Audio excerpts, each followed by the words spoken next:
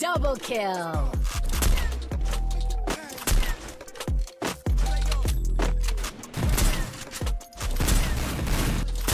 Quadra kill.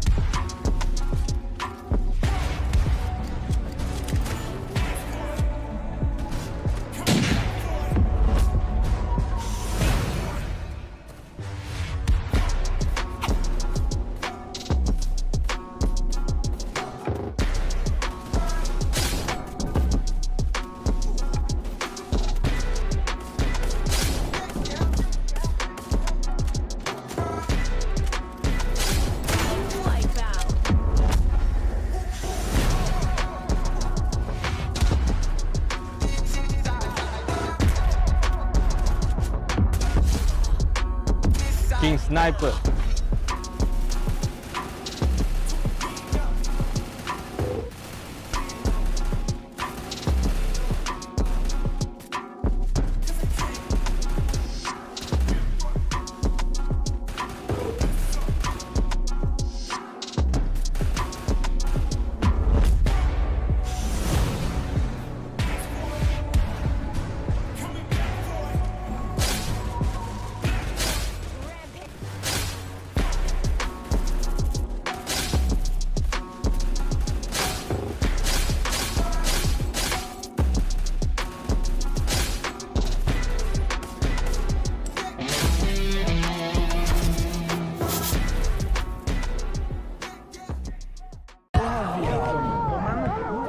Congratulations.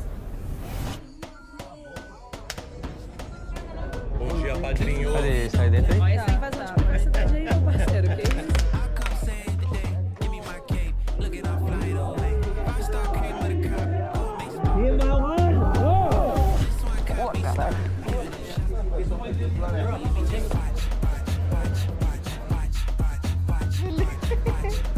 Que isso, mano?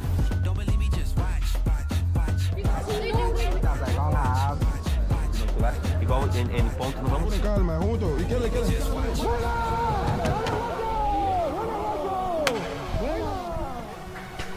Vamos, mano. Boa, Carlos, cabelão James. Nona, primero que todo, pues muchas gracias. Congratulations. Boa, cabelão. Congratulations.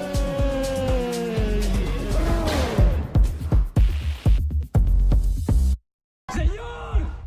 ¡Dale la fuerza necesaria para enfrentar este encuentro!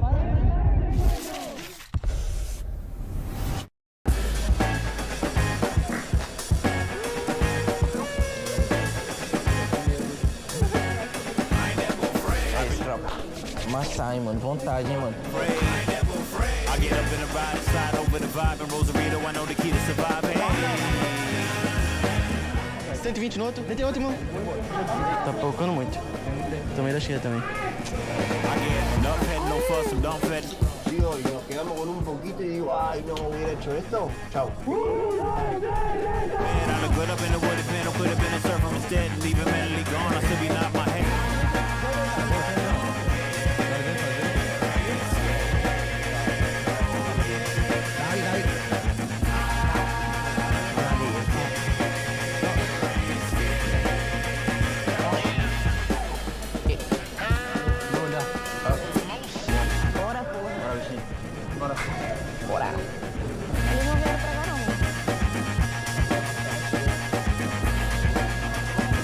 Não acende não, meu.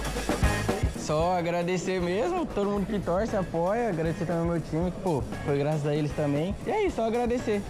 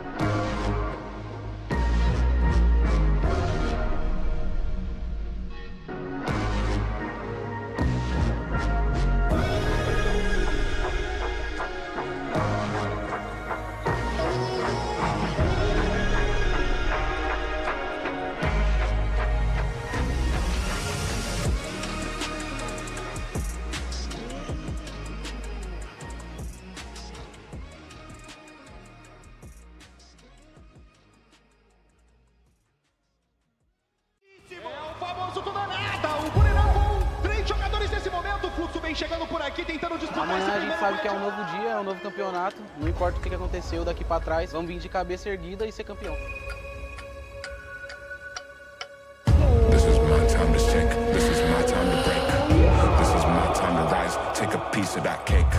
This is my time to eat. I was given a taste. I was too small to see. Now I got what it drove. A expectativa para amanhã é muito grande, né?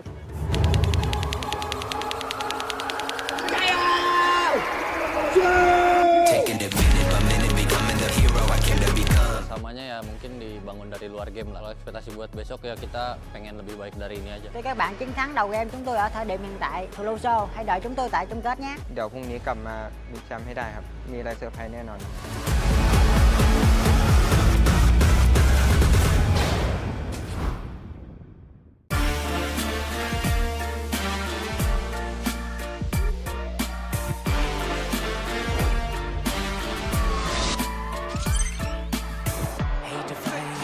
Survivors of all ages, welcome back, baby. This is the Free Fire World. Let it sink in when the fear takes over. Hey, let it rain. I'll bring the fire of 1,000 grenades. Show me what you got, what you brought to play. Your best shot, la da da. When the world is falling to the ground, I'll be ready for the black and white, let it free. I'll be ready for the march of victory. I'll be ready for the Now they're all trapped in the same spot to be legendary 'cause I'm rewrite history. Magic Squad after a year will bring them back for Brazil.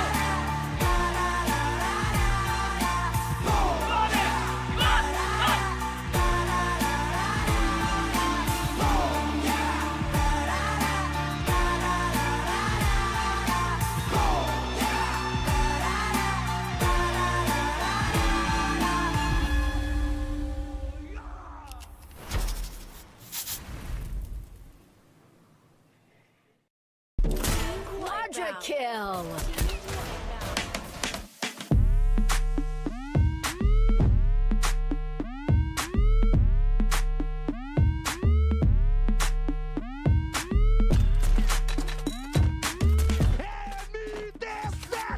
Triple kill. Fala dele, bravo, pra cima demais. Quadra kill.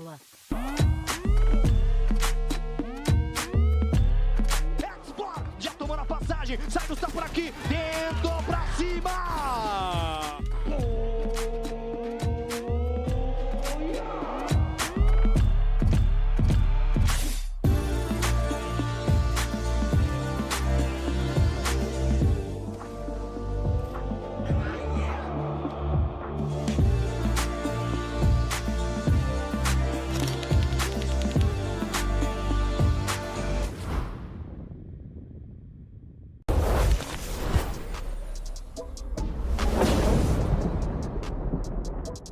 Bora, tio. E nada contra. Bora, vai indo, Boot. Não tô vendo mais nada dele. Boot, pode espetar a loja, Boot. Vai jogando. Aqui, pra esquerda aí. Espera, não espeta a lojinha, Boot. Parei aqui. Bora jogando, tio. Cheirão azul aqui, tá procurando, tio. Vai indo. Na frente aqui, Uma tio. bomba. Tem um morro. 190 nesse, tio. 190 parte aqui. Não dá fila. Se quiser por embaixo, se quiser embaixo, dois tá em vocês. Vou salvar portátil. 91. Não exagero. Pulando em mim. Não exagero. 98. Tava puxando em mim isso aqui. Tô chegando. Puxando em mim. Tô chegando agora. Tira os postos na pedra, um tiro os dois aqui, MT. Tô X, irmão. No gelo. Ganhando se for. Vou dois embaixo, tiro. Subindo. Puxa minha, tô muito miado. Vai dar sua esquerda, Vou salvar, tá? Bush, vai dar sua esquerda, tá, meu irmão? Quebrando por MT, dá um tiro no gelo, MT. Encostando aqui. Dá um tiro de alvo, MT. Dá um tiro de alvo. Boa, caralho. Salvando aqui. Tá, salvando com boot. Relaxa. Tá mais um. 7 nele. Não, cuidado, Boot. Cuidado nele. MT mata nele. Tá seguro, mirando, Boot. MT mata nele. Detém. Filho da p***, MT. Bora, brother. É o melhor, seu irmão. Mas sou MT, mas sou mesmo. Vambora. Bora. Peguei visão aqui. Olhando em cima aqui, dá... นะส่งก่อเก็ตเอาแบนหนึ่งปาไปซ้ายเรายิงซ้ายหน่อยมาส่งก่อเอาหน่อยส่งก่อยิงมาแล้วกูไม่มีเลยนะเพื่อนส่งก่ออ่ะ กูมีบอมอยู่เดี๋ยวกูไปยัดบอมให้ ระวังนะโจ้เสียไอ้บอลเยอะเพื่อน10 บอลถอยก่อนถอยมาเนี่ยถอยมาตรงกูเนี่ยกูอยู่นอกวงอยู่57ดาวนึงไปยิงไปมันระวังมันขึ้นเต็นท์ยิงนะยิงไปไอ้เขียนแล้วไหลขวามาได้ปะ ไม่ต้องบีบขวามาก็ได้บีบขวามาเนี่ยมาจอด ไอ้ยิงกูไว้แล้วได้กูไว้ได้อีกค่อยเจ็บแล้วเรากูเจ็บนะกูยืนคุมซ้ายอยู่นะนอนปัดนะก็ดาวตรงกลางดาวในเต็นท์ซ้าย4 ตัวเลยนะปิดเต็นท์นะปิดเต็นท์นี้นะปิดเลยไปป้อมปิดไว้ต้นอย่าเข้าไปไม่ผมเล่นได้ผมเล่นได้อยู่แล้วระเบิดใครเหลือขวาตัวเดียวอ่ะมึงเอาขวาดิเนี่ย100 นึงเจ็บมากภายในนะใจเย็นสกายได้ปะไม่ได้โอเคไปรอเล่นได้ในเต็นท์กูมีรถอยู่เนี่ยมันมายืนโฟกัสนี่ดีกว่าเพื่อนเนี่ยตัดแล้ว40เจอแล้วบอลกองอะไรเพื่อนเดี๋ยวกูเต็มเลย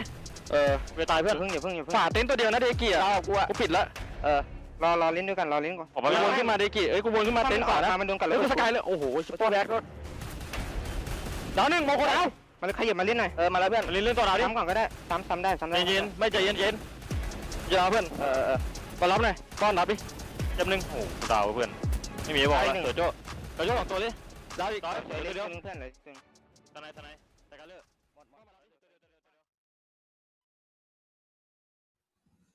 Ladies and gentlemen, welcome to the show in this Free Fire World Series Global Finals 2024. This is Super Sunday where after days of intense competition, it all comes down to this, the ultimate showdown in the grand finals between the best teams in the world. And on the caster says, I am Neptune the Gentleman Garcia. Joining me is the legendary Mustachio AJ.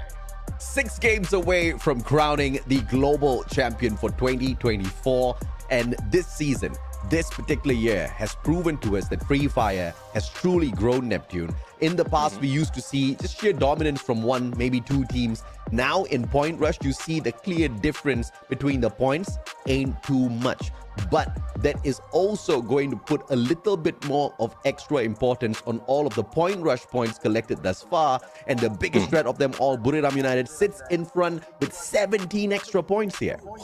Yeah, definitely. I mean, that is a difference overall that can change the game towards the last match, towards the last result of the day. We've been talking about how it is how it changes so much of the result, especially if there's only say 10 points that you need to be able to overcome without the head start point. But we'll still have to see some of the teams who haven't shown up just yet, especially from Point Rush. And I want to point out Team Falcons, because yes, they might have been hanging there in the middle, but towards Point Rush, they didn't do so much. Yeah, from hanging out in the middle, now they're hanging out at the bottom. But of course, we should never ever doubt the Falcons. The Falcons like to rest after a long meal, and they usually fast for quite a while before they go out on a hunt once again. The last time we saw them on a true hunt, that was at the Esports World Cup, where they became the world champions, right? They got that done in Saudi Arabia. They got that done in Riyadh. That was technically home turf for them because they had a little bit of Saudi backing. But here in Brazil, they are now out in the open, out in the wild. There are many other wildebeests out there who are potentially trying to snatch them out of the air. Whether or not these Falcons can go onto their winning ways once again, we'll have to wait and see. At EWC, a similar pattern happened, right? But at least there, they got 3 head start points. Buriram started off with a massive amount on their side. The difference that was made there was in that first game at Bermuda itself, Falcons walked away with 28 eliminations and the booyah to total up 40 points. Just that one game alone undid everything that the other squads did on their days of Point Rush. And that's where Bermuda United felt the stung, or if Falcons can sting, from Team Falcons, especially on that final day. But speaking of home ground, we also are seeing a few of the teams just popping off right now. Pain Gaming. Pain Gaming is a team that didn't really shows much potential from the knockout stage, but come the Point Rush days, they even beat Team FLUXO in terms of ranking. So this might be a debut or a preview of what's going to happen towards the grand finals. Yeah, absolutely right. Now, I obviously want to bet big on Pain Gaming this time around. They have proven to us something that they have not shown us all throughout the knockout stage, and that is a simple way of getting the booyah when it truly matters. At the knockout stage, all they needed to do was to qualify.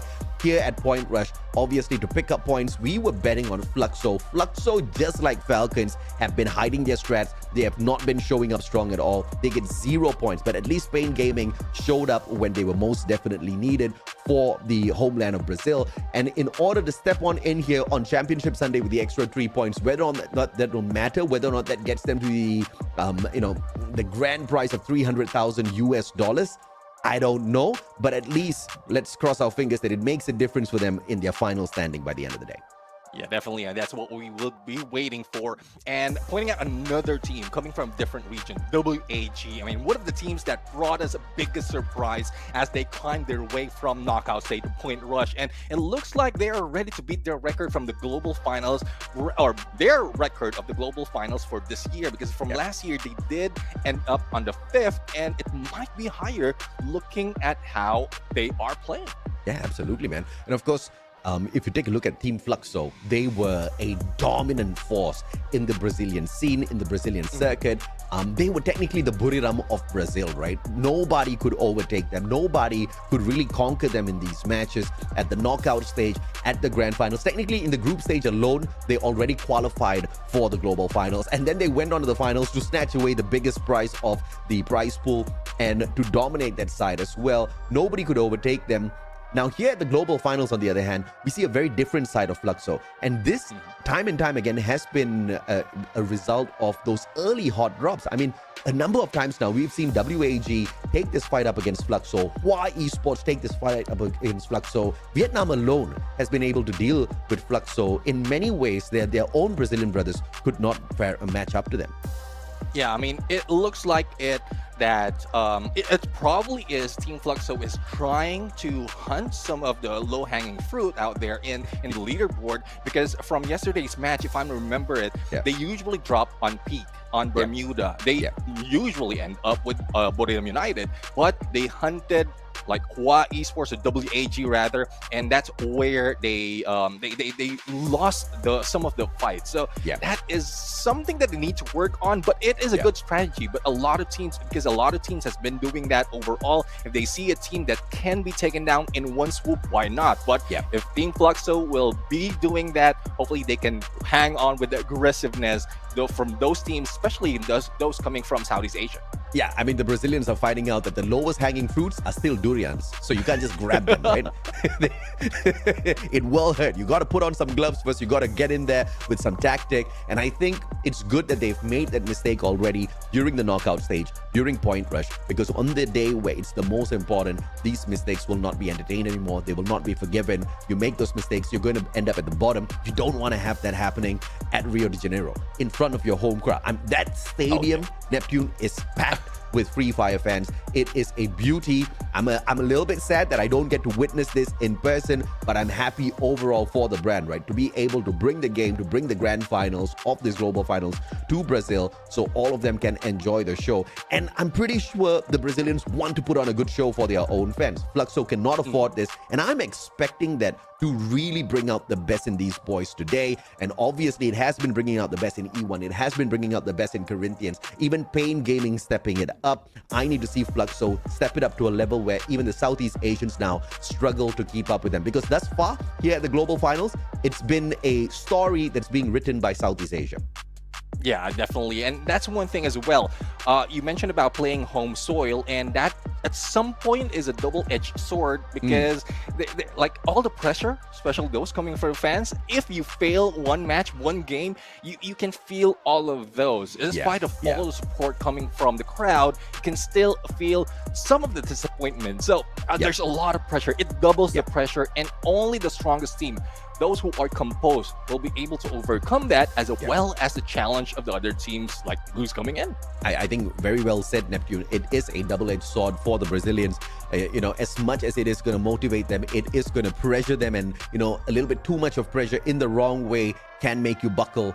And this is exactly where the teams are going to be tested, their true strength, their mental capabilities, their mental, rigidity out there on the battlefield today. They have to keep it together. I mean, you have one bad round, you have to just jump right back in there, pretend nothing happened, and go all out once again, right? Because today, it's not just about the 6 games. Today, it's also about undoing whatever the other teams have done in point rush. And I think that should be mission number 1. Just like what Falcons did at EWC, this is what the Brazilians need to focus on doing. And in order to do that, they can't be hanging back. They cannot be working into these circles from the very edges towards, circle number 4, circle number 5. We've seen too many of them perish under the pressure from the blue, as well as being gate kept by the other squads. The lack of usage of those launch pads as well has really affected quite a number of these teams who are looking for that circle towards the last moment, right? They are really good at reading the circle. They're just taking their own sweet time getting in there. I think that strategy needs to change a little bit today. And if we do see that changing within Bermuda itself, I think we're going to have a phenomenal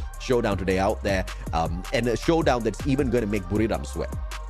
Yeah, I mean, that is a showdown that we want to see. And let me point out as well, E1 Sports, that is one of the teams who most of the time finding the inner circle for each phase. That is one team who does that, unless they are going aggressive, then they just chase on the edge of circle, and most of the time that's where they fail. So hopefully E1 Sport will be able to overcome that, because it's like a mirror of everything. If you go in for passiveness, you will lose out on elimination. If you go in on aggression, you will lose out on placement and the balance. We keep talking about the balance and consistency, and not a lot of teams have found that balance and consistency. So hopefully all the past days that has happened all throughout this global finals will help them, or they have learned already to apply it for this grand finals day, because it's not just one day. It is 6 matches, 6 chances of them to do that, to take a lot of points, a lot of placement, take a lot of elimination, and the booyah as well. So we're going to end this talk in a bit, and we're going to show and introduce everyone to our host. We are starting grand finals right now, and hopefully everyone is ready, because we're going to bring it to Karaoke Arena right now for our host. So take it away.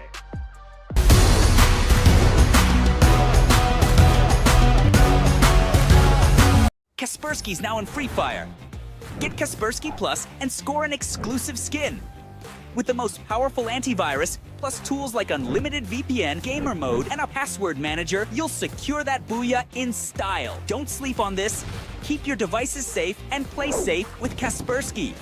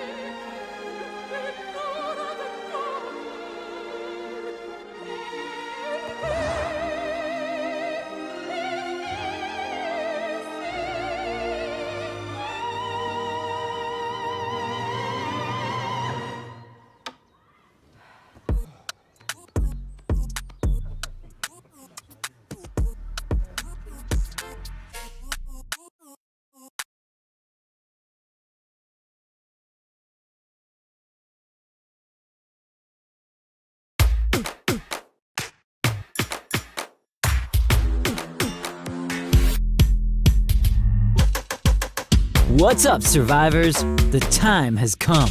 This is Rio de Janeiro, where anything can happen. And this is your chance to show who's in charge.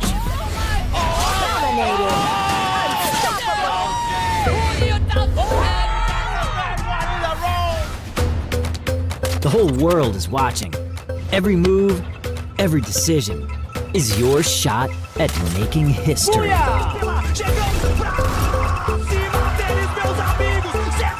You can't slip up. Booyah! Rio is more than just the backdrop. Here, you've got to take risks.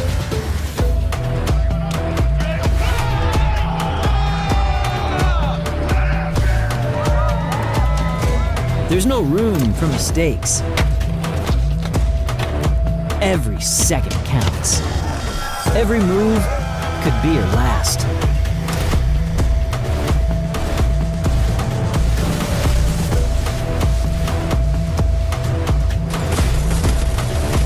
You are here to shine. The challenge is to become a legend and take the spotlight. Tudo é Brasil, meus amigos, o mais alto nível do Free Fire.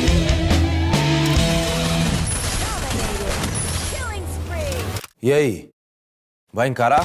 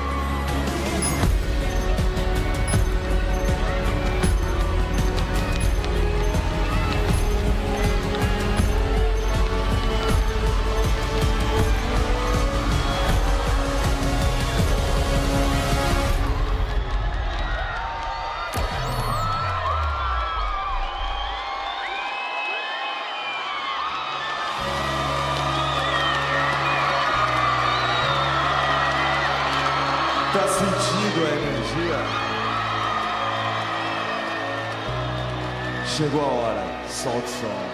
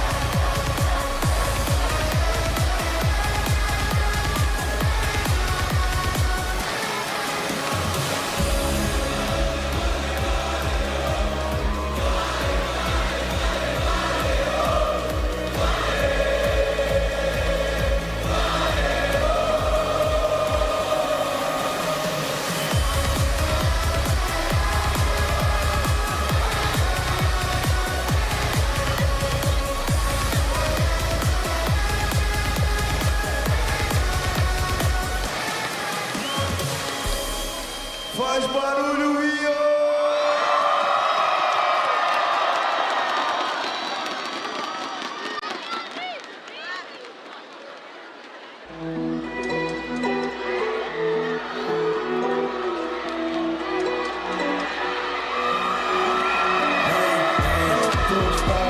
Quem vai me pegar? Me dá o destaque que eu sou bom de atirar. Avançando com o bonde eu vou te amassar. 1 kill, 2 kill, 3 kill e eu puxa M4 faz isso na lata. 3K, o time não campera, ele só ataca. Se bobear eu te deito na faca. Testar, é vaca. festa, de fato. Eu sou morrendo de amassar. Veio pra tomar de assalto. Bem, eu não consigo de pontuar. Na zona eu vou te atravessar. Fugindo do gás com o rote na mão. Subindo na casa com o esquadrão.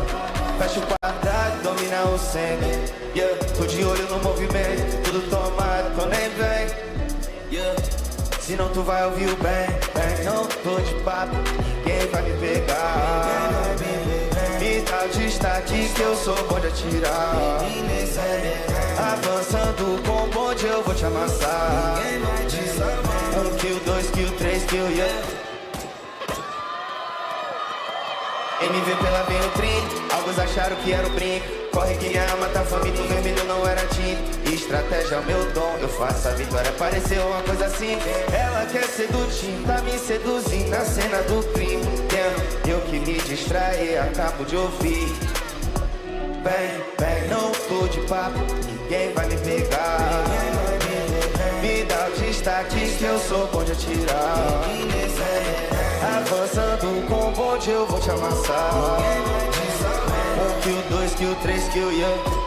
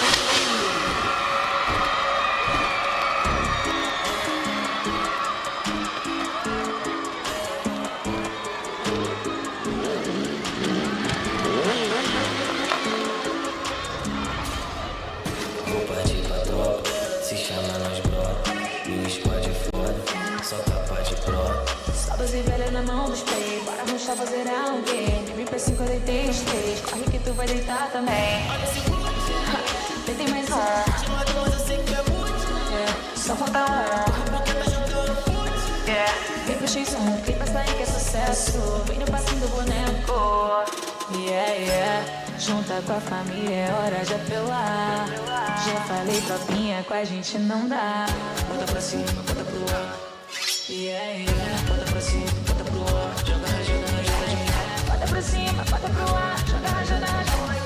Bota pra cima, bota pro ar. Joga rajada, rajada de mulher. Bota pra cima, bota pro ar. Bota pra cima, bota pro ar. Tu vai deitar na rajada de cá. Bota pra cima, bota pro ar.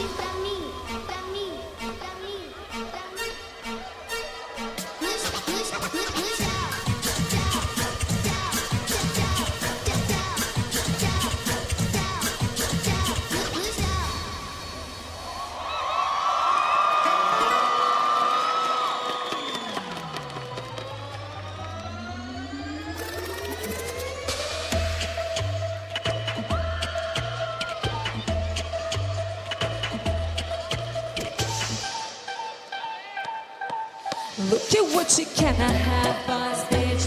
Mala, mala, encuéntrame en el trópico, al lado de Punta Cana. Taste si prueba, voy a que te queda. Taste si prueba, vas a dejar.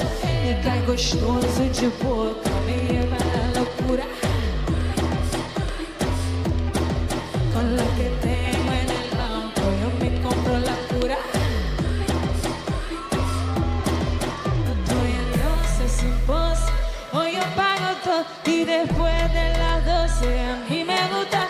Quiero desacato hasta la mañana, a nadie le tengo explicación.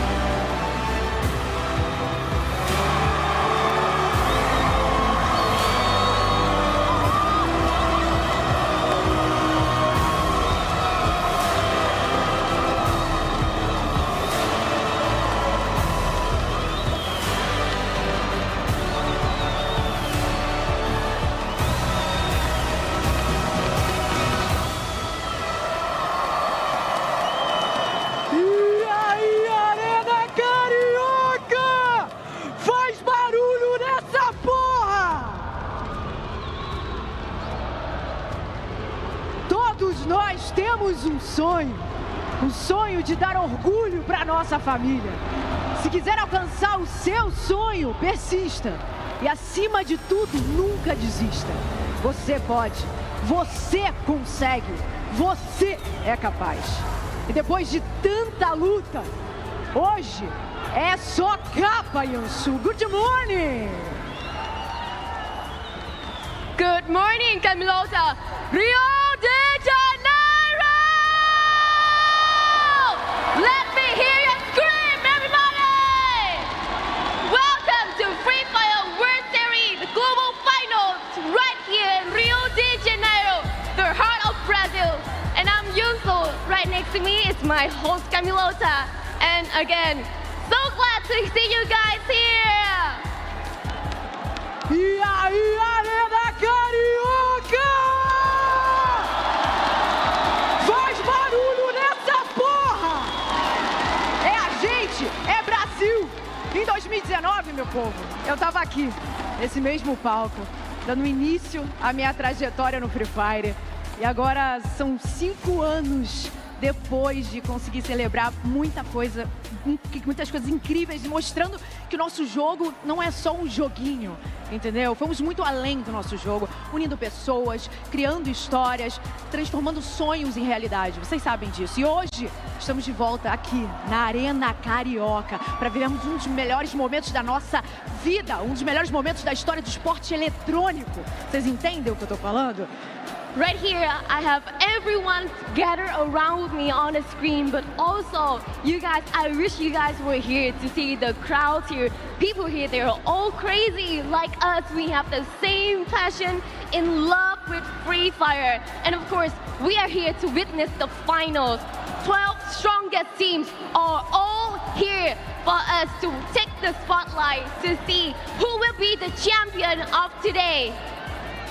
Somos 12 melhores times do mundo reunidos aqui no Mundial de Free Fire, tá bom? Diretamente do Rio de Janeiro, minha cidade. E antes de darmos início às nossas quedas, vamos fazer o seguinte, bora relembrar tudo o que aconteceu no nosso Free Fire World Series até aqui.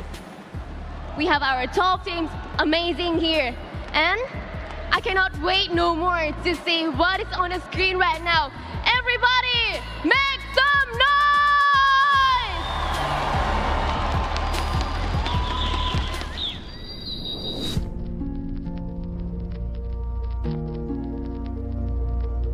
The road to glory begins here. The stage is set. The world is watching. 12 teams, 4 countries, 1 goal. The title of world champion. And I've been calling you. Do you remember? A última vez você me perguntou isso, mas agora é minha vez de te perguntar. ย้อนมาครั้งเดียวเท่านั้นแหละ เรามาไกลเกินกว่าที่จะแพ้ที่นี่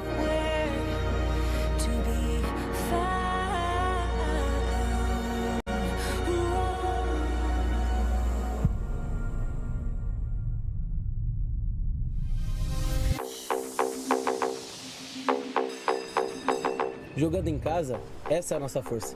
O knockout stage já foi. Na final é a hora que a gente cresce. เกมจะต้องเปลี่ยนเพราะนี่คือช่วงเวลาของเรา Người hâm mộ của chúng tôi đang cổ vũ cho chúng tôi. Với sự cổ vũ đó, chiến thắng chắc chắn là của chúng tôi. Jangan remehkan kita karena spotlight itu diciptakan untuk kita.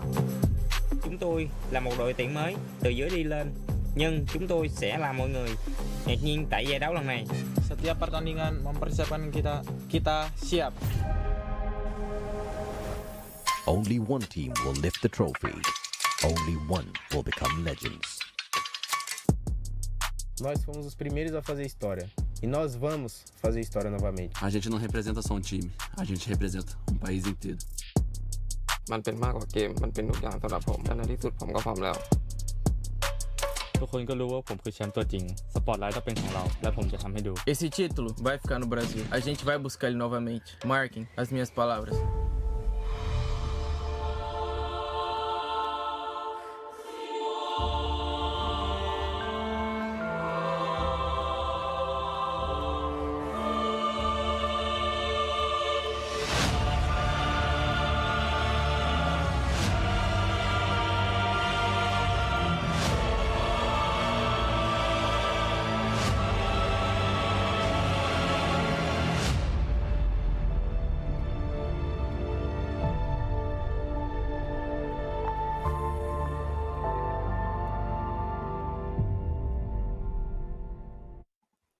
Welcome back, ladies and gentlemen, boys and girls, survivors of all ages. It is now time to slowly start that countdown to game number 1. As usual, we're going to start things off on Bermuda, and we are expecting a team to come bursting out of the gates with full fury to undo what Buriram has done thus far at the Point Rush stage. My name's AJ, I'm the Mustachio, down here with my man, my brother, Neptune the Gentleman Garcia. We are your casters for the day, and we promise you we will lose our voices for this. It is the biggest stage. It is the biggest day we've been waiting for all year, Neptune. Oh, definitely. I mean, this is where everything will come into fruition. All those years, all those matches that has been come to this. This is where the battle will continue. This is where the rivalry will show that would it be with the West or the East who will hold the trophy this time around. That is happening back and forth, and I guess the trophy is quite busy already on this, on how it is ending up. Yeah, absolutely, man. I mean, the East is known as a beast, but Brazil is trying to prove that is not a fact. They are trying to prove that it is all a joke. But of course, thus far at the knockout stage, thus far at Point Rush, it has not been the story. Could they, though, be playing exactly what Falcons did to make everybody on the side of Southeast Asia underestimate what Brazil can do? And on the day where it's most important, 6 games, 6 matches, when it comes down to this championship Sunday, Brazil goes crazy. I mean, you saw the energy, that electricity in the stadium. I'm expecting to see that in the games as well. I am expecting Brazil to make a very big statement here as we open up Bermuda in a bit. Definitely. I mean, a big statement needs to be shown right now, and I would love to hear the energy of the crowd out there every time Brazilians are getting eliminations, and also energy on on the flip side. If say anyone from Southeast Asia will be getting elimination, you will hear it from the crowd. You can feel the energy. The love for Free Fire is in the air, especially on that stadium. Yeah, and I love the fact that the Brazilians do not keep their thoughts and opinions to themselves. We heard them loud and clear. When the Brazilian players came up onto the stage, there were cheers, there were lots of crazy energy in there. And then, of course, a few powerhouses from Southeast Asia came up onto the stage. We heard those boos all right. We felt the negative energy all the way from Malaysia, all the way from the Philippines for this brother here. We felt it, and I want to see more of that. I want to hear more of that, because that's exactly what's going to either break some of these squads out there who are actually a little bit too crazily strong, or it's actually going to stir up some emotions in these players, and Southeast Asia is going to go crazy. They're going to give Brazil a run for their money. Either way, I'm loving the energy, Neptune. Yeah, definitely. The energy is there. And not only that, I mean, they're not blind followers. They know specifically who are the teams that will be a challenge for their region. We can hear it from the crowd, from the reaction. Which team? Buriram United, the loudest boos. And no offense, Buriram United, I know that you've shown so much already. That's a reason as well why you have become a threat in terms of what the Brazilians have to think about it. In comparison, Hawaii Esports didn't get that many boos, but maybe Hawaii Esports can really rub it in their faces. You should have booed us, because see what we can do now. I'm waiting to see that. I mean, Hawaii Esports in one of those games yesterday, they did teach a couple of Brazilian squads, some good lessons out there, but of course, maybe a little bit too early. Maybe now they're a little bit wary of Hawaii Esports. The crowd isn't just yet, so this is where Hawaii Esports need to go out there and earn some respect for themselves, right? WAG on the other hand, we heard the boos. They know WAG is going to be a little annoying out there. I mean, WAG has proven themselves at the knockout stage. They've proven themselves over at the Point Rush. Let's run through the squads that are in here. The first 6 are Buriram United Esports, FLUXO, the reigning defending champions, Corinthians, the ones who have a lot of promise from Brazil, WAG, the Vietnamese beast, Twisted Minds, the ones that were the first to qualify for the Esports World Cup, and of course, RRQ, the powerhouse from Indonesia. And continuing on, we have Bigatron Delta, the Falcon Hunters, Hawaii Sports, who really sets off early into the game, and E1 Sport, who showed us that despite of being outside the knockout stage, they can get back up. A tackle around, a team that's challenging Team Falcons overall, and Pain Gaming, who showed up in Point Rush. But we cannot forget Team Falcons, a huge potential for them, but they haven't shown just yet. A surprise might come. And as usual, the game schedule, we start things off at Bermuda, hop on into Purgatory for Game 2, Alpine for Game 3, Kalahari and Nexa will wrap up the usual 5-game rendezvous. And for the final game, it's the randomizer, baby. Whether you're blessed, whether you're cursed, we will all find out. Whether you celebrate, whether you cry, we will witness it for sure. And at the end of Game 6, we crown our champion. We give $300,000 US to the ones that get that number 1 spot. It is a $1 million prize pool, baby. Oh, definitely. And apart from that, the team of the day, definitely the grand champions, will be getting that for today, the grand finals. But we're also talking about MVP and Predator as we look at the head start point, how it ended after 2 days of point rush. And Bermuda United, despite of being stolen, being denied of that Booyah or championship, I would say a winner for that final day, they still are on top with 17 points, followed by RRQ, who showed up unsuspectedly, and WAG, the dark horse, who are now showing up.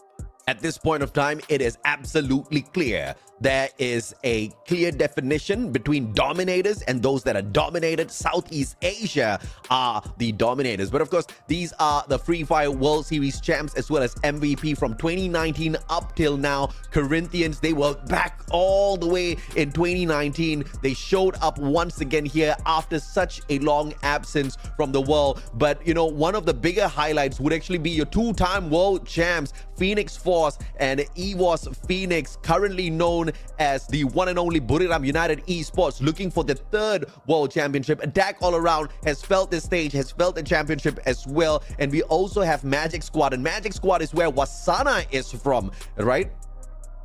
Magic Squad is where we have seen great performances, especially from Bobs. This is what we have featured right now. I mean, the question is, will this be a back-to-back? Will they grab that spotlight once again? And Bob's in the team, they might have changed their name, but there's still a huge potential. Losing one of the players, gaining one of the best snipers, that is what they have to offer. But going in for the potential champions, Buriram United, all throughout number 1, whether it is average, elimination, damage, or assist, they're not letting go. Do they're number 1 on all fronts, but were they allowed to be number 1? That's the biggest question that's being posed today by our producers. Were they allowed the opportunity to conquer by the kind-hearted Brazilians? That's the exact opportunity that we will see if or not they can try and complete once again. WAG versus FLUXO. Who will compete for drop spots in Bermuda once again? Thus far, FLUXO has been winning quite a number of those bouts. WAG has won a few share of them as well. But when we take a look at the hot drop victory, FLUXO has been pretty dominant. WAG, are they being underestimated here, or will they try to match up with those numbers? Obviously, they can't complete it today, but maybe they can throw on one more digit in there. Yeah, we'll have to find out, because with that drop spot, that might trigger, I would say, an intentional drop by FLUXO against WAG, or they might play it otherwise, that they will be dropping against Buriram United on peak. That is their usual drop spot in terms of Bermuda. It's just towards the point rush, it is WAG that they try to target, and we'll have to see if that is same case. All others will pretty much have their own spot in Bermuda, and it might be a long playing long playing game for Bermuda right now. Absolutely right. It's very rare to see these teams take that hot drop, except of course FLUXO. FLUXO always gets into these entanglements. If it is not with WAG, it's with some other squad. It's with Hua Esports. You know, it's with whoever in the hell who wants to get out there and mess with FLUXO at that point of time, or if FLUXO wants to mess with anybody else. But you know what? History tells us a very simple thing. FLUXO cannot sustain too many early fights and get into that final circle. And I think the bigger objective here is getting into that final circle. Yes, of course, there is the plus and minus. There are those advantages and disadvantages of those early game fights, but the biggest disadvantage is if you go out there, you expand way too many of your lethals, way too many of your utilities, and of course, you're going to be wasting all of your medkits out there. Can you sustain those battles as you get this match dragged on for the whole 20 minutes? FLUXO has not been able to hang on, but maybe, once again, that was their kind-hearted gesture to give everybody else a taste of victory on their home soil before they grab it all on the final day. Yeah, I mean, a lot of questions, a lot of assumption, a lot of predictions might be thrown in. It's up to the team to really show what they have to offer, what they can put up in this fight. Once again, apart from Point Rush, everyone right here has been jumbled up because of the groupings, and that's the only preview that we have for Grand Final. So we'll have to see how will they play it out for the top 3 elimination. Well, eliminators, it's Bermuda United showing 2 and FLUXO with MT7 in there for 3rd. Yeah, Jonah just leading through example. Wasana, the newest acquisition of the squad, proving exactly why he deserves to be a mainstay on this team, and he has been for the longest of time. MVP leaders, on the other hand, you actually see Wasana taking the lead, and of course followed by Limit, but you see 3 out of 4 players from the side of Buriram getting the MVP leader highlight because of the sheer number of booyahs that they've picked up so far. Yeah, definitely. I mean, more chances of getting the MVP that will translate to more. That has translated because of the number of booyahs. But when we look at it for this map, we are looking at top 3. It's Bermuda United, Team Falcons, as well as E1 Sports. Will it still be the same when it comes to the battlefield? But we'll have to introduce it to the host first to show us what the map has to offer. So, Camilota and Yunso, over to you.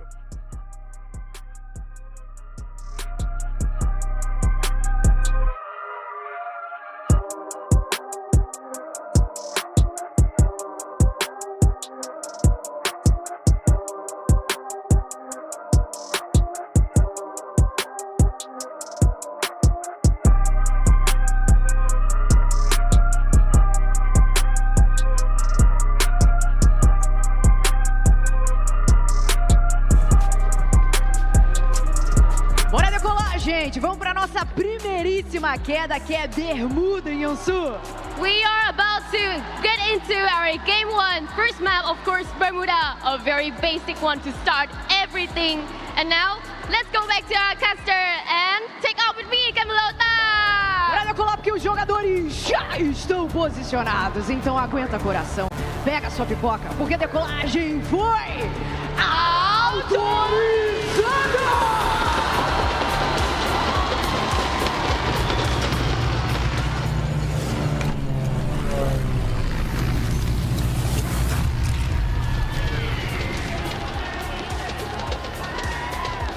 All right, survivors, we hope you're ready, baby.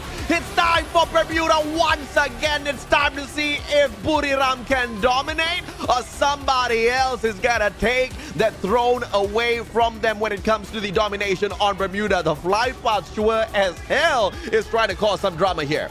Yeah, I mean, it has run away from the right side of the map, but I don't think that is a problem for some of the teams. But as you can see, FLUXO has gotten away from hot dropping anyone. They went into Mars Electric, but very close WAG, so that might spur some trouble in a bit. But if you look at some of the drop spot, it's also very near, but no early engagement. As I mentioned earlier, it might be a long playing game. I am very happy to see FLUXO take Mars Electric and avoid the initial first few engagements, and this is going to make them a huge threat. The main objective here is for MT7 to pick up that sniper, and as you can see, we already see a couple of snipers on the side of the Brazilians, which means when they do get into that engagement with WAG, the Vietnamese squad better watch out, Nep. Oh, definitely. I mean, MT7 has been a monster in that M82B. Up close, long range, it doesn't matter. He is trying to take the title of the best sniper in the world. But as we can see right now, it is Team Falcons who's heading towards the Falcon Hunters, but their split might not work. It is a 1-3 split, and one more is a little bit too far though, but Ikal will be shot down, but not yet out. The instant invasion coming on through here for Falcons, and that was just a pure distraction because on the back lines, On Fire showed up as well with that launch pad. Instantly takes one elimination. Koja on the back foot trying to get away. There is a vending machine there for a buyback, but the more important thing is for them to get away from this hot situation. Ekal could not respond. He had the VSS in hand, but the rate of fire just could not keep up. Peter, with a sliver of health, literally 11 HP left on him, manages to survive that encounter, and the Falcon Hunters are actually being eaten by the Falcons right now. Yeah, and a few of the players are now very close to RRQ, so they might be going down a little bit too early in this game. Next will be revived, but to where will he be dropping? Will it be close to Team Falcons, or would it be the same area where RRQ is roaming around? But Bigatron is trying to hang back. They don't want to be that aggressive anymore, but I think that was just a statement for Bigatron Delta by the Team Falcons. Don't mess with us, because this is Grand Finals Day. Yeah, we are done and dusted with you already. This is all that needs to be proven. But of course, if you want to try your luck, you bring it, baby. That's exactly what the Falcons say. Jump God goes in here to bait out all of the pressure from the side of E1 Gaming. Jump God and Poon God, this duo trying to hold back the rest of them. Pow 7 though, with that long range flank. This is going to be the difference maker up against attack all around. And Pow does manage to nail Jump God from the back. Bitin will find Poon God as well. E1 Gaming, they get a 1-up on this squad of attack all around. All thanks to Pow.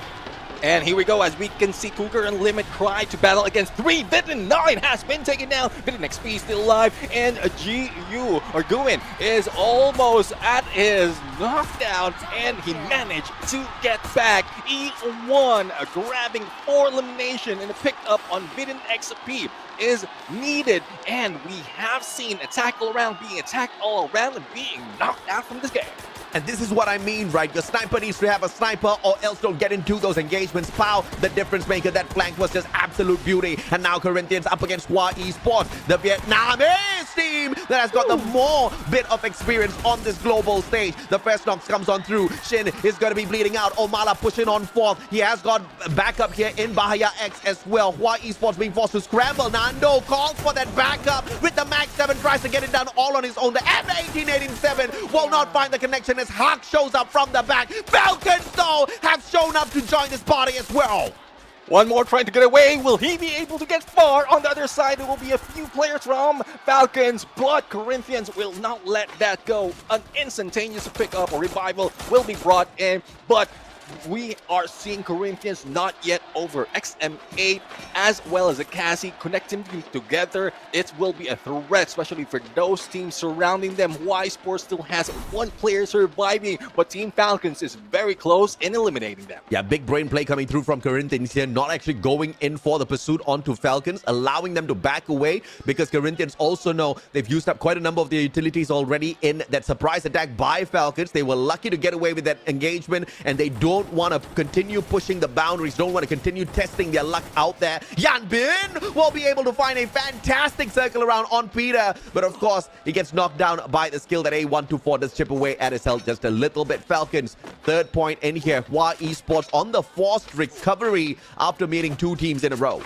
I love seeing Koskyu back in play all throughout the knockout stage. It is all, I haven't seen them, but it's only in a Pint Rush day number 2 that we've seen him play, and then provided so much of points as well as impact in terms of the match. But now I think with the introduction of the, I would say, the original team apart from what we've seen before, this is another tactic that they have to surprise everyone. Yeah, absolutely, man. I mean, this is that lineup that everybody has been begging to see. Koskyu has been put on the bench for quite a while. He doesn't have a lot of eliminations, mainly because he wasn't fielded on this main squad for quite a bit here on the global stage. Finally, with him back, him getting that elimination as well shows us the kind of threat Falcons can bring in here, but it is still not too convincing just yet. They have been forced on that initial recovery move. Now, moving on in towards this next circle, there is a big potential that Corinthians do bump into Falcons once again. Yeah, I mean, it might be the fact that Team Falcons will be gatekeeping Corinthians unless they go in for a jump on a launch pad or a rotation. But as you can see, Corinthians has already put in a bounty against them, and let's see if they will be spotted. Both sides has them, and it will spell trouble in a bit. Earlier, when we saw the map as well, E1 Sports is in the middle of the face of the circle. Joining them is potential Bermuda United for that engagement. But I love how E1 Sport is getting the center of each phase, and that is where they're getting most of the points in placement. This is big brain play coming through from Corinthians, finding the bounty, understanding that they are towards the right-hand side, and they say, okay, nope, bye-bye. and they rotate away from Falcons, and this is that kind of brilliant play. Omala breaking his ankles. I don't know how that happened, but Hua Esports meeting Corinthians halfway through. Shin with the initial first few tags onto Hak, but that's not going to take him down just yet. Death is a little bit too far away from him to give him that backup. Abe finding Koja as well. Indonesians spraying on each other. Omala will be taken out, and it is Corinthians backing away from this battle, though it's a 2v3 situation, but Corinthians doesn't have that information. As we head over to Bigatron Delta going against RRQ, Bigatron has lost Ekal and will not be able to pick him up, but we have another team being introduced in this mix. It's a three-way fight, and E1 is taking advantage of it. Yeah, Egwin just stole that point away from RRQ. RRQ not going to be too happy with that. And that also forces RRQ back into their own defensive spot. The moment they noticed that there was a third party in that situation, they retreated from that. Hak will finally be put to death by Death himself. The AC-80 attack from the back. And the rest of the players have already managed to avoid this confrontation with the Vietnamese team. A full recovery for Hua for sure, but 4 points early game. This is huge for the squad. Yeah, definitely. I mean, this is huge, and we know how Hua is handling this. They are just hanging back, and then once they have a chance, they will be getting few more elimination. But Twisted Mind right now, only 2 is being shown right here, going against Pain Gaming, but the rest of the squad will be following it up. The low ground might not work for them, as Pain is taking advantage of this high ground plus the compound. So this is where that Cassie will come into play. Sam Ming will not keep his distance because I think he doesn't have any sniper just yet. He does have the PSK in his hands, and that can be a good chance to fire away against Pain Gaming, but Twisted Mind backs away just in time. They don't want to risk it just yet. They want to know where the next phase of the circle will be. So far, only one casualty in terms of a squad, and that's attack all around, thanks to the Brazilian team earlier on. And we just need to patiently wait and see if or not another Brazilian squad will be the reason why we see Southeast Asia lose another team. Hua Esports with a beautiful rotation around, not disturbed at all by Corinthians, who are already low in numbers. E1 Sports watching this rotation come on through. Nando X, the final survivor of Corinthians. He's not playing for survival points at this point of time. He's just biding his time to buy his brothers back. I mean, there's still a huge chance that he can outsmart the rotation, especially with Hua already taking the compound. He knows of it, staying in that tower, and he will be heading to get more of the coins and get out of the way. But as you can see, Team Falcons is still on the edge of the circle. No one's challenging the middle, and E1 is quite open. Peak is still occupied by Bermuda United, and no one is challenging them. But I think they're the ones who use the binocular to spot WAG, or it might be FLUXO, because they're finding their way into the next circle. There's a potential here that Nando is looking for the vending machine and plantation, and then could most probably proceed onto that revival platform at Riverside to bring his brothers back in. I'll have to wait and see exactly what the strategy is here for the man. Thus far, circle number 3 doesn't really hurt all that too much. Circle 4 and 5, though, will not be as forgiving. Pain Gaming trying to deliver that pain to somebody that they can find out there, but obviously at the same time, everybody's playing safe. On Bermuda, you do have quite a bit of hiding space available in all of these huts and compounds. Speaking of hiding, Bermuda United staying right up on top, watching WAG approach their compound. They have been waiting for a long time, and this might pique their interest or probably their curiosity on how much they can break in on the early part of this game, because Bermuda United has stayed slow in this part, and as you can see, Nando X has brought in the rest of the teammate. This is a good way for them to get a few more points, but going back to how it is in that area, WAG might be in trouble. But Bayabi spotted by Yanbin, AC-80 takedown on 2. Dirty play, Yanbin. And Corinthians just gifted 2 points away to Hua Esports. Yanbin not wasting any time whatsoever. And Nando X, all of his efforts wasted just like that. Omala, the only one on the revival spree to survive. That is something else. YE Sports did mention that they might be considered underdog, but they know what it takes to fire back, and they are showing it on Corinthians. Team Falcons, though, they have slowed down their approach, just slowly getting into the next phase of each circle. And as we can see, they don't have that much of cover, though this strip has a lot of compound. We also have Hua as well as Bigatron Delta. And you know how it is. Falcons and Bigatron Delta, the rivalry has been running for so long, but YE Sports will be the next target. Yeah, but I told you, bro, the Brazilians should have booed YE Sports a little bit louder. Now, they were offended. They were like, wait, you don't want to boo us? We are a threat, bro. They're clearly showing that now. Corinthians, a tad bit annoyed that the effort was wasted, but Omala is now on the revival spree. Twisted Mind's going to end Nando X right here, right now. With the launch pad on the jump. Omala down. Yanbin takes one more out. Yanbin single-handedly on a mission to shut down Corinthians.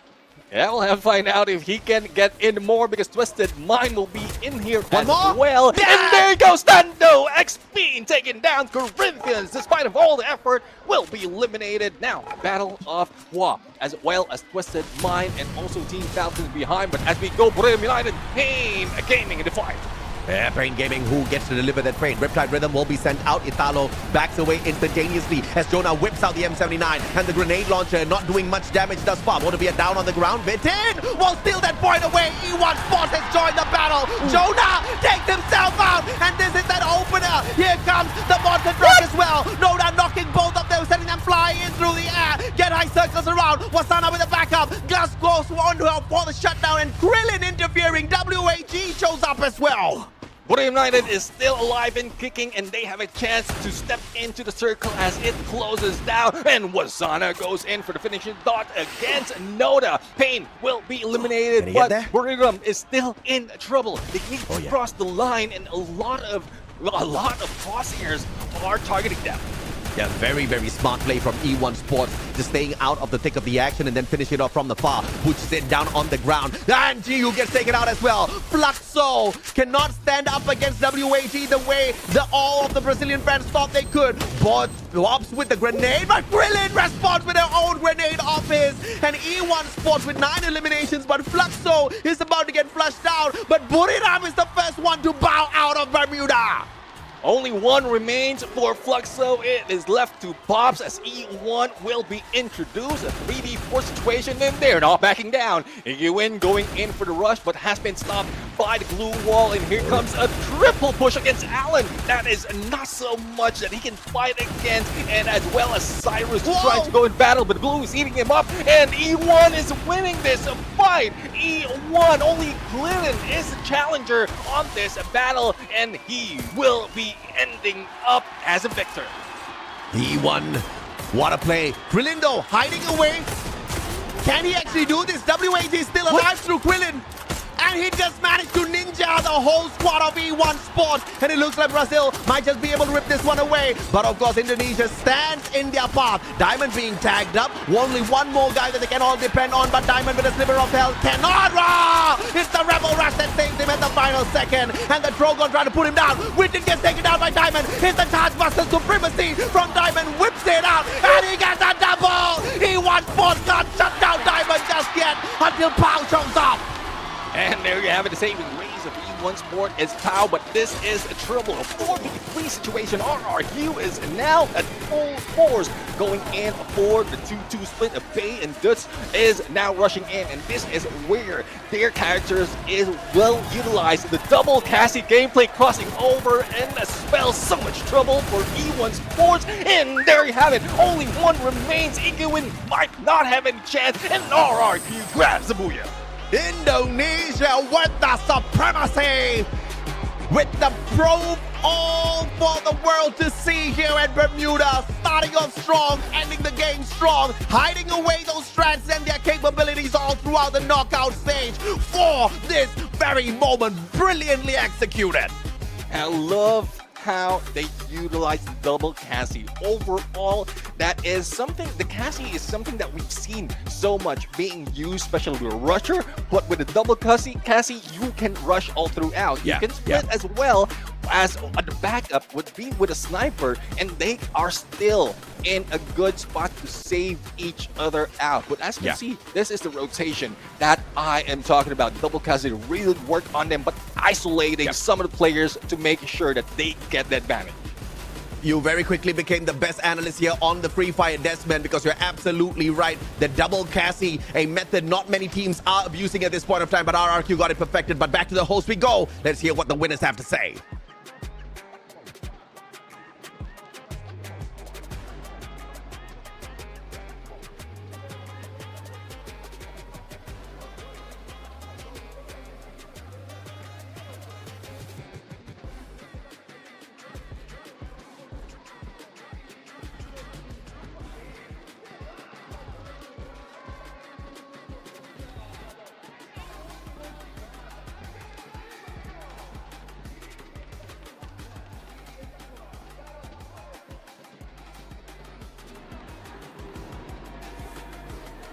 Buiazão nas mãos da Indonésia nesse momento. A Arena Carioca não fica feliz, mas ao mesmo tempo estamos felizes porque tivemos uma E1 que foi maravilhosa. Vamos trocar uma ideia agora com o Abai, que é o jogador da Indonésia, e vamos ver o que ele achou dessa primeira partida. Please, Yusu. What a very amazing start to open our day today with a booyah from our QC region. Welcome on the stage, Abai. So, just simply a questions. How do you feel right now about the stage, about the crowd, the atmosphere? Are you feeling good? Apa yang kamu rasain mengenai stage di sini dengan ramainya audiens yang ada di sini? Apa yang lo rasain? Yang gua rasain pasti panas juga lah. Di sini ramai banget soalnya. Oh, I feel so hot because it's so crowded here. I'm so happy and excited. Good. Perfeito. Então a primeira pergunta da Yusu para o Abai foi como é que ele se sente estando aqui nesse palco, de frente para toda essa torcida gigantesca, e ele falou que se sente muito feliz, porque é muito bom compartilhar dessa energia do Free Fire. Okay, so I would like to know, since RRQ Kazoo was the best team from point to rush stage, if they feel more, if they help them be more confident to be here today, if their booyahs from yesterday help them to be better here today. Oke, gimana caranya kalian bisa ngebantu tim biar bisa bermain lebih baik lagi di hari ini daripada sebelumnya? Cukup satu komitmen sama ya percaya aja. He said just commitment, focus with commitment and trust each other with our teams. Perfeito. Então a minha pergunta para ele foi, já que eles foram o melhor time da fase de pontos, né, do Point Rush, se o dia de ontem deu mais confiança para eles estarem aqui hoje, e ele falou que está totalmente comprometido com o jogo e com certeza deu muito mais confiança para eles estarem aqui. Vamos agora de melhores momentos, minha família, para a gente relembrar tudo que aconteceu nessa primeira partida e, obviamente, parabéns para a RQ Kazoo, que já garantiu o primeiro buia e, ó, eles estão nos pontos de vantagem, viu? Vamos ficar de olho. Bora lá. Highlights. What a blast, and that is booyah for RRQ Kazoo. And now let's get back to our caster and see the highlights.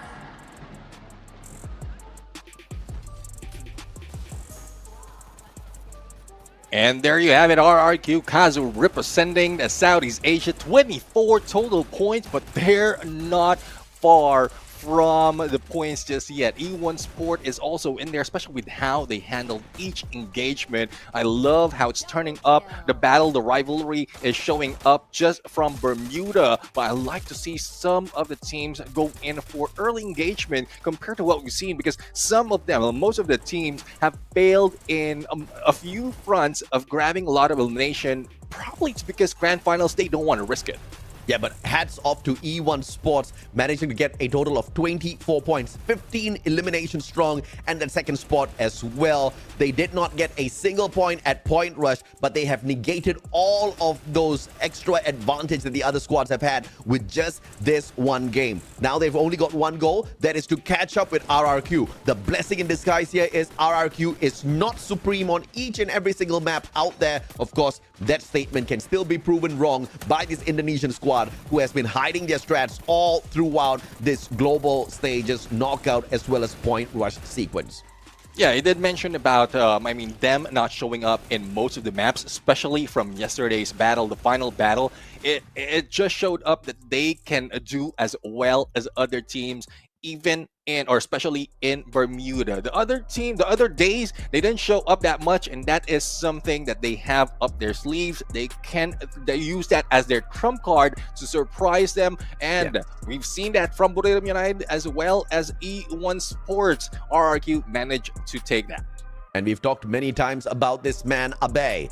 He has got that supreme presence out there on the battlefield, especially when you bump him up alongside Dudes. This guy, 74 eliminations thus far in the competition, 5 eliminations just from this match alone, 1,378 on the damage, 2 assists. Strogon, the weapon of choice. He runs the Tatsuya. That means he was being backed up by another one of his players who had that electrotherapy. This is one of those few teams, if not the only team, that consistently runs the double Cassie and has proven to be one step ahead of the others when it comes to the meta gameplay. And there we have it. I mean, we are seeing a difference compared to the other teams in terms of their preset. You did mention the double Cassie. We're seeing a Kairos in there, as well as a Thiva. Ma'al with a Thiva. He is just that survivor that can bring up their teammates, especially a knockdown quicker. And with that Cassie electrotherapy, can put them up quite fast in terms of recovery. And this is the exact strategy that I'm a big fan of. Don't get involved in those early skirmishes. Get to that final circle and then pick up your points. They do not need to be bombastic. They need to be decent and they need to be consistent. If RRQ can continue this for at least 3 games more, they don't even need to do this for all 6. Just 3 games more, they should be able to bring the trophy back to Indonesia and maybe even the next global finals to their country.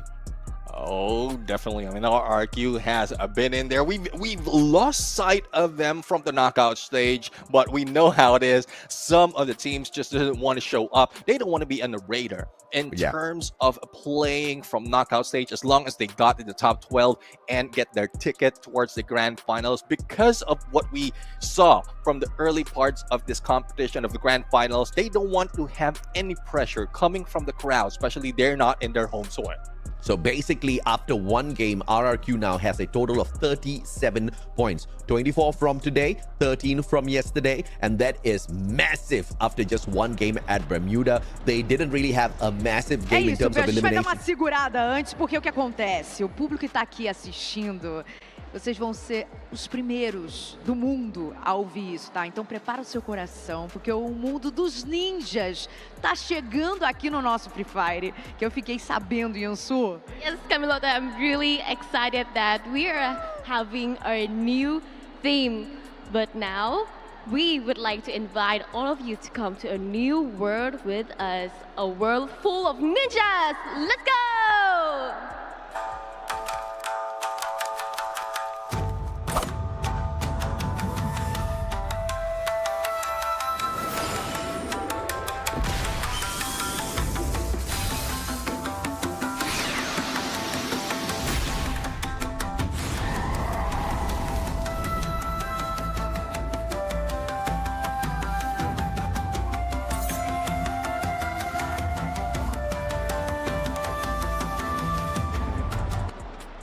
Gente, que hype sensacional. A Vila Oculta da Folha e o 9 Caldas estão chegando aí no nosso Free Fire, tá bom? Tô muito animada, sensacional. Mas agora é o seguinte, vamos fazer o seguinte, vamos voltar com os nossos casters para aquecer para nossa próxima queda, Yansu?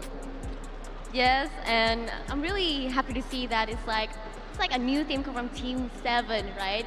Like a new team of Free Fire. It's like into Naruto or something like that. It makes me want to become a ninja or Hokage so much, but unfortunately we have to go back to our game, so...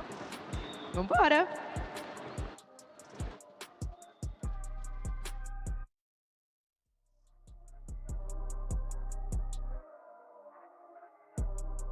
Not expect to see Naruto to show up here on the global finals.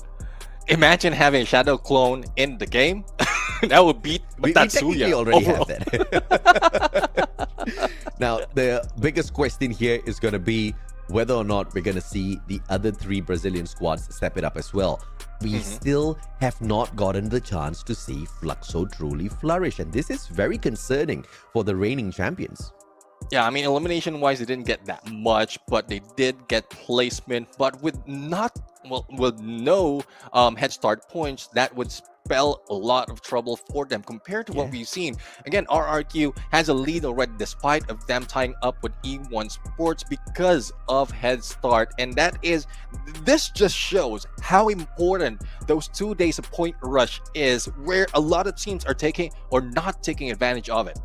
And of course, this also reminds me, with Hua Esports getting 2 players on the elimination leader highlights here, no points during point rush, but with this one game alone, 15 points scored, 10 from eliminations and 5 from placements. That is phenomenal for Hua Esports. I'm very happy to see this for the Vietnamese team that has been struggling all throughout this global finals to qualify as well as to grab those point rush points. If they can keep this up, I might just become a fan. I mean, definitely they really need to keep this up, because from what we've seen, Hua, in the early parts of the competition knockout stage, they pop off, and then slowly the other teams are adjusting and like putting them down on the leaderboard. Thus, at some point or most of the time, they are in trouble. But this time around, it's only 1 day. So if they can keep that energy, that momentum for the entirety of the day, for the entirety of the 6 maps, then they might be able to grab that champion, if not very, very close. Yeah, this is the only stage, this is the only place where you can be a one-day wonder and then become world champions, right? All you need to do is just go all out, put it all on the line. And of course, big risk, big reward. Big risk also means you get kicked out a little bit prematurely sometimes, but you have to put your life on the line, especially if you're Hua Esports. Hua Esports has got nothing to lose, right? They have been struggling to be in the upper echelons of the overall leaderboard for quite a while already, throughout the knockout as well as point rush. So now you just got to lay it all out there. If, worst case scenario, what has happened already happens again. Best case scenario, you walk back with a trophy. That's gonna be mind-blowing. Definitely, I mean, that is the best case scenario. And I guess the motivation coming from WAG really hypes up Hua Esports. We've seen WAG really pop off most of the times. Even the engagement that we've seen earlier, I mean, it's unlikely that we will expect them to really win all those battles. But we'll see if they continues on for the next map, because we are going to Purgatory. So let's bring it back to our host to introduce the map. Kaspersky's now in Free Fire. Get Kaspersky Plus and score an exclusive skin.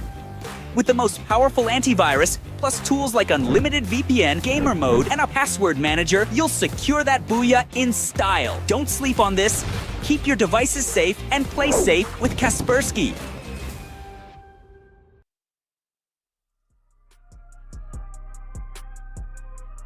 All right, ladies and gentlemen, boys and girls, the hosts are getting ready on the stage. As you can see, Camilota just walking around. Someone's passing her the mic. It is going to be a situation where we are going to remain sweaty all throughout the day until we find out who is our global champion. RRQ proving that Indonesia cannot be underestimated. In fact, RRQ was one of those teams that actually got one of those loud boos from the crowd.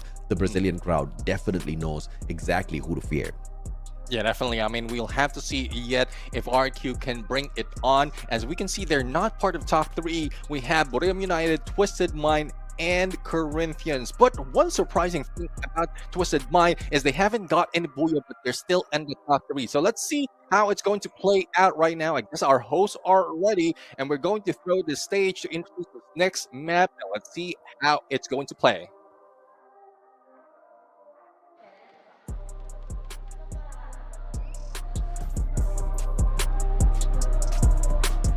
Vamos para a nossa próxima queda, minha arena carioca. Eu quero todo mundo decolando comigo, combinado?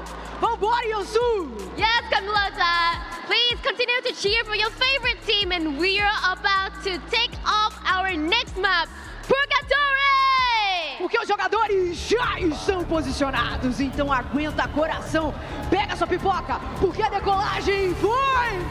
Autorizada!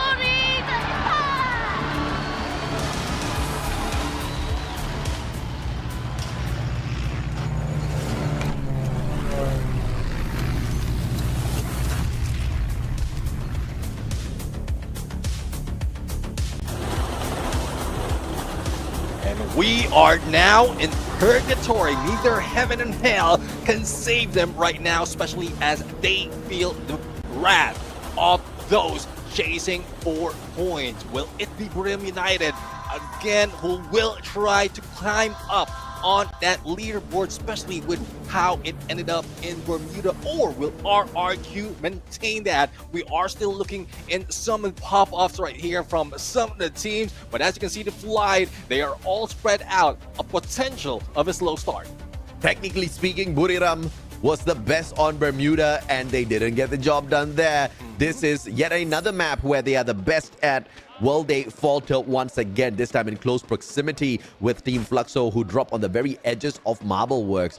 And they're playing this super safe, just making sure they stay on the very sidelines before hopping on in towards the middle of this compound. Corinthians, on the other hand, having heavy firepower met here by the players of Megatron Delta. And these are the two teams that are challenging Team Falcons overall, and they ended up together. And this would be looking good for Team Falcons. They are very close. They can take advantage, but as you can see, we are seeing it back and forth in terms of elimination. There goes Kojo already on the ground, and Kazi is saving 2 players on Corinthians. Young goes down. Ekal right now in 1v1, and Ekal will be taken out, eliminated this Megatron. But here comes Team Falcons in the press. Falcons, just when Corinthians were about to find this recovery, this is the wrong timing here for the Brazilian squad. How do they even hang on? Nike Boy with a sliver of health left on him. Just a single medkit, tries to scurry away. He needs to get the vending machine on fire, stops him. They know the trick and Peter sprays him down. Homala's out of the equation. One final survivor here. And just like that, 2 teams have been lost on Purgatory. Corinthians almost got away with it. I mean, it looks like they have been baited in by Team Falcons. This too, Corinthians as well as Bigatron Delta, especially the Bigatron Delta, the Falcon Hunters, has been aiming to take them down every time, if not most of the time. But with that, they were forced into Forge, and all Team Falcons has to do is wait for the engagement to finish. And they did, and they managed to eliminate them that quickly. Saming baiting out Noda, but Noda pretty smart here with this maneuver, quickly backing away. And Saming does have the M82B in hand. Oh, they're going in here for the flush.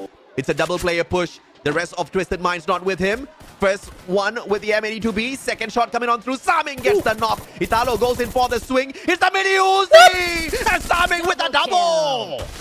A quick switch into Mini Uzi. We've seen him pick up that VSS or a VSK, and with that M82B, we know how deadly he is. Now here's the rest of the team putting pressure on Pain Gaming, and that puts Motivea as well as Gus on a motor vehicle to get away.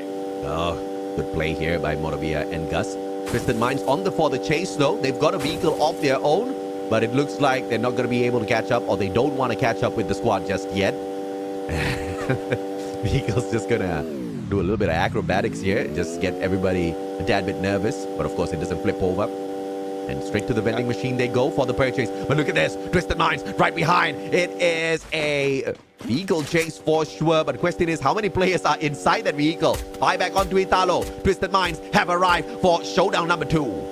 And here we go. I mean, that bounty has shown them where Pain Gaming will be going. And there goes Gus in the hands of Diamond AC80. And here from the sky will be coming in. Motivate is still in trouble on a 1v2 situation, and Diamond will not be letting go that easily. And there goes a takedown from Nameless on a shotgun. And this is the dynamic, deadly duo from Twisted Mind, connected by the electrotherapy. Yeah, fantastic, terrifying pressure from the side of Twisted Minds, forcing Pain Gaming to really scramble on the battlefield. Of course, a little bit of shout out to Loud there. Rainy defending. Awesome champions, but in a different version here this current year. WAG circling on around, trying to look for more loot. There's more coins there to pick up from the machine as well as they gear up. As you can see, Cyrus is he's stacked with money. Well, he's quite rich right now. I mean, they're prepared. They're prepared for any recovery just in case, but I don't think they, hopefully they're not thinking that they will be going down that easily. E1, the team who managed to grab the same points as RRQ earlier, are now in the role again. finding the center of each phase. This is where they have survived so many times. This is where they put up so much of those points, and they're still continuing on because it works. Unfortunate start for Corinthians. In the earlier match at Bermuda, they only scored a single point. And this time I thought it was going to be their fantastic recovery, a lot of aggression up against Bigatron Delta, and then Falcons just smashed their hopes instantaneously. Heartbreaking for sure, but too few in terms of points picked up from the first two games. Recovery is going to be really, really tough for the Brazilian team.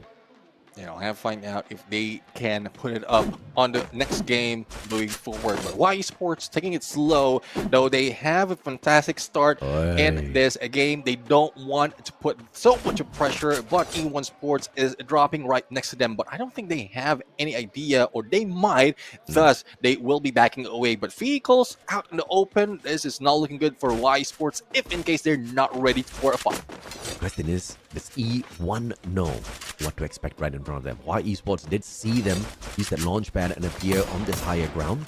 They back away, shots, but not towards Y Esports, towards the opposite side. E1 could actually be blind to the presence of Y Esports right here. Or they might be pulling them in with the gunshots. You know how it is. If you're hungry for engagement, that will pull you into that vicinity. And if E1 will be able to use the spread that they have as their advantage, then Y Sports might be in for a surprise. The rest of the teams are now being chased by the blue WAG, very close to Buriram United, and Buriram will not be moving. Unsuspecting, WAG might go down. On fire. Falcons once again finding Pain Gaming. Is farming on to Pain at this point of time. WAG up against Buriram. The shots will just skim past their heads. Thank goodness Krillin is bald already, or he would have lost some hair there.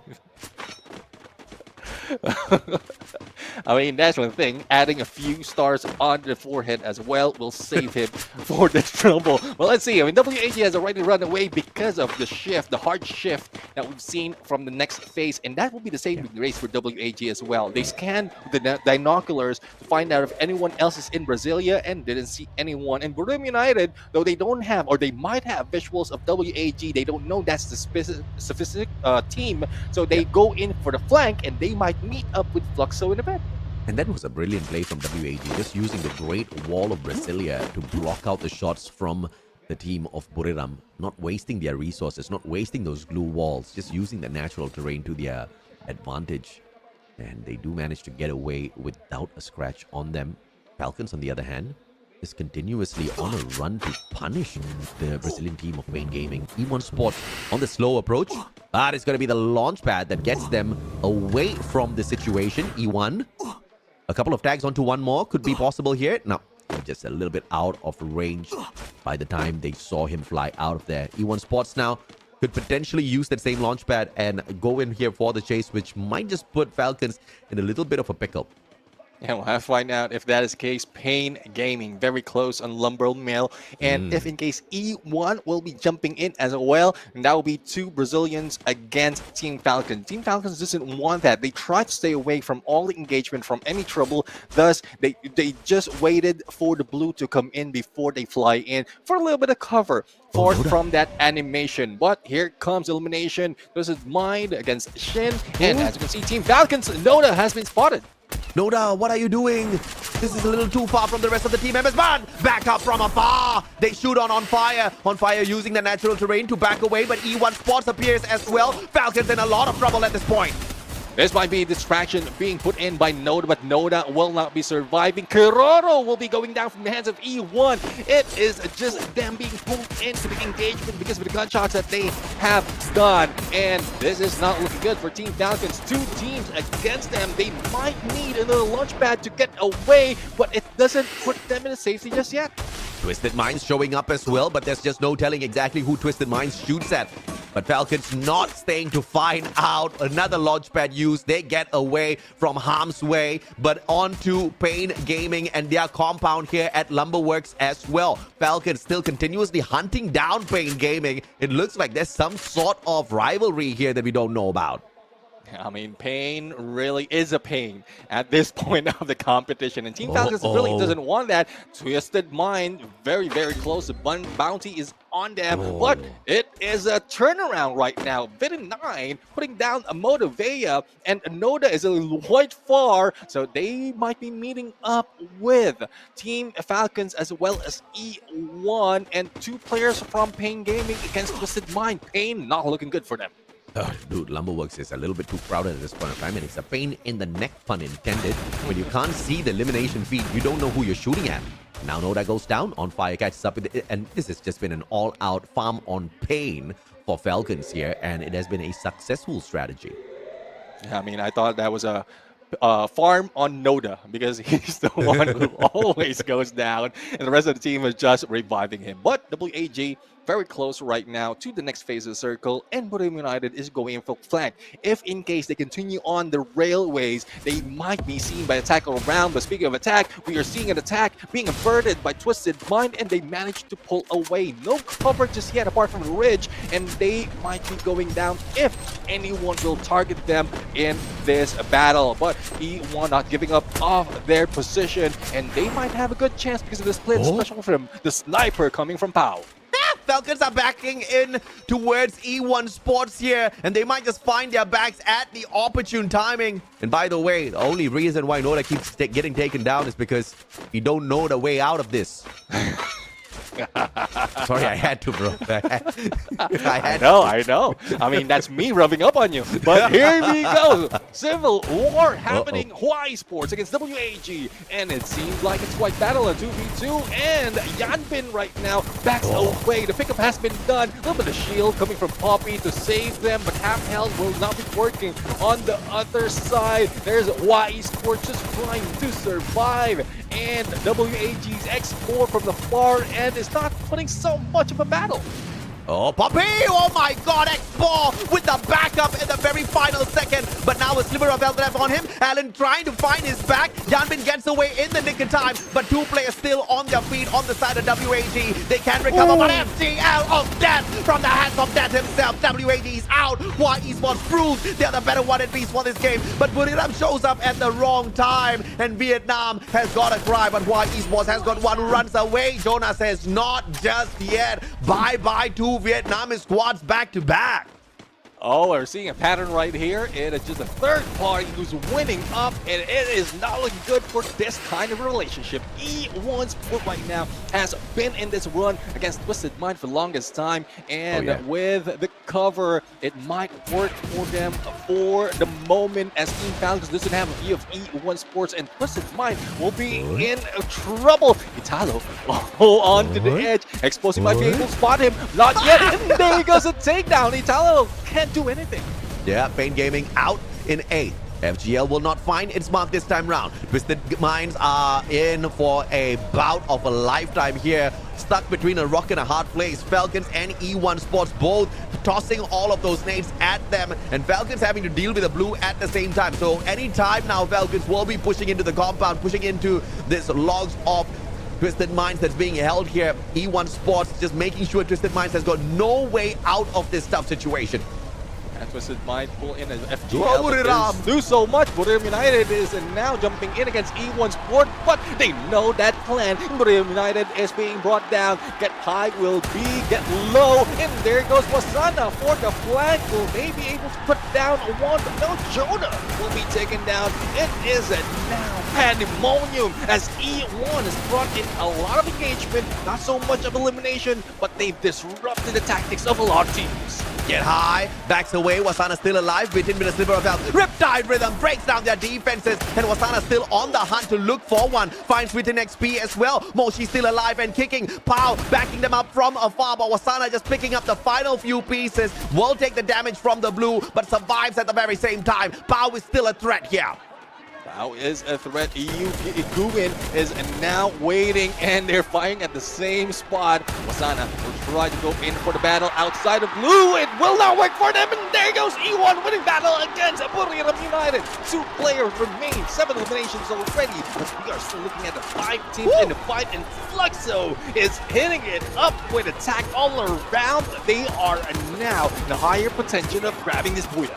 Yeah, FLUXO finally finding their rhythm in here for elimination strong. But of course, there is going to be a threat in the name of RRQ. The Indonesians are still alive. The Indonesians have been good enough to make it all the way here, and they've got the utilities to take on anyone at this point of time. Power 7 going to be avoiding all of those grenades first. RRQ with a 3-man push, trying to look for Igwin, who very smartly hides behind the glue wall, not making a single sound.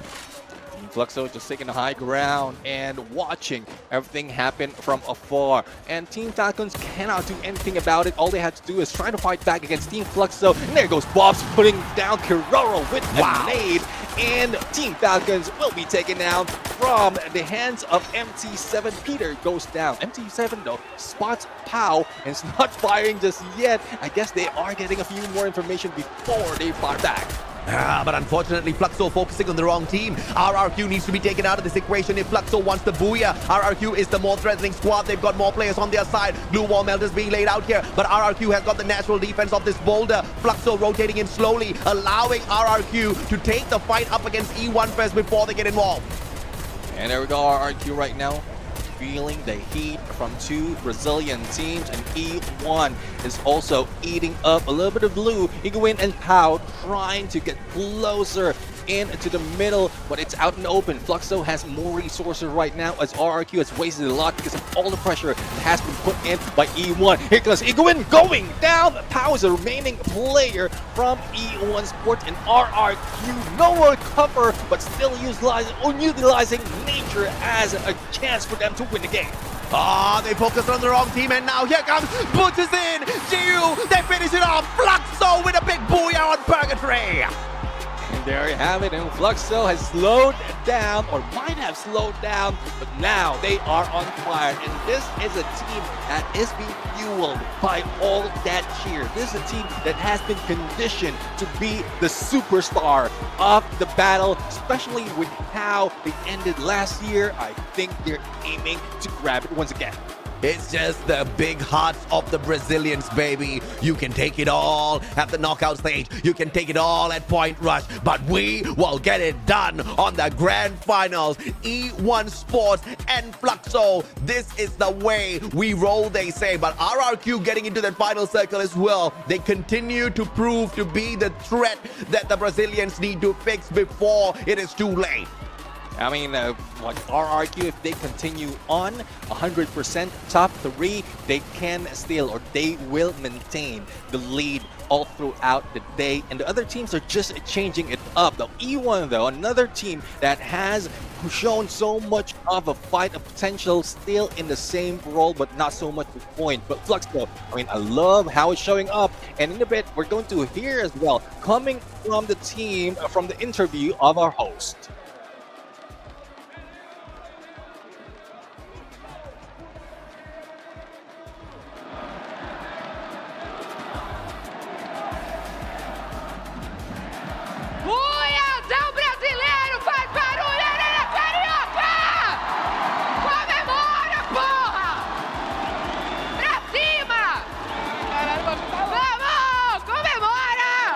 Vambora, Buiazão do Fluxo, o primeiro buia brasileiro de hoje. Parabéns aí, o Juan, que chegou no endgame também. Vamos trocar uma ideia aqui com o Butizinho. Please, Yusu. Thank you, Carol. What a blast for the game. Congratulations to FLUXO. And right next to me is Butchizin.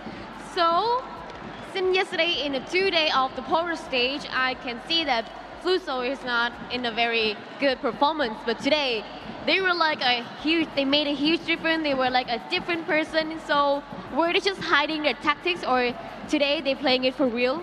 Perfeito. A primeira pergunta da Yusu foi a seguinte: durante a fase de pontos, o Fluxo não estava indo nada bem. Ela queria saber se era só vocês esconderam o jogo de vocês, se vocês traçaram novas estratégias hoje para a grande final. Na fase de pontos a gente estava errando bastante no detalhe. Acabou que não conseguimos trazer ponto para a final, mas também a gente sabia que não importava o tanto de pontos que eles estão. A gente vai buscar até o final e vai dar bom. Perfect. So basically what he said is that during the point rush stage, for sure we did a lot of mistakes, and was actually not a lot, but just some details. And they already fixed that. They have a really good conversation back home. And right now they are very confident for it because they know like grand finals is just one single day. Yes, glad to hear that. Okay, since we are here in Brazil, I would like you to send a message to all the fans that are here, and especially your family that's watching you right now. Já que a gente está aqui no Brasil e esse foi o nosso primeiro Buia brasileiro, eu queria que você só mandasse uma mensagem aí para a torcida que está aqui, especialmente para sua família que veio te assistir. Pô, eu queria agradecer a presença de todo mundo, minha família tá aí, minha mãe, minha avó, todo mundo. Tá lindo demais, antes de subir no palco fiquei todo arrepiado. A energia tá muito boa, vambora. Vai Brasil! I'm just very grateful to be here. The energy is awesome. The atmosphere is awesome as well. And I would like to send lots of love to my family, my mom, my grandma. And before I came to the stage, I got goosebumps and this is crazy. I'm loving to be here. É isso, minha família. Buiazão brasileiro nas mãos do Fluxo. Lembrem-se, eles são os atuais campeões mundiais e a gente está assistindo muito Free Fire de qualidade por aqui na Arena Carioca. Vamos de melhores momentos para relembrar tudo que aconteceu. Let's go to highlights. Yes, and this is the end of our interview with FLUXO, and the second Buia belonged to a Brazilian team. Congratulations! And now let's head back to our caster and see the highlights.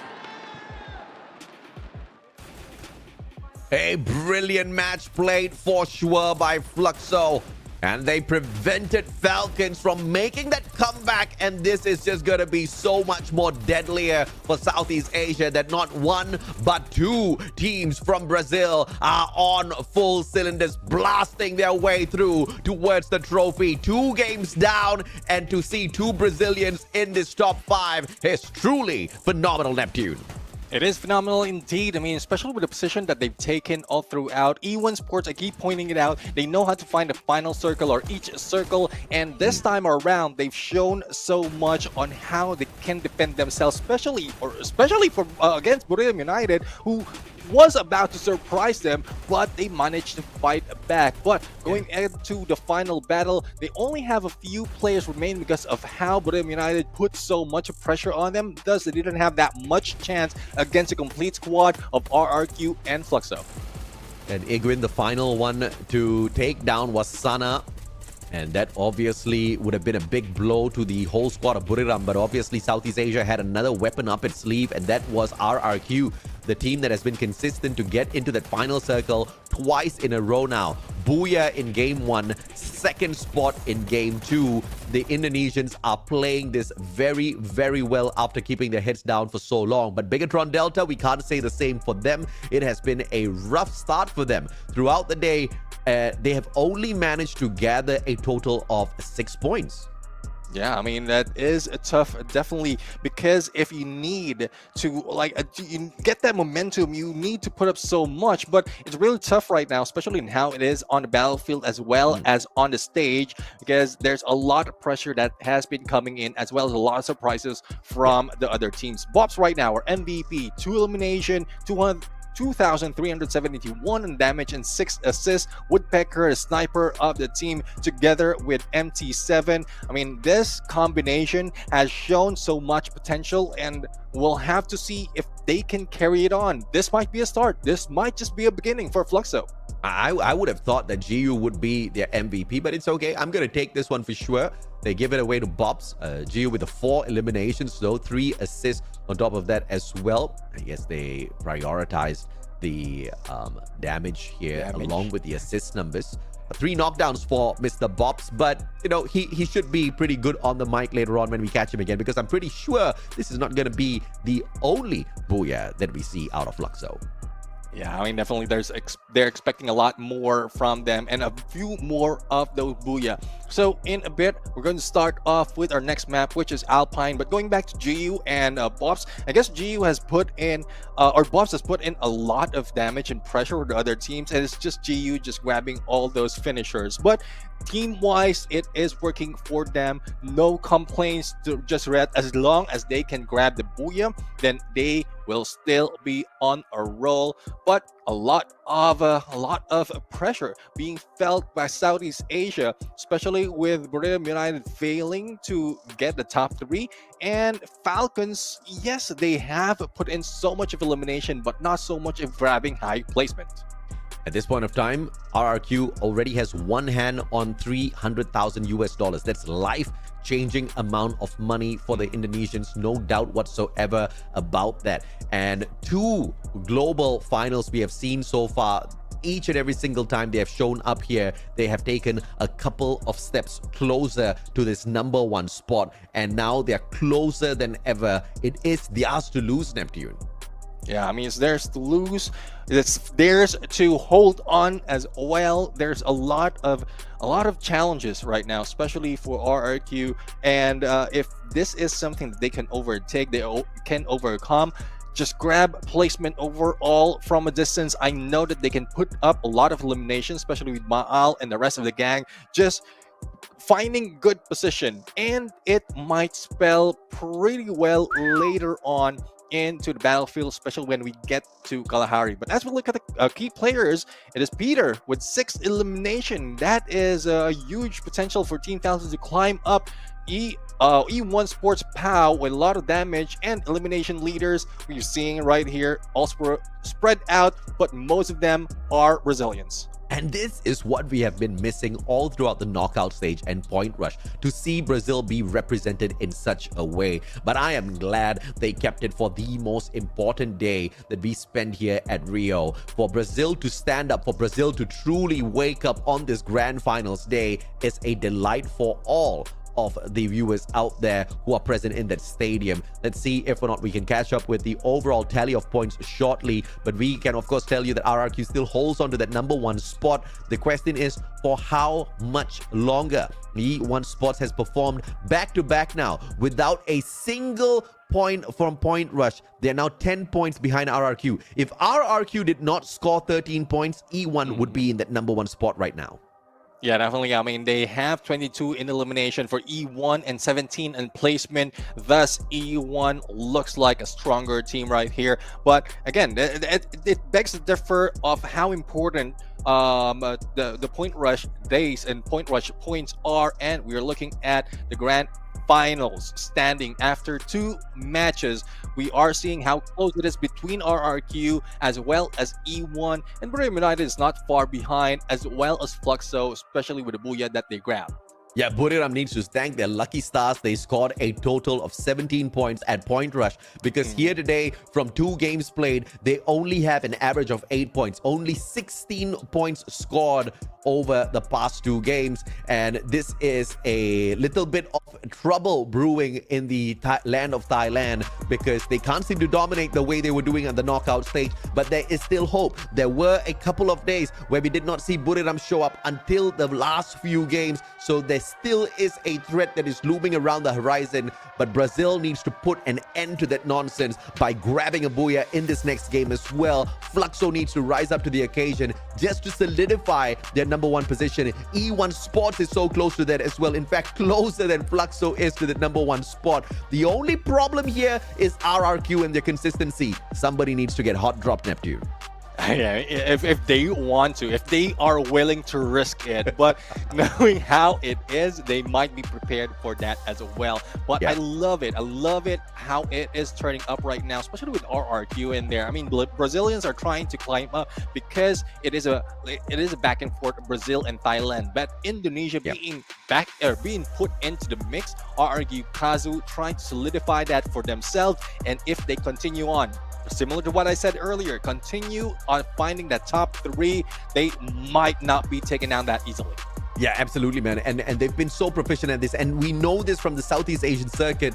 RRQ is one of the best, if not the best team to find that final circle. They have done it time and time again. When it comes to the aggression, when it comes to the eliminations, they are capable, but not as consistent. Finding the final circle, very, very capable squad. So there's no doubt about that at all. The only question is, can they actually keep up the pressure when it comes to the maps where they're not so proficient at, very specifically Nexterra. But of course, that's a map that we have to worry about a little bit later on. Kalahari is going to be a problem for them as well, because Alpine is actually a map where they are very comfortable on.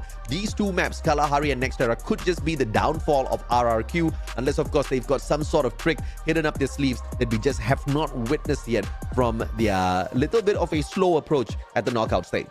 Yeah, I mean, I'm about to say, like, from what we thought, from what we thought, that might not be the best map, but they've proven that.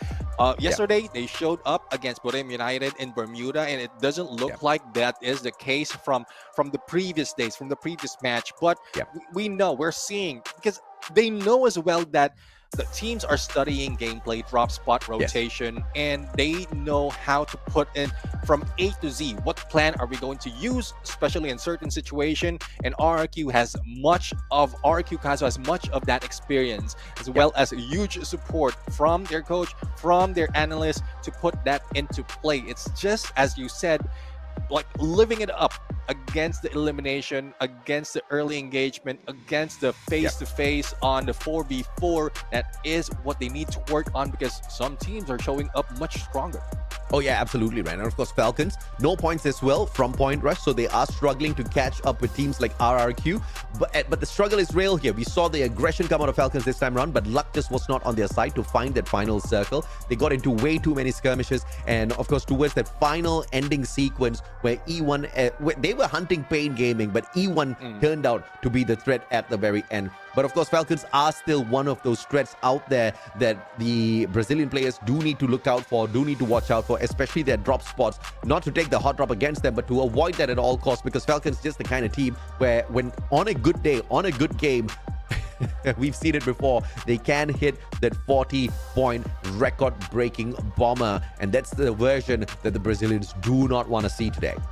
And that's one thing, though. I mean, seeing 3 teams that didn't get any head start point being in the top 5, that is crucial. That is deadly. But for the others, I mean, they might not be able to sit back, but at least they have that leeway. We have RRQ as well as Bermuda United, who's still on, say, a good spot to risk it. But who is willing to risk it, especially in this day of grand finals? I don't think anyone is. And it's just E1, FLUXO as well as Team Falcons who's showing up that much. Well, other than RRQ, who's maintaining at number 1 spot, but they're showing so much potential to take it away from RRQ and even Bermuda United, who got most of those head start. I'm actually very proud of RRQ, because this was the exact analysis that I pulled up during the knockout stage, where I very specifically acknowledged that they were so good at knockout as well as Point Rush when it came to the Southeast Asian League, and then when it came to the grand finals, they totally bombed out, right? And they needed to play the reversal this time around, just keep their heads down, just learn as much as possible from their opponents at knockout as well as Point Rush, and then get it done in the grand finals. They took that one up, they went ahead and grabbed 13 points at Point Rush, and they are showing up really, really strong here when it truly matters. Them switching things up, them learning from their mistakes, them bringing in this adjustment gives me a lot of hope that Indonesia is finally here to not just play, but to find that ability to conquer. FFWS 2022, they finished at 7th at the grand finals, and then FFWS 2023 Neptune, they finished at 4th. Could they push that to that number 1 spot for FFWS Global 2024? I mean, the record just shows them that this is that rightful prediction. Yeah, I mean, definitely what they're aiming for. They might not be aiming for being ahead of a specific team, but ahead of themselves. In year after year, they just want to break their records. And if they get the number 1, why not? I mean, that is just something that need to look for.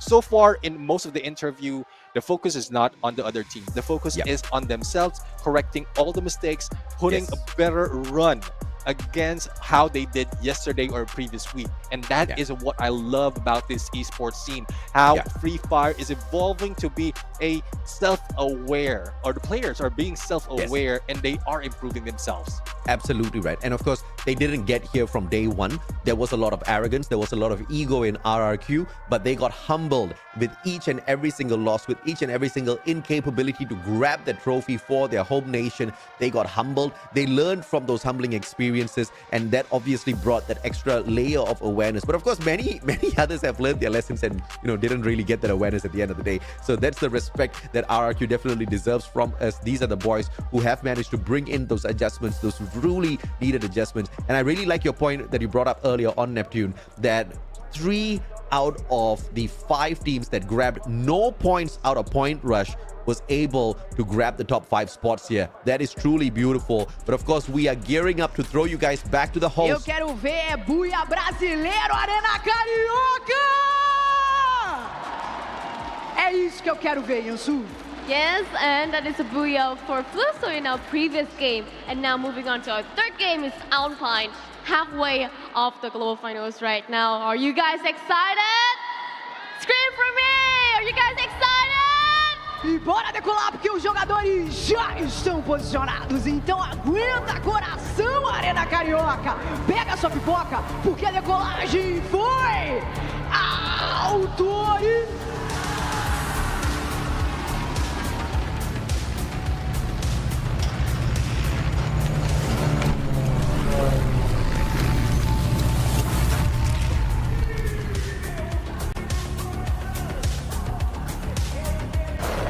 Now, as we make it a little bit colder, jumping into Alpine, I don't think anyone will be stopping in how on fire the battle is. As we wait for the flight path as well as where everyone is, I'm looking at FLUXO going against YE Sports and Stadium as well as RRQ Kazu being challenged by Corinthians. Imagine going on the skating rink and then hitting the ramp so hard that you fly into a billboard. At least to grab some Pringles. Ladies and gentlemen, boys and girls, this is game number 3 of the day, where Brazil has been on fire so far. Let's see if they can continue that run thus far. It's Corinthians, the very close proximity up against FLUXO over at Rye and Stadium. So this is going to be a little worrying for Corinthians, who are not really off to a fantastic start. They only have a few points here, a total of 8 from the day. The Bigatron Delta finding YE Sports, at least they get to smile at the start of this match.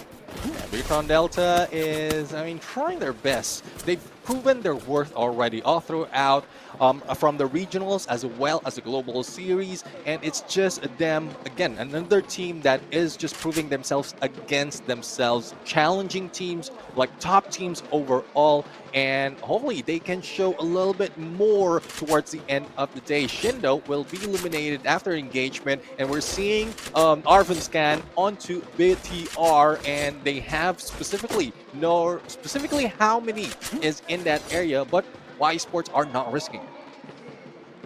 Let's see if not the escape plan here is going to work out for them as they quickly back away. The Bob's on for the chase. Nando will be tagged up, but not enough firepower to put the man down. And those are just mainly warning shots courtesy of Bob's. Show them that this compound belongs to FLUXO, and you best not mess with this or you will get hunted down. 2 minutes in, FLUXO takes over 2 different compounds, and that all of that loot should put them in a decent enough position to dominate later on.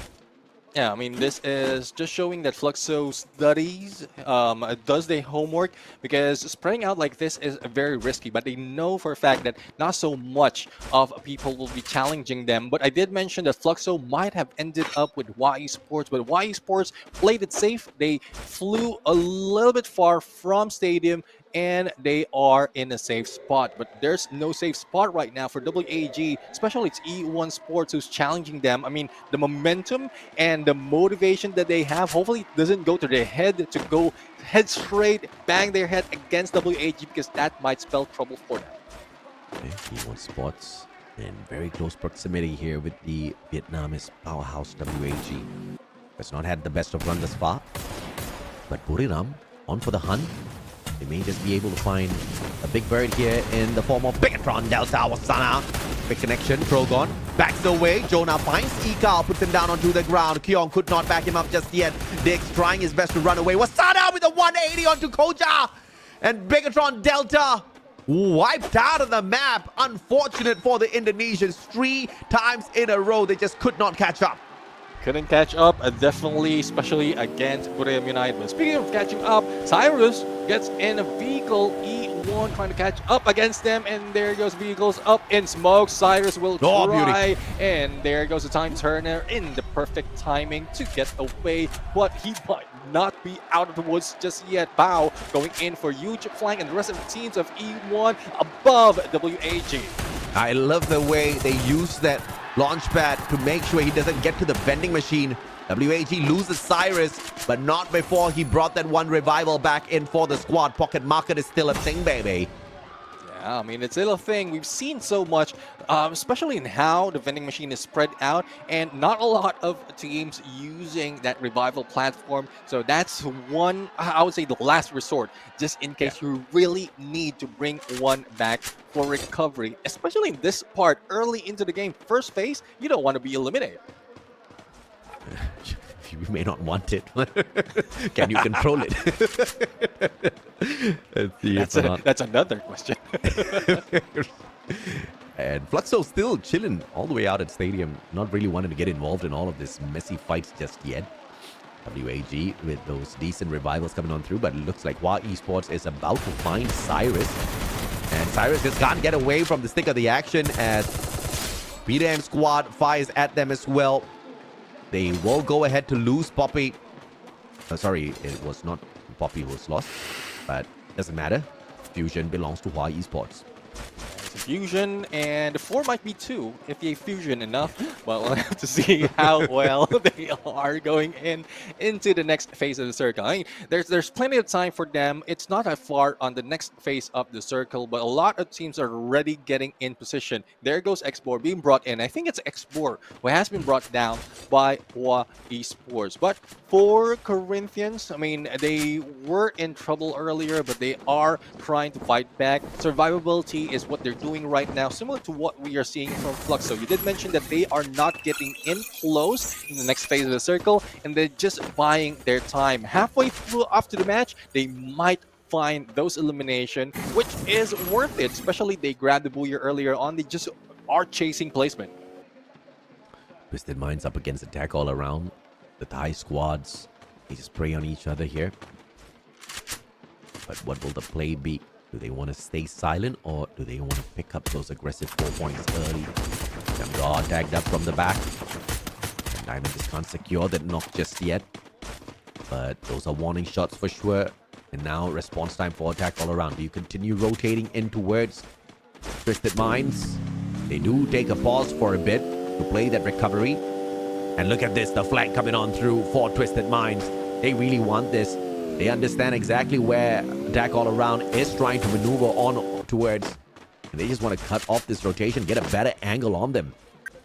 I mean, Sunside is one of the position, one of the place in the map where you can pull in a team and manage to get all those engagement and still have cover to play with. Now, Twisted Mind, though, going back to how they play the knockout stage, even a point rush, it seems like they're very passive right now, which I am not liking. I mean, more potential for them to grab a good position in the leaderboard is if they go aggressive. Yes, there is a risk, but they've shown that they can fight against the other team, so why not risk it? I'm actually starting to become a fan of the pacing here by E1 Sports. Very aggressive, and I love it. Not holding back. This is just one of those do-or-die squads out there. Courtesy of Brazil. Twisted Minds caught out by RRQ. Blaze. And then A124 finds its connection as well. Abe trying to find the circle around, and it is Dudes that finds that M79 connection. Diamond will Rebel Rush out of there, but up against 3 players. Oh, back up from afar. I don't know if that's an interference. Diamond with the Max 7. Still can't find the knock just yet. Exposy hopping on into the battle as well. Will put Mahal down on the ground. Razor can't find it. Exposy with the double. Diamond gets sprayed down. Exposy goes in for the shutdown. Abe says no. Gets instantly denied, but Saming saving the day. Dude with a final opportunity. Mini Uzi in his hand. Saming up against him. The sniper of the squad in a so close CQC. Thompson doesn't get the job done just yet. And the Riptide Rhythm ends it. RRQ wipes the floor with Twisted Minds. And it was very, very close. RRQ was surprised with that Riptide Rhythm coming from afar, coming from Saming, as well as the rush from the rest of Twisted Mind. But RRQ, we've seen this. They know how to fight back, and they're not really afraid. They have a few points ahead the rest of the team, and they know that they can still manage to lose this, but they're not thinking of losing it. They just want to focus on each of the enemy, so isolating them specifically, and even with the 1v1, they know that they can hit it up close, and knowing that the new player that comes in from Twisted Mind is Saming, because from a distance, you would know that is their sniper.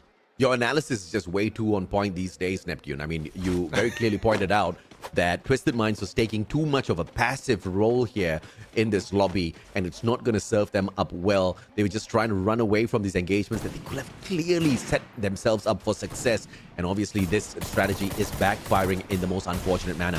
While Esports trying to hunt down Falcons, Riptide Rhythm will break down On Fire's defenses, and he hops on into a vehicle. Bison's not going to take him out just yet, but the car ablaze, On Fire avoiding trouble, buying a lot of time, and Karoro with a shutdown onto Shin from afar. Death with a sliver of health. He is going to try to hop on away, and from the back, they try to shoot him down. Peter taking on a 2v1 alongside his brother Karoro, and Hua Esports just tickled the wrong tiger. They get bitten. And that's what it did. I've seen how they use a vehicle. It's not really to get away, but to get a good position so that the rest of Team Falcons will have a good view of the players and they can take them down. Though it risks one of the players going down, but it is really worth it. Now, Bermuda United, Moshi going down against Pain Gaming, and FGL is just buying them a little bit of time for the pickup.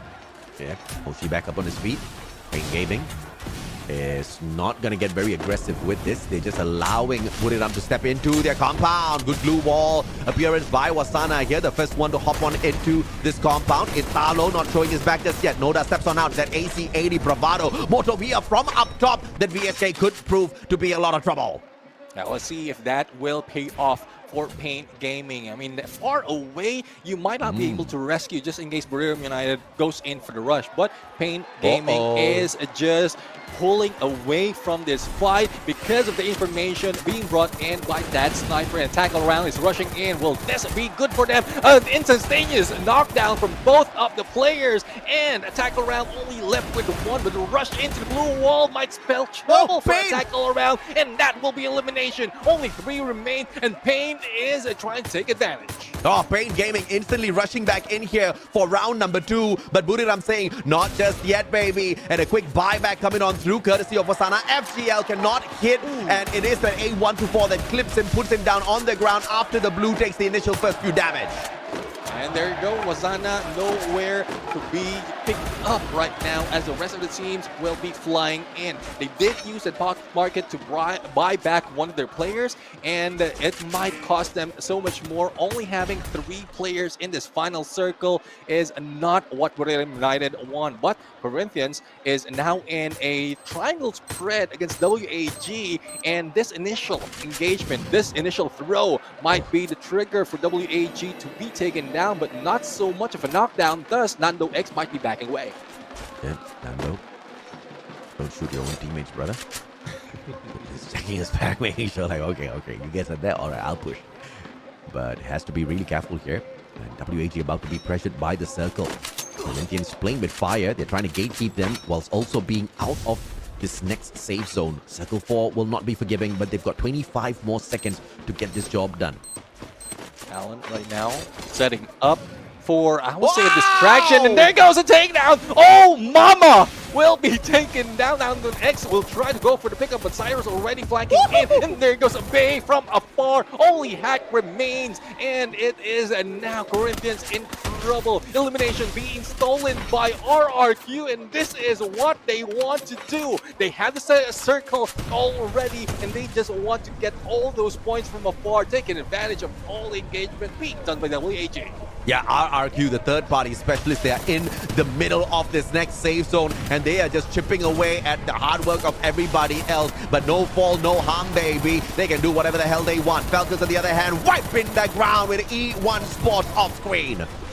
And let's see how well it will go in onto the next phase of the circle. WAG did win this engagement against Corinthians, but they are in the risk of losing a few more of those health as the blue is eating them up. RRQ still has their eyes on them, and Team Falcons will be flanking them from the left. So WAG just need to get a good position in the compound. Not too close against RRQ, but Team Falcons already in behind. Falcons right behind WAG. This is going to be trouble time. Pain Gaming, on the other hand, just spending too much of time outside the circle. The blue is going to cause a lot of damage, a lot of reckoning here. And the portal goes straight up into the compound of Buriram to mess with them. WAG up against Falcons. On the other hand, they will lose Peter first. Allen trying to circle on around, looking for On Fire on that recovery, but the Bison does not find the connection. Krillin for the backup, and he gets the knockdown. Cyrus with the pump in there as well, and Falcons bite the dust. And Falcons will be eliminated. I was looking at Cyrus. I thought he will be taken by the blue, but healing time was helping him to be able to run in. But one down already. Crosshairs on them. They might be in trouble unless another team will be distracted. Pain Gaming, we've seen how well they utilize that portal go to get into this compound. Little less for them to use that blue wall because of the arsenal, and they have a good view against FLUXO. Oh, FLUXO in this civil war against their brothers from Brazil. Pain Gaming. Good Riptide Rhythm, but ineffective as there's no follow-up. Buriram, look at the recovery, man. Back in it, geared for the Booyah, just biding their time. RRQ shooting down the players of WAG who try that phenomenal rotation inch by inch, closing in on this circle. They want the compound that RRQ holds on to. Oh, they are rushing in, and X4 right now on flank. This might be troublesome because a lot will be thrown onto them because of the engagement. But I guess Pain Gaming has been distracted with Rhythm United just yet, and thus they are not rushing in. But this time they have a good flank. Both of them, RRQ and WAG, will be taken out slowly but surely. Bermuda United has taken their place, and there goes a takedown. BRU, though they lost one, they still can fight against FLUXO and Pain. Oh, this circle's not going to tickle Buriram just yet.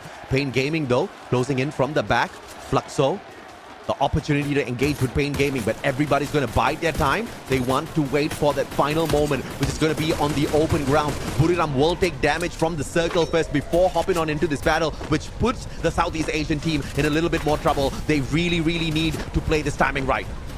They need to play the timing right, not to be hit in any throwables being put in by Pain Gaming. Otherwise, a signal will be triggered that there's only a few players. But there you have it out in the open. FLUXO is now being rushed by Bermuda United, and FLUXO is not rotating towards Pain Gaming, or I guess that is the plan. They want to go in for a counter, and when I say counter, I'm talking about counter black-white rush. Oh, Pain Gaming decided to actually take this fight up against FLUXO. They stop halfway through. Butches in finds Motovia first, but the pickup is not going to be impossible. Gus with the electrotherapy. He quickly tops his health right back up, but now Gus is really low. And Buriram just biding their time once again, playing that recovery, waiting for that opportune moment. They get into a tussle with Pain Gaming as well. Italo taking damage out from the blue. Gedai turns around, and that's the wrong move. FD7 takes advantage. Motovia down on the ground. Moshi with that backup. Get high bleeding out. Butches in for the finisher, and this has to be a back-to-back for FLUXO. Also, we are seeing FLUXO right now. Bob's almost being taken down, managed to recover, but Jonah is just right next to them. It's a 1v2 situation as Jonah managed to pull out a Trogon against Bob's, and Butsin will try to heal up. But there goes a final blow, and there goes a FLUXO. They did the back-to-back that we often see from Bermuda United. Back-to-back booyah for FLUXO, for Brazil at Rio de Janeiro. This is what we've been waiting for all throughout this global finals. This is the performance that the fans have been dying for, and they are providing it on the most important day throughout the whole global finals 2024. This is the Free Fire World Series. We have gotten the party officially started. And this is what they're aiming for, to grab as much points as possible early parts of this day, back-to-back. And the only question is, how many elimination have they put up? Will they be put up against E1 or Bermuda United after this engagement? But we have yet to see the standings in a bit. But how I'm looking at it right now is rotation of Rhythm could have been prime if in case they went into the same rotation that FLUXO has done. But unfortunately they didn't, and they end up with Pain. So let's see how FLUXO has to say once we go in for the interview.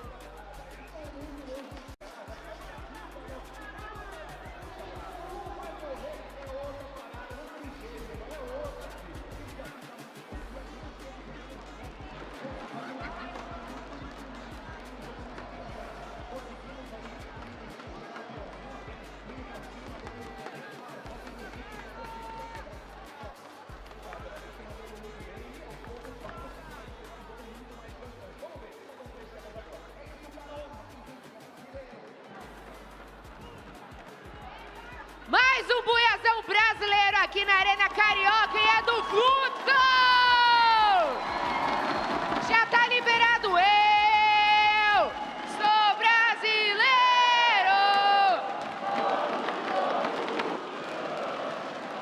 Pode comemorar, Arena Carioca! Vamos conversar agora aqui com o Gil, que é um dos rushes mais bravos que esse Free Fire já viu. Please, Yusuf. I have to say that this is a homeland opportunity for 4 Brazilian teams today. And again, congratulations to FLUXO. And right next to me is Gil. So we're on our halfway through the final stage today. There's only 3 maps left, but they already have 2 booyahs. So I would like to ask him, like, do you think and do you feel confident enough to get the trophy, stay here, keep it stay here, to not let it go anywhere? Perfeito, já chegamos na metade do nosso dia, 3 partidas já foram e o FLUXO conseguiu 2 buias até agora. Você se sente confiante para as próximas 3 partidas e para manter o troféu aqui no Brasil? Oxe, confiante é o que esse time mais é. É o atual campeão do mundo, é brasileiro, estamos dentro de casa. Só esperar essas 3 últimas aí que a taça é nossa. Perfeito. We are more than confident here because we are the world champions and we will keep the trophy here with us. Wow. Okay, so we have watched great action come from FLUXO team for sure. You guys have set a new mindset, new tactics, but it seems you guys are keeping the same game style you have done last year that made you guys the world champions back in 2023. So, do you think this is the game style that will make you guys the world champions once again? Já que a gente está vendo muita coisa acontecendo no time do FLUXO, vocês com certeza aprenderam coisas novas, trouxeram táticas diferentes, mas a gente está vendo também um estilo de jogo muito parecido com o que fez vocês serem campeões no ano passado. Você acha que esse é o mesmo jogo que vai fazer vocês serem campeões esse ano? Se Deus quiser, né? Porque todo ano de Mundial, toda a trajetória de Mundial, acho que o nosso time se adapta muito a um estilo novo, a gente aprende muito. Então, acho que esse Mundial foi um aprendizado muito bom pra gente e, se Deus quiser, essa taça continua aqui. Perfect. Of course, we keep the same game style, but we don't know for sure if we're gonna get. I mean, we are very confident to get the trophy, but we are going to keep the same game style, and we are wishing, we are hopefully that we will get there, but we still have 3 more maps to play. So, yeah, that's pretty confident, right, Yusuf? That's good. Então é isso, minha família. Ouvimos aqui do Gil. Vamos continuar comemorando aí, porque já temos 2 buias de vantagem aí com os nossos brasileirinhos. Vamos de melhores momentos. Let's go to highlights. Yes, I mean, like, a double booyah in the final stage is really insane, to be honest. I told you! Don't tell me, please. Thank you so much for watching our interview with FLUXO. And now let's head back to our caster and see the highlights.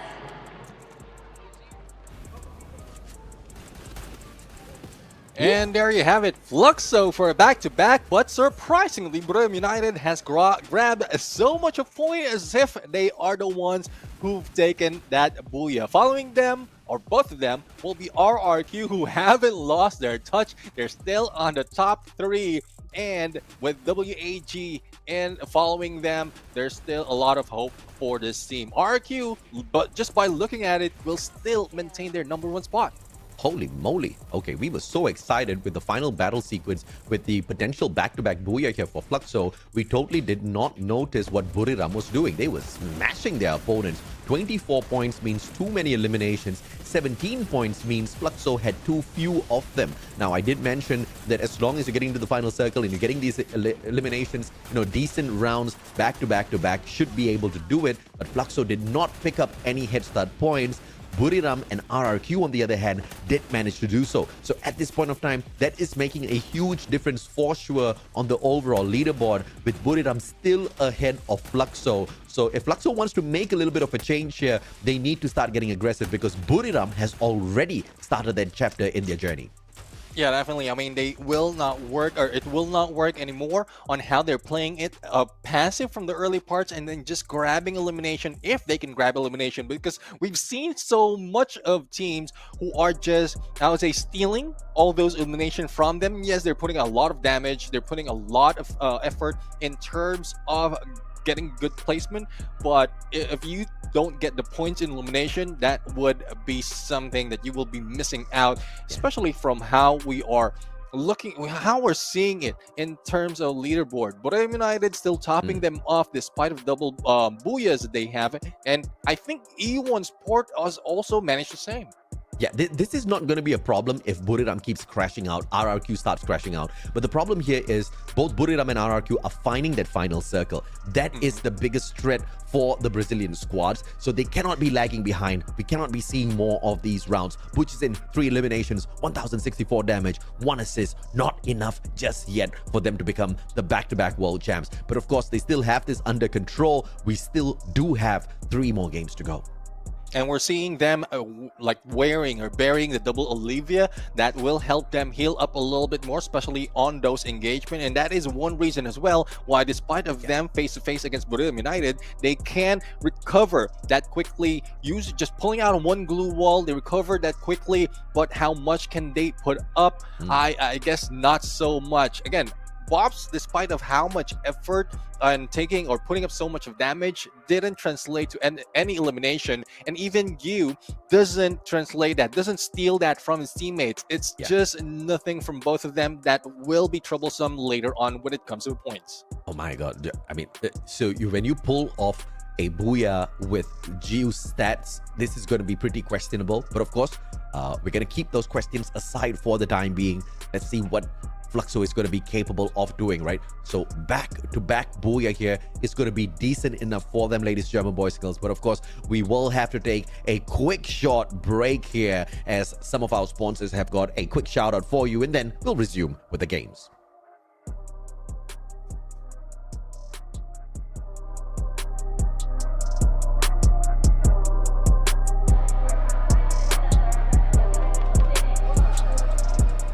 Menina, mais lançamento. Se prepara seu coração, porque é uma experiência mágica que vai ter no Free Fire, tá bom? A contagem regressiva está acontecendo pro Winterlands, tá bom? A partir do dia 13 de dezembro, o jogo vai ganhar aí uma atmosfera de inverno sensacional. Então não perca a chance de viver essa experiência única, tá bom? Prepara só o seu casaquinho que vai ter um friozinho acontecendo no nosso Free Fire, isso? Yes, and a surprise for all of you who love to play Free Fire, we will have a new theme, which is the Winter Convention. Will be released on 13th December. You guys can check it out. You know, there's a lot of fun in there. You can try many things. We cannot say it first, but we will let you guys experience by yourself. And you guys can also watch the aurora on the sky as well.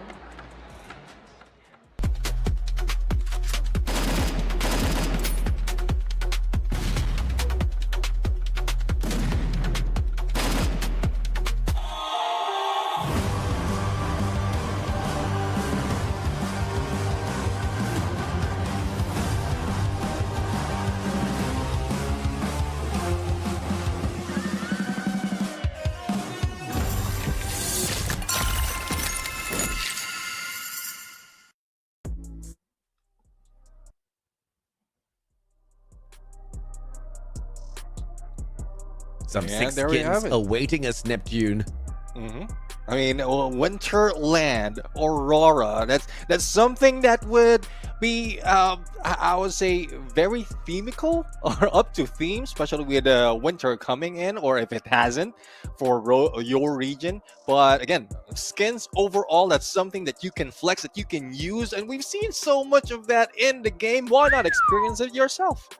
Key players, where is Brazil, says Buriram. Jonah with the 8 eliminations. Damage monster Moshi 3423, and the assist by Get High. But can Buriram find that full recovery, just like how they survived the onslaught and the potential wipeout earlier on? That was truly phenomenal. I mean, those were the tail end of that matchup. They could have stayed and fight, but they backed away. Pain Gaming, that reversal, that re-engage that they brought in the moment they saw the team behind them getting into another engagement, that was brilliance for Pain Gaming. But how Buriram negated that damage, negated the effect of having to face off 2 teams back to back, and then, you know, just jet out of there, that was phenomenal. That is the true survival skills of the 2-time world champs. Definitely. I mean, that's something that Bermuda United has or could use as a signature overall. It's not the first time that they've done that. They've done that so many times. And apart from that, I mean, we were thinking that, like, despite of all those them being eliminated early, they're still grabbing so much point as they're on number 2, following RRQ, who's maintained their spot because of how well they played it in placement. Imagine 28 placement points. That's very, very close to FLUXO, who grabbed 2 booyahs, but not so much in elimination. Yeah, at this point of time, the only thing Buriram is saying is, thank God we did well on point rush, because without that, FLUXO and E1 would be above them in terms of points. But E1 Sports, I tell you, phenomenal stuff out of this Brazilian squad. Not a single point picked up during point rush, but this is just all pure grit and hustle here on the grand final stage. 46 points, doing even better than FLUXO, who have 2 booyahs to their name so far. Yeah, that's something that really we want to see, not like from Brazil, because again, going back to knockout stage, it took a while before E1, well, let's include Pain Gaming as well, before they catch up or they caught up and grabbed that top 12. That might have been a preview because of how it's going to end up on Point Rush as well as Grand Finals, but no, I mean, that is one thing that they have to experience. They have to know how pressure is when you're trying to climb up from outside of your goal, and then it just relieves you of so much of pressure, and you just aim a lot higher, and that's what E1 Sports is doing right now. Yeah, absolutely, man. Of course, a little bit of pressure in the early parts of the competition. Always something good, as long as you can find a little bit of recovery. You can plot your way out of destruction. And we got to respect E1 for being able to do that. And to do it on the biggest stage of the world here in Free Fire is truly admirable. But speaking of admirable, RRQ Kazu, after hiding away all their capabilities, all of their strats, all of the supremacy that they bring into a good game of Free Fire, they are unleashing everything, and they stay dominant at the #1 spot with 64 points in hand. Now, we do have a small problem with this though. First 2 games, they did manage to perform phenomenally well. In the third game, RRQ did kind of drop a little bit in performance, but in the grand scheme of things, they picked up 15 points, which is pretty forgivable. Yeah, I mean, if they can get 15 points or probably like very close to 100 by the end of the day, that is really, really something that averages the top player or the top teams, and that is a goal for those who's aiming for #1. If you can exceed that, similar to what we've seen other teams do, like 150, that is I think Bermuda United has done that, but it will require them getting a lot of booyahs, which FLUXO are on their way. So if they can pull up so much of elimination for the next matches, then that is something that we have to look at. But we are now heading to Kalahari. Bermuda United, this is their map right now. We'll see if that happens on this map.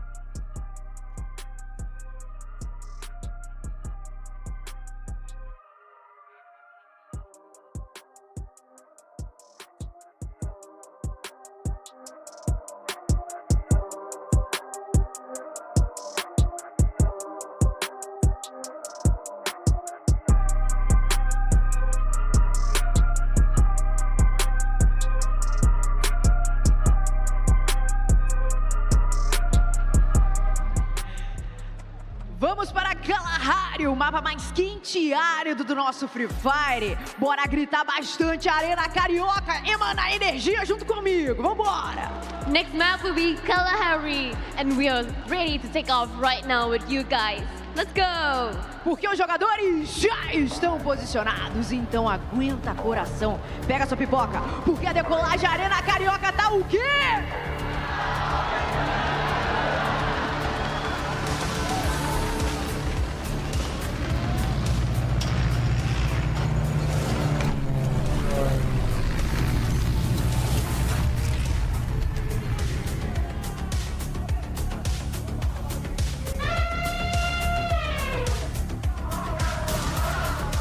Now I know what a mammoth sounds like. Back to Kalahari. We are, ladies and gentlemen, boys and girls, here potentially for the final time at the global stage for the Free Fire World Series. Unless, of course, the randomizer decides to show us this map once again a little bit later on. The sub in question. Do Buriram land here early? There will be a question of rotation from Buriram into sub as well as FLUXO takes that spot. And in order to get that early information, you can see Bobs and Butches in falling very, very close onto Stone Ridge, where they understand Buriram usually takes their main spot at. So FLUXO has got a little bit of a plan up their sleeves. Let's see if the execution is as fine as this.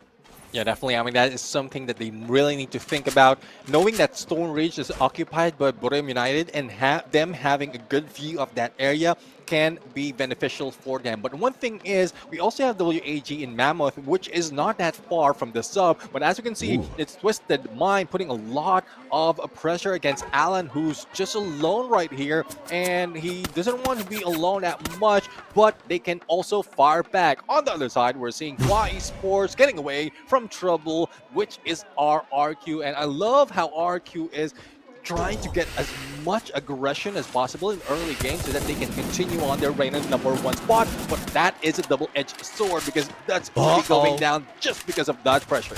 Yeah, RRQ and Hua, they had a cross invasion here. Hua managed to back away. RRQ, on the other hand, not so lucky. Now the boys come back in here for a little bit of payback. Abe and Razor. Abe gets tagged up by the grenade fest and forced to back away. Razor is going to be holding that high ground coin machine. Waiting back up, and that drops Razor on the way down. RRQ does have that revival already, but the question is, do you want to continue to take this fight? I don't think it's worth it. Dudes will be able to back up from afar with the Max 10. Only gets the knock though, no eliminations just yet. And Abe, super cheeky indeed. And they go in for the pickup. Razor, no love lost here whatsoever for RRQ.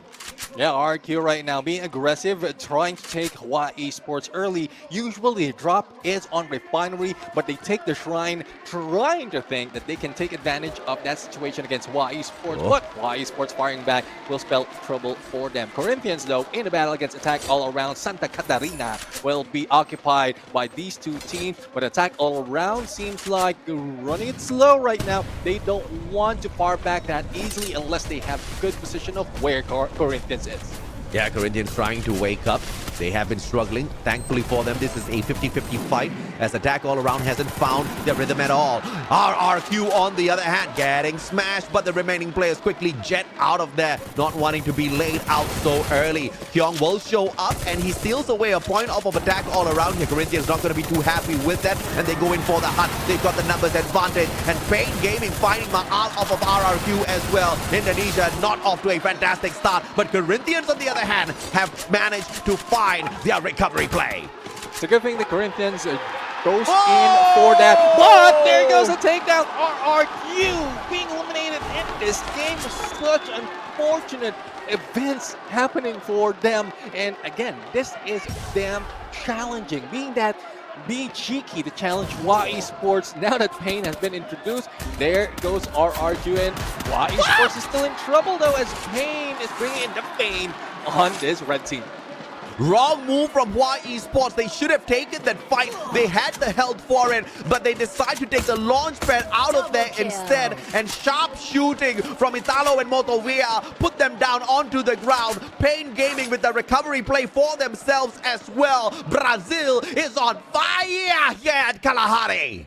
And this gives good motivation. This is just coming from FLUXO, who grab back-to-back Booyah, and it's motivating the rest of Brazil to put in so much of a fight. Buriram United right now, despite of them not getting any good placement point or good placement point earlier, they are on their roll as long as they can maintain an elimination, and Attack All Around is a team that can put in those points for them. Buriram on hunting mode, ladies and gentlemen, boys and girls. Somebody's about to bite the dust, and his name is Purgatory, being surrounded by all of the players on the side of Buriram, but the binoculars not used. Buriram could potentially walk over this compound without catching him off guard. Purgatory doesn't even have a medkit on him. Puga on that recovery play. Get High spots him out though, and has got that electrotherapy working in already. Purgatory has no chance to get away whatsoever. Jonah claims his life, and Buriram up by 2 points early game. Yeah, but a tackle around managed to bring back one of their teammates, and they're still alive in this play. And Bermuda United will have to see who will be the next target of this team. E1, though, is targeting Hua Esports, and I think this is the final player for Hua. Death right now trying to fire back. It's a 1v3 situation, and Death will be put to death. And let's see if there's still a few more. I think there is. Hua Esports is still not yet out. Yeah, there was the vending machine there. The man managed to buy his partner back. Unfortunately, the elimination feed just not showing as many of these revives, but I guess it keeps the suspense up. Yeah, E1 Sports right now, I mean, despite of them being aggressive, they are not putting up so much in terms of elimination. And this doesn't look like the usual E1 Sports. Most of the time, at this level, they're already in the middle, trying to anticipate where the next phase of the circle is. But I think given the open area of Kalahari, they don't want to stick out in there, out of the blue, and being targeted by the other teams. They might have spotted Twisted Mind though, but that would depend on Mid and XP's visuals on this as we look at a few more seconds before the next phase comes in. See how they can work this one around. E1 can't get super crazy just yet. Twisted Minds, desperate for some points as well. Will be a big contender for E1 to deal with, although today E1 just seems to be the better squad. Falcons looking for the #1 spot, looking to overtake both FLUXO and E1. They've got the edge of this very next safe zone, which means not a lot of rotation to be done by the Thai team. And surprisingly, FLUXO a little too quick though in getting from the sub to Refinery. They didn't really try to chase out Bermuda United, and this might be beneficial for them because a lot of teams will be going in. But speaking of going in, Y Sports, who was almost being taken out, is now going in against their brothers from Vietnam, and it is WAG who will take advantage of this, especially with the numbers that they have. Yeah, Hua on the back foot here, low in numbers. Exposi finds Death, takes him out of the equation. And this continues to be a struggle for Hua Esports.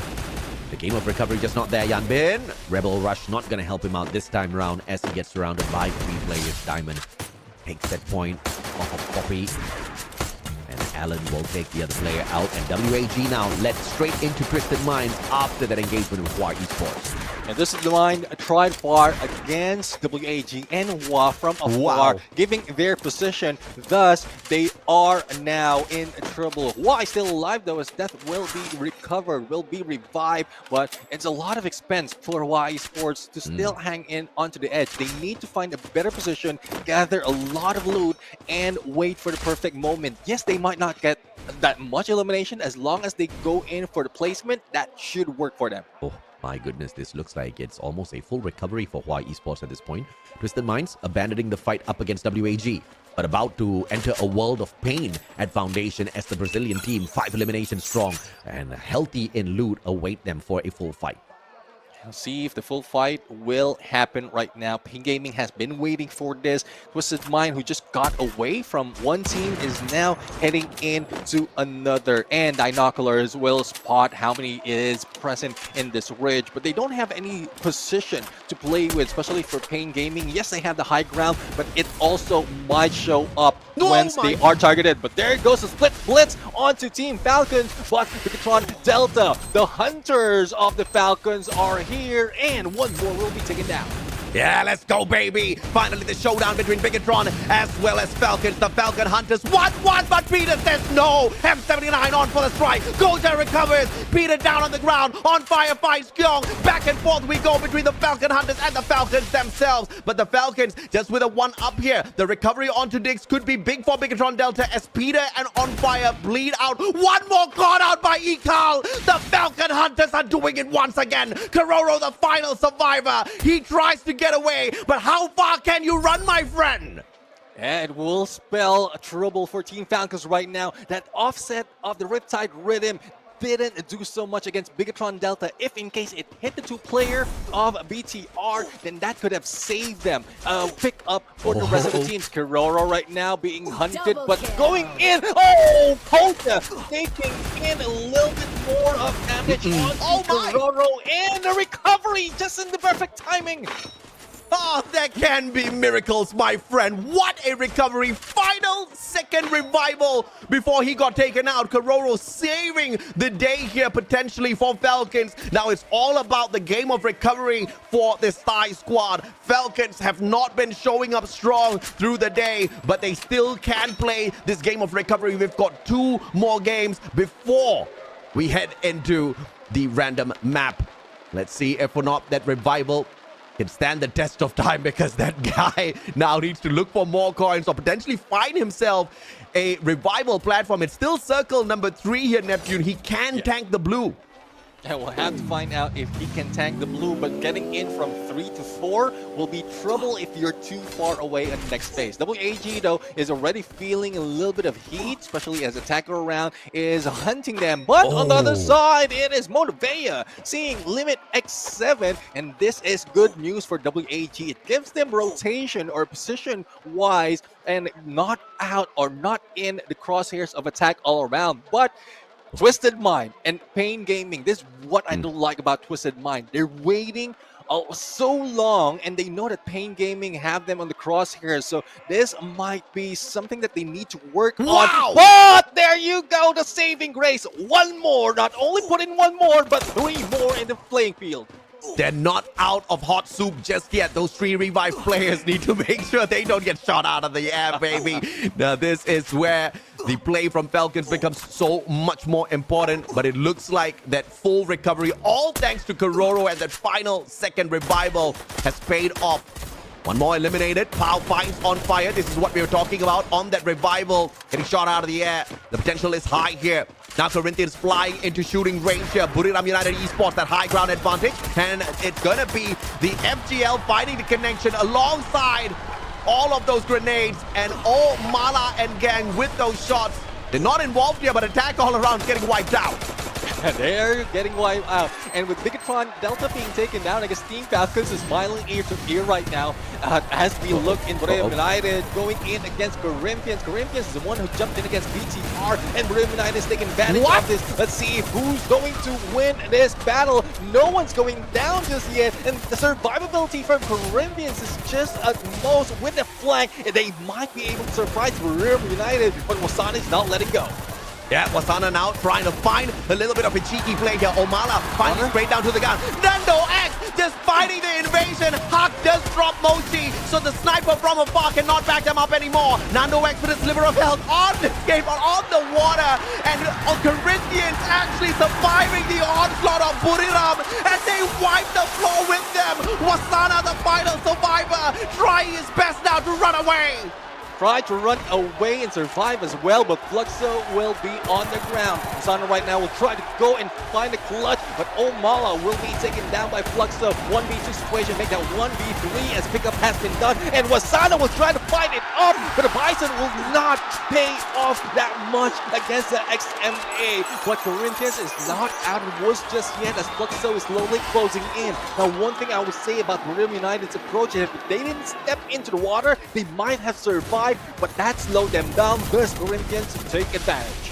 RRQ's out, Buriram is out. Now's the opportunity for E1 and FLUXO to overtake them at the #1 spot. But of course, we'll jump back onto that point of story in a little bit. WAG fighting for survival, representing Vietnam, but Hua Esports stands ahead of them. The civil war between the brothers will need to catch up with that. Here's FLUXO up against Corinthians as well. A double civil war is happening earlier in Vietnam. Now this is from Brazil. FLUXO right now taking the rooftop and will try to make a pinch out of this or distraction. But on the other side, E1's forward take advantage of the battle that's happening from Hua and WAG, and they grab a lot on elimination. This position is prime, and even as Twisted Mind is just hanging back on the right side, they are not carrying that much. All they have to do is focus on WAG and get as much elimination as possible. Yeah, we had those questions of the long-standing standby here by Twisted Minds, not taking that aggressive move up against E1 Sports, but it looks like Lady Luck has blessed them with this next safe zone, this next circle. FLUXO flying into E1 Sports, Corinthians right behind them, Pain Gaming behind all of this mess, and it's just going to be all-out civil war from Brazil before Twisted Minds jumps into this fight. We'll have to find out how long can Twisted Mind wait for this moment. Because from the way we're looking at it, Corinthians are the only ones in a good position to survive this onslaught. If in case E1 and FLUXO goes in, jump into the same compound, the same floor, then that would prompt Corinthians to rush in, but that's not happening just yet. And there goes grenade onto FLUXO, but it will not put us so much, but G will be going down, disrupting the approach of FLUXO. Oh, Corinthians now up on the roof, and they knock down bombs onto the ground as well. Oh, Mala, the best out of Corinthians, serving it up hot to FLUXO themselves. No back-to-back booyah for you, says Corinthians. Now E1 Sports down on the second floor. They are aiming for the #1 spot, and they're so close to it, Neptune.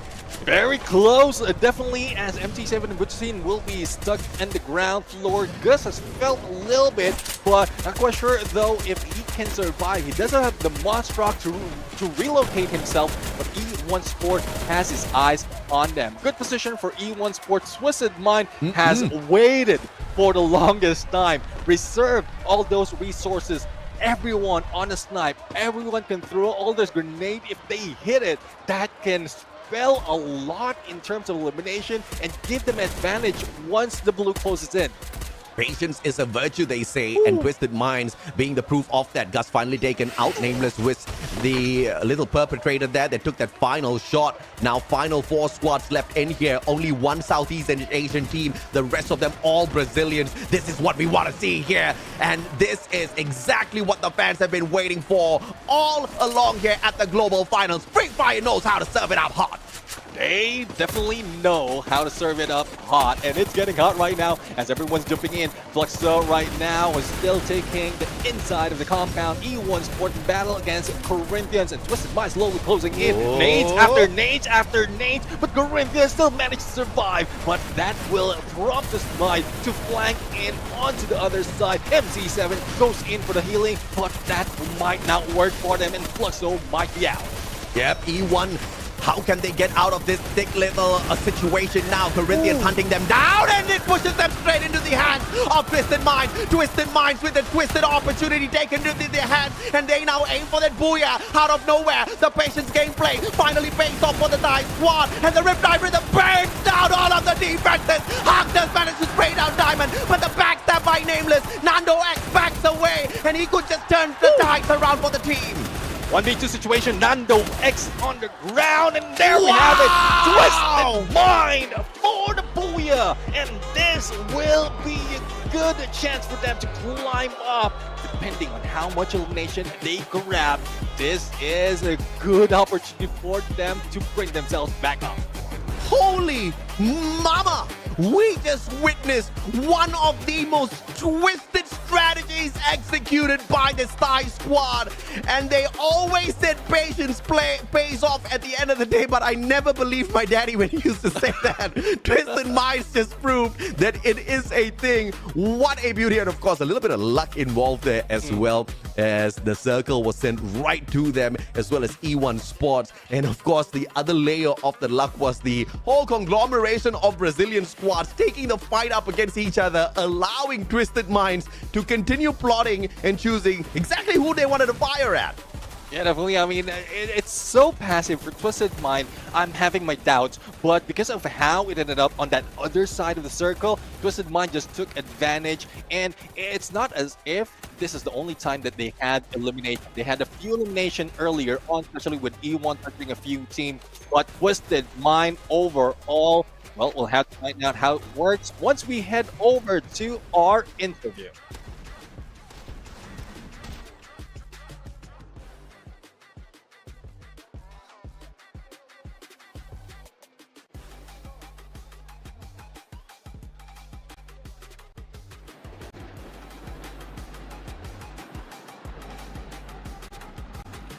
Buia tailandês por aqui, dessa vez nas mãos da Twisted Minds. Eles que foram campeões do Mobile Masters, tá? Antiga Reverse Head. Vamos ficar de olho nesses caras, família. Vamos conversar agora com o Diamond, porque quem não sabe, ele foi o MVP, tá bom? Do campeonato lá da Ásia. Please, Yusu. Thank you, Carol. Congratulations, Twisted Mind. And next to me is Diamond. So Diamond, since you guys used to be the champion of ESL Brazil, right? Yeah, so compared to the crowd at that time and now, have you getting used to it or you still feel a little bit anxious? โอเคคือว่าเขาก็บอกว่าเราเคยมีประสบการณ์เป็นถึงแชมป์ที่บราซิลมาก่อนแล้วในรายการก่อนหน้านี้เขาก็เลยอยากรู้ว่าเอ้ยถ้าเปรียบเทียบกันอะระหว่างกองเชียร์ตอนนั้นที่เราไปแข่งอะไวฟ์ของกองเชียร์ตรงนั้นกับไวฟ์ของกองเชียร์ตรงนี้มันแตกต่างกันไหมมันทำให้เราตื่นเต้นไหมหรือว่ารู้สึกว่าแบบว่าคุ้นเคยแล้วปรับตัวได้ ก็แตกต่างครับตรงนี้แบบคนมันเยอะกว่าแล้วเสียงมันดังกว่าครับแล้วก็แบบตื่นเต้นด้วยตอนนี้แต่ว่าแบบก็ตอนนี้เริ่มชินเริ่มได้แล้วครับ Okay, he feel like he is so exciting to meet the crowd, like a lot of people here, right? This and the vibe of the Brazilian cheering is very, very good. So he will try to like get used to it. Nice. Então a pergunta da Yusu foi direcionada a respeito da ESL, né? Que eles foram os campeões da ESL, antiga Reverse Red, atuais Twisted Minds. Como é que ele se sente jogando com a torcida que tinha lá na ESL e a nossa aqui da Arena Carioca? E ele foi bem legal, viu, gente? Ele falou assim que a torcida aqui é muito legal, muito positiva e que ele tá sentindo a vibe. Acho que ele não escutou um vai morrer, viu? Vamos mandar um pra ele já já. Okay, so we have reached since you have reached the grand finals, I would like to know what is the hardest team to play, to compete against with?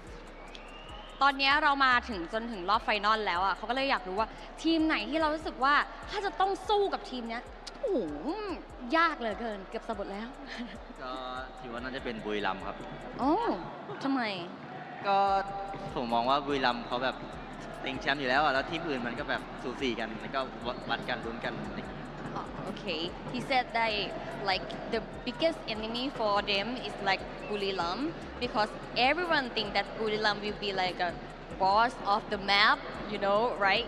And I think every team, every other team is like equal to each other because they are the best of their country.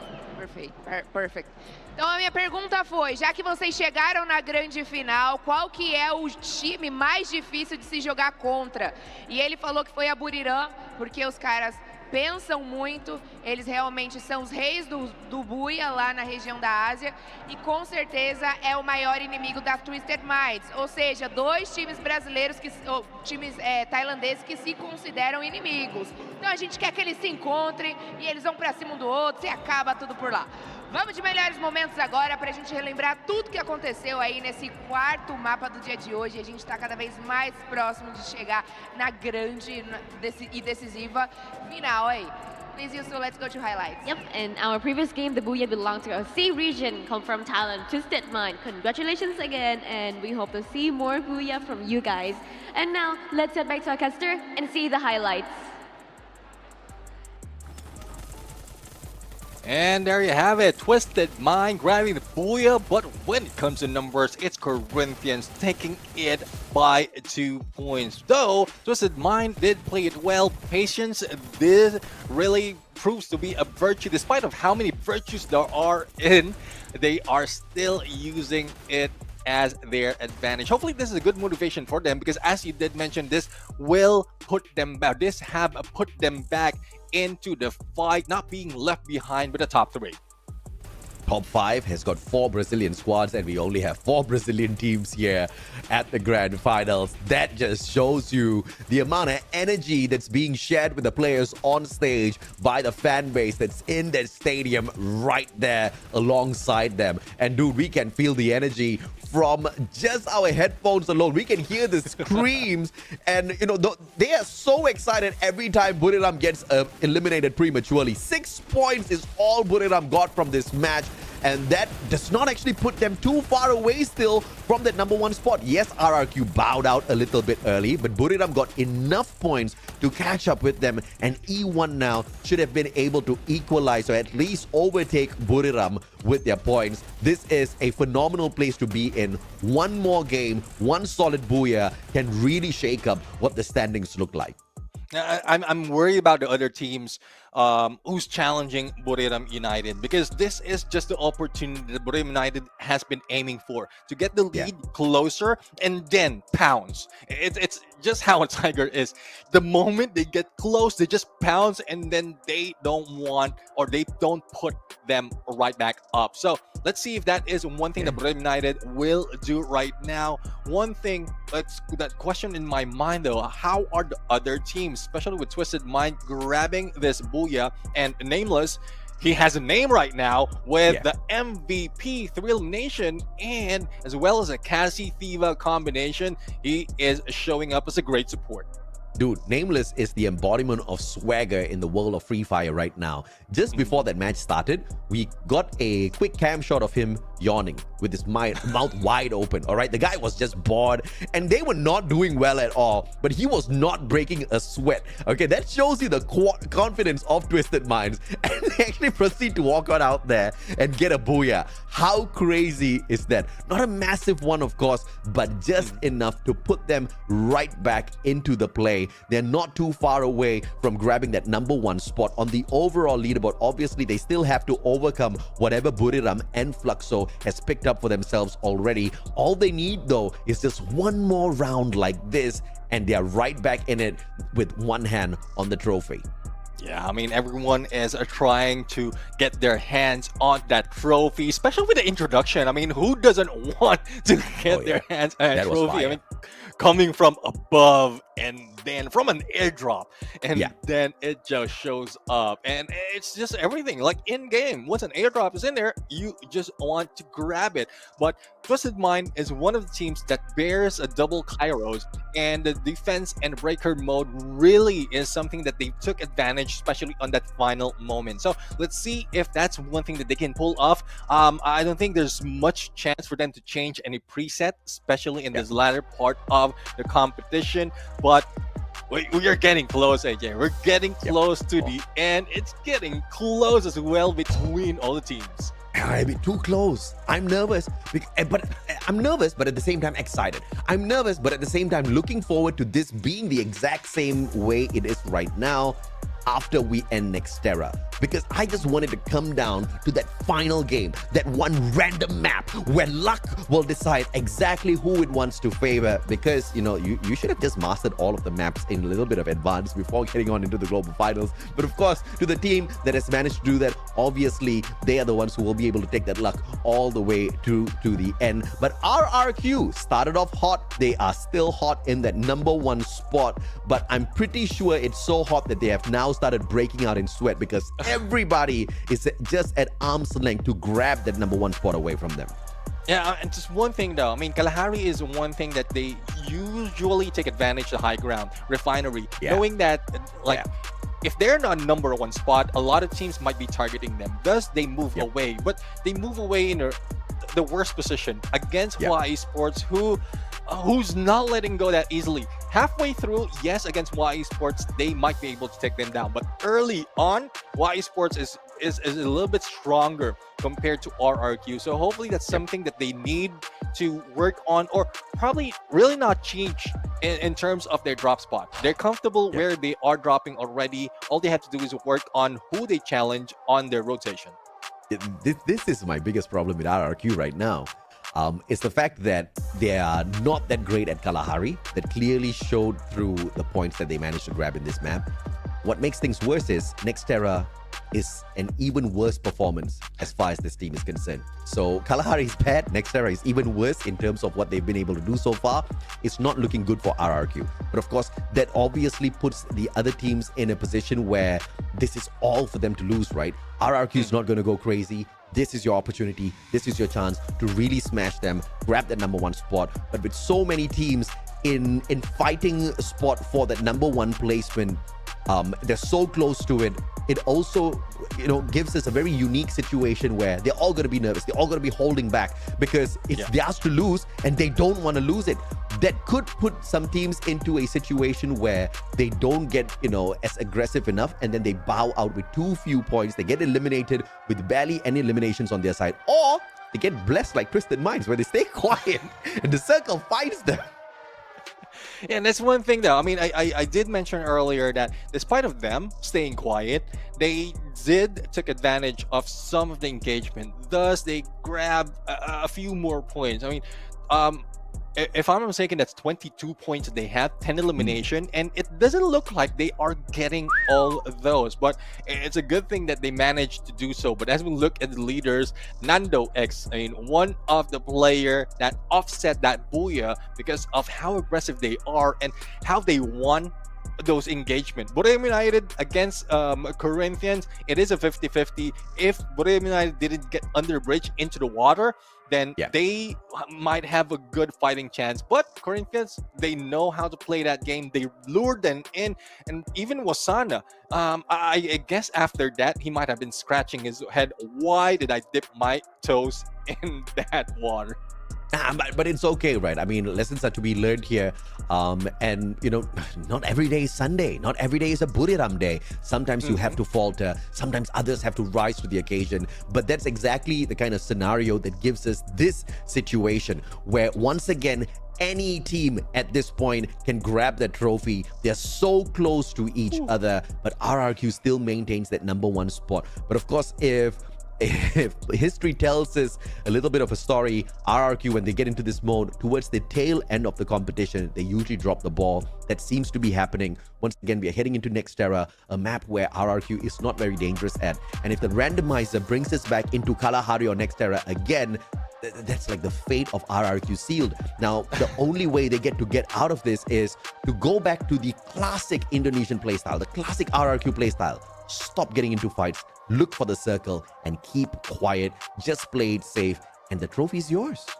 Yeah, hopefully they get a few pages from what Twisted Mind did and just adapt them for their own. I mean, a lot of teams has done that. FLUXO has done that every time they challenge or they go in for the fight for a tournament against Southeast Asia. They're adapting a little bit, thus they're showing up a lot of aggression. The same goes for Corinthians. That's one thing that we've seen so much.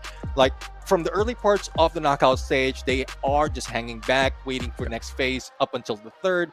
But now they're initiating on the gunfight. They're getting all those elimination, and they know how to back out in the perfect timing. And that's one thing. That's one thing that RRQ really needs to put back, because we've seen them do that from the regionals, even the early parts of the knockout. FFWS Global, the main trophy has visited Brazil. The main trophy has visited Thailand quite a number of times. And obviously, you know, when I say visited, I don't just mean went there and then came back. It went there and it stayed there, right? We've got champions from these regions, but we have not had a global champion from Indonesia just yet. So, but of course, we also have got no global champion from Vietnam just yet. WAG, a team that has proven to us at the knockout stage, that has proven themselves at Point Rush as well, still stands a chance. But in order to get to that spot, they actually need for a few things to be right. #1, teams like RRQ, E1, FLUXO have to bow out early. #2, they have to go for a back-to-back booyah. But ladies and gentlemen, boys and girls, whether or not that is possible, we'll have to wait and see. For the time being, we've got a quick shout out for our sponsors. ¿De qué parte son? No, no está cerca del mar. Yo de aquí, Mira, ¿tú de qué parte eres? del norte. Es una zona cerca de un día, pero...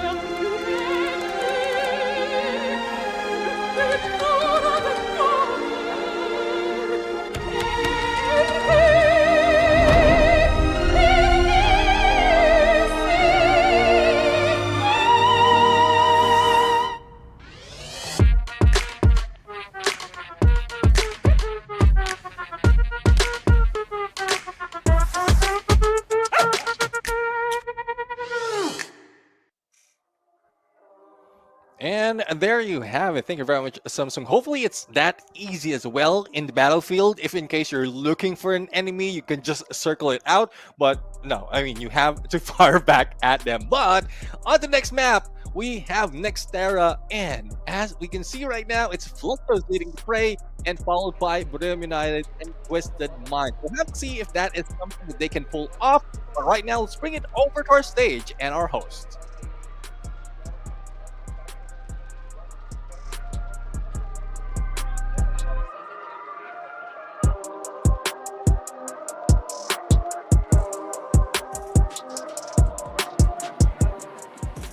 Antes de decolarmos a Arena Carioca, olha pra mim. Vamos fazer o seguinte. Do lado esquerdo, do meu lado esquerdo, é free. Do meu lado direito, é fire. Fechou? É free. Fire. Free. Fire. Bora decolar. Vamos pra nossa próxima queda, que é Nova Terra, hein, Sul.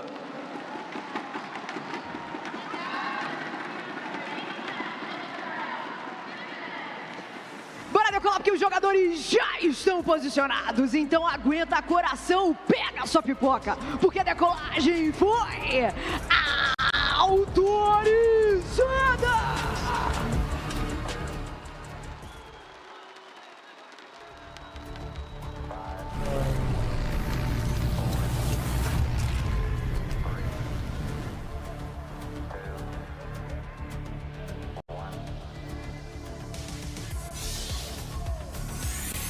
As we step into the futuristic map of Nextera, no one knows what the future holds for this battle. Again, it's very, very close for the top spot and a chance to grab the championship. We'll have to find out who will it be by the end of the day. As we look at the flight path right now, it seems like RRQ is being challenged by attack all around. The rest of the teams will be sitting it pretty, and only a few are going for the early engagement, AJ.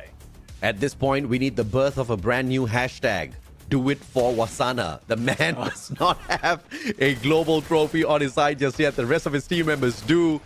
And he has been waiting for it for quite a while already. But can the boys get it done for their team member? FLUXO up against Bigatron Delta. Though the backup from MT7 from afar. Ecal sprayed down to the ground. MT7 will be able to secure the elimination. But Kyung and Diggs will be able to secure themselves two very big eliminations. And now the recovery. It's a 3v2. MT7 and GU. The sniper of the squad does not have the right gun here. FLUXO in hot soup. Diggs with a Drogon. Exposed. GU down on the ground. The train is there, and MT7 holding the ground, but an early exit for FLUXO on this Nextera map. It seems like the top spots are being targeted by the team. Now, BTR, we know them to be the Falcon Slayer, but we know them to be the Giant Slayer as well, as they took down Team FLUXO. Now, Falcons right now on fire will be put into fire, and one more, or rather, Peter will try to go in. Dex will be taken down. That might pull in the rest of the teams. And speaking of pull in, W18 being pulled in. Yeah, this is the end for Bigatron Delta right here, right now. Riptide Rhythm. Bye-bye. Bigatron Delta eliminated from the equation as well. What a horrible run it has been for them thus far. Luck just is not on the side of the Falcon Hunter. But can the Falcons themselves rise from this pickle of a situation? Peter does manage to get the knock, but X-Ball will be backed up here and picked up. The rest of the team members on the side of Falcons have not gone in here for the overextension. So easy revival coming through for the champions of the Esports World Cup. Yeah, see, I mean, if they can recover from all the put-downs, all the takedowns against them. Why Esports, though, is trying to recover from this chase coming from Pain Gaming. Shin, I'm not quite sure if this fence is high enough to protect him, but Noda says no way as he goes in for that nade hit. But this might be a bait tactic by Shin, as Poppy and Death has a good chance to target Noda. Gus went in there for the instant flank. The XM8 will deliver. Tags onto the other two players as well. Good glue wall, and Yanbin actually stands tall, but Italo will be able to find the connection alongside Motovia. And that's two players down on the side of YE Sports. Pain Gaming once again delivering that pain. And Vietnam just cannot fight back just yet. One final survivor now.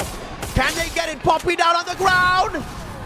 But it seems like that pocket market kicked in. Yeah, they are still alive, and well, let's see if the same goes for RQ. Razor will be taken down, but Revival has already been put up, and a tackle around might be meeting up with Pain in a bit because one elimination has been stolen by Pain Gaming. A tackle around with 3 elimination. There goes Wah, and it's Wah, the final player, going into the hands of Twisted Mind. 5 elimination already for this team of Pain Gaming, and this is a good chance for them to disrupt how it is on the leaderboard, but it's not looking good for those who try to catch up, because if the lower part of our leaderboard will climb up, they would lose out on a lot more of points to be able to get the number 1. You know, on 2 years ago, it was Brazil that stopped Brazil from grabbing the trophy. Obviously, Magic Squad finally broke that last year and grabbed it from the hands of the Thai players on Thai home soil. This time round, it seems like the Brazilian front is not preying on each other. And they have obviously not been supporting each other, but at least that luck has not turned up against them. But the bigger problem here is Southeast Asia, that was so consistent in the knockout stage as well as Point Rush, is not showing up as strong. And I have to say that home crowd is really a huge factor. Yeah, it is a huge factor. A lot of players out here, yes, they are comfortable in a stage, but not in stage just like this. Most of the times, just a stage presence, like eyes are on you, but not all those energy. And this is something that they need to work on. Energy coming from the crowd, affecting your gameplay, affecting your mindset, affecting your train of thought. And that might not be evident, but there's a certain energy that's being put up, and hopefully they can overcome that, because it's now like the penultimate map before we crown the champions, and they have to put up a lot in terms of getting all those points. Attack all around, with an opportunity now to take Pain Gaming out of the equation. They may not be as great on the overall leaderboard for the day, but they have been great in terms of the aggression they've been finding and the eliminations. Limit X7 taken out of the equation without the sniper now. Attack all around on the back foot. Perfect Riptide rhythm courtesy of Motovia as well. And the AC-80 in hand, backing up the rest of the players. But Pain Gaming is being baited in by Attack all around. Attack all around right now is set up and, well, baited in not to be eliminated, but just to be left behind. And there goes Attack all around flying out of the area. I guess they don't have much information as to where the rest of the team, especially with Motivea in there already on the high ground or on the tower, and they still are not done getting away. They go in for a vehicle and they try to run away to joining Limit X7. We're going to see a good line of sight here for Pain Gaming. It missed the opportunity to set the car ablaze. And Noda's just absolutely annoyed at this point of time. But, you know, Pain Gaming should actually relax right now instead of continuously going for the hunt. We've seen this scenario way too many times. You get so greedy for those points, and then you just get led into a totally different squad who wipes you out. Pain Gaming needs to make sure they focus on their own points that they need to search out there, because yes, they may not be at arm's length to grab the trophy just yet, but there's a lot of money on the line for this prize pool. Definitely, I mean, it's something that they need to think about. And again, I mean, we're seeing a difference in terms of Pain Gaming and E1 Sports. E1 Sports know how to get placement. Pain Gaming knows how to get elimination. If Pain Gaming can adapt that from E1 Sports, yes, they can still put in a lot of aggression, but they know the timing. They can time themselves to jump into the next phase of the circle. Then they might be able to put in a lot more in terms of points. But right now, again, Attack all around will try to bait them in. Motivea, though, in a good position for a surprise hit, but Limit also is in here that can help with a 3v4. Okay, Bull God taking the fight first, and Limit just in the wrong place, wrong time. Motovia flies on in, backed up by Italo. Noda finds Jump God. Attack all around, being broken apart by Pain Gaming. What a swift execution, finally! The hunt pays off! And there you have it. I take it back. Motivea pulling away from the rest of the squad. That didn't give them any disadvantage. They know that they can use that third person from afar, or the fourth person from afar, to pull in that surprise. And Pain Gaming on to their 10th elimination, and it doesn't seem like they will be slowing down. If they flank left, they might meet up with Bermuda United, and that's a team that they really need to take down. Buriram at Boxing Gym waiting for the next contender for the two-time world champs title. FLUXO unfortunately will not be showing up. They're the only ones who can compete for that at this point of time. He's close enough. WAG up against Corinthians, split up on two towers at Zipway. This is a great vantage point, but Corinthians also do not really need to show up on their crosshairs just yet, but they do exactly that, rotating out of their compound. This seems to be trouble zone. Up in the air with this launch pad, puts them at great harm's way, and WAG does not get to take advantage just yet. And no taking advantage of that position, but there's a lot of instances that we've seen the final circle end up in zip way, and I think that's one thing the Corinthians were thinking about. They don't want to be stuck in one of the towers, unable to get away. But as we look at the shift right now, Twisted Mind had the right idea to stay in the middle. But as we look, E1 from the bridge might have a good view on Team Falcons, while Falcons is chasing Corinthians. Now, there's a rivalry that we've seen from the point rush. Let's see who wins that battle once it starts. Now, this is all for the pick in here. E1 can decide to either shoot down on Falcons or Twisted Minds. Either way, you get a Thai squad in your pocket. And E1 is just literally 1 point away from equalizing for the #1 spot. 2 points away from overtaking. And they need to hope and pray that RRQ gets kicked out quick before they start picking up points as well. Yeah, it doesn't look like RRQ will be playing that, but who plans for that? I mean, especially for this one, RRQ just wants to survive, especially in how it ended up in Kalahari. So let's see if they can be a little bit more passive, find the final phase of the circle, and then that's where they bring it on. They have 2 elimination already, but before they got there, they had 3 of their teammates being eliminated and revived, and on their crosshairs is possibly one more of Team Falcons as they go in for the jump very close to RRQ. An unnecessary fight for RRQ. They don't really need to take this. Nice grenade tossed out prematurely. They waste their utilities. Falcons not really trying to attempt for the defensive spot just yet, but RRQ sees it coming. All they need to do is just hunker down and wait for that opportune moment. Nobody's really attacking them from the back just yet. Let's see if they can pull that off. On the flip side of things, Buriram finding a little bit of an angle here. Up against Twisted Mind.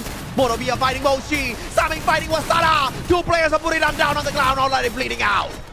Twisted Mind pulls out that Riptide Rhythm that spells trouble for Buriram United. Again, the bridge, under the bridge. This is not a play that Buriram has won in this day. Pain Gaming will be introduced into battle as well, and we'll see who will be winning this fight as Pain Gaming goes in onto the other side. Twisted Mind is nowhere to be seen, going back to RRQ and Team Falcons. WAG into the mix as well. Falcons in trouble, being sandwiched by 2 teams. WAG, they need a back-to-back booyah to be able to get close enough. And what a fantastic wipeout. They show up and they put on a fantastic showdown. Now WAG needs to come across yet another squad, and this is going to be trouble. RRQ this time already split up into 2 different compounds. WAG needs to deal with this smartly. Smartly is what they need to work on right now. Now, we are brought in Pain Gaming and Twisted Mind. I mean, we've seen how the Buriram United just fell for that after Twisted Mind Riptide Rhythm and surprise Buriram United. But we have on the other side E1 Sport as well as Corinthians, and this is something that E1 Sport earlier didn't survive, and Corinthians take advantage now as they back in together with the blue. E1 Sport might be able to go in for a full rotation with Pain Gaming just behind him, and similar to what we've seen Team Falcons, E1 Sport might be in the same trouble. Oh, no. This is not the way Brazil should be going down now, bro. 3 Brazilian squads, all being pressured by the blue. But Pain Gaming with the advantage. They wipe out E1 Sport, who was so close to the #1 spot. Unbelievable. The Brazilians end up preying on each other just like 2 years ago. Could it happen again? We'll have to see. I mean, only 1 point being taken by E1 Sport, but only going in onto the bill, into the heart of the battle. RRQ being taken down. Not to think any survivors are left for that team. Corinthians with only 1. We still have 1. WAG trying to recover. Pain Gaming still in a good spot, and Twisted Mind, because of how sneaky they are still in play for the top 4. Pain Gaming needs about a 30 bomber in order to be in contention for that #1 spot. They've already got 18 eliminations. If they pull in a Booyah, that's 30 points already. This could just be massive for Brazil. WAG still in contention for the Booyah. Twisted Minds in contention for the back-to-back Booyah. Corinthians could mess any one of their gameplay up. This is once again a heated battle that is breaking me break up into sweat. This is insane at this stage.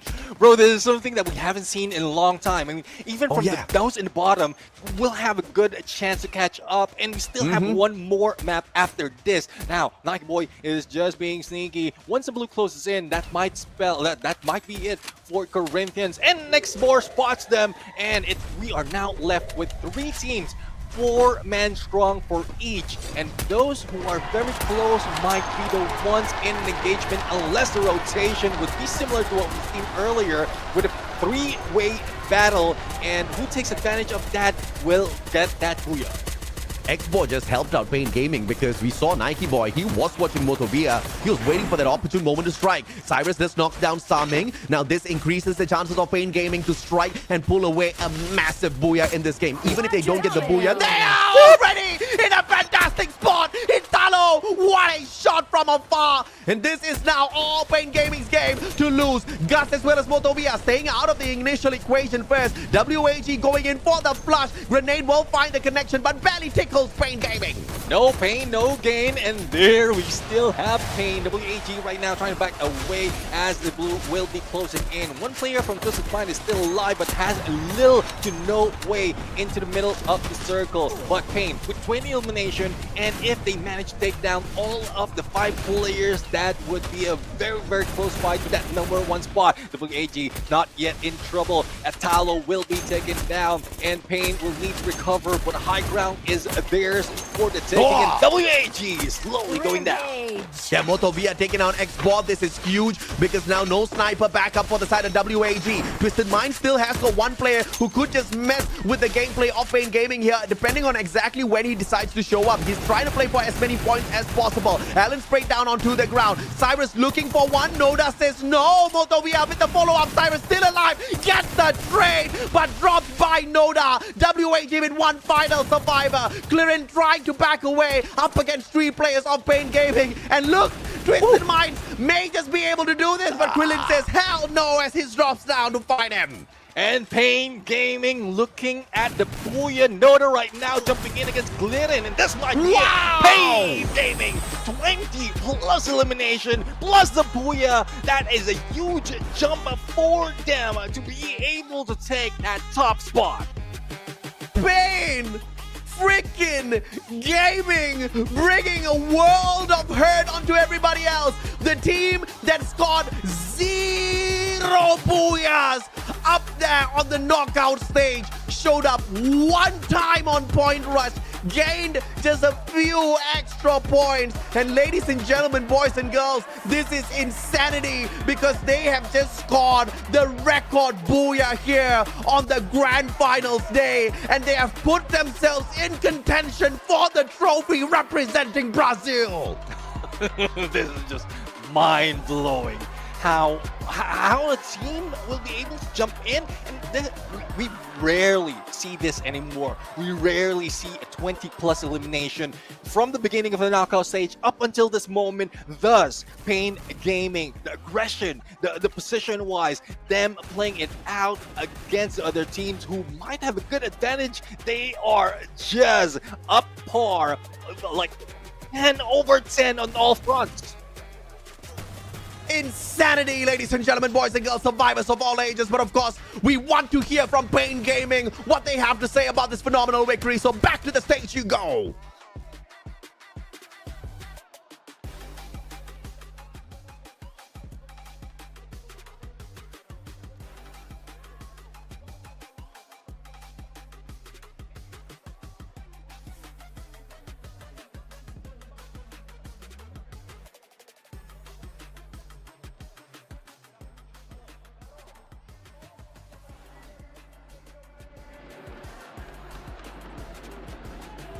Booyahzão brasileiro agora nas mãos da PEN. Em homenagem à torcida da PEN aqui, ó. Bora, PEN! Vamos, gente não aceita nada menos do que isso. Vamos trocar uma ideia agora com o CPT do time da PEN, Gus. Yusu? The energy here is so amazing. I really love it. So this is the third booyah of the Brazilian teams, right? This time it belongs to Pain Gaming. And right next to me is Gus. So, you know, like in our knockout stage, I can see that the C teams were dominating the board. But until now, to the final stage is like a huge difference. So I want to ask him, like, does he have any thoughts about it? Or it just happened, it is what it is? Perfect, good question. A pergunta foi muito boa então, Gus. Seguinte, durante a fase classificatória, a gente tinha uma dominância total dos times tailandeses, totalmente da região da Ásia, no caso, né? E aqui tudo mudou na grande final. Ela quer saber se você tem alguma coisa para falar em relação a isso, ou se é o que é. Mano, muitos times brasileiros escondendo o jogo e na final é totalmente diferente, com essa torcida linda que tá aqui e os gringos acabam tremendo, né? Okay. Please. You're gonna like it. Okay, so during the knockout stage, a lot of Brazilian teams were hiding their games. Oh. They were getting prepared for the grand finals. And here on the stage, we have the big crowd in favor of us. And of course, the other teams, the other region, they shake a little bit. Oh my goodness. Okay, since you are a newcomer here in Free Fire World Series, I would like to know your main feeling about the whole thing, the whole experience. Já que você é seu primeiro mundial, eu queria saber qual que é o seu maior sentimento aqui, estando num palco desse tamanho e também num campeonato dessa imensidão. Mano, é uma sensação única, ainda mais por ser no Brasil, com a torcida, com a família acompanhando nós também. É uma sensação única que eu acho que eu nunca mais vou sentir isso na vida. E por ser o Mundial aqui no Rio, é muito feliz, é muito gratificante estar representando os brasileiros também. For sure, I'm very happy to be representing Brazil here with the other Brazilian teams, and it's a really happy feeling to be here on stage, especially when you have your family watching you. So I'm very happy to be here, and I'm very grateful for this opportunity. Yes.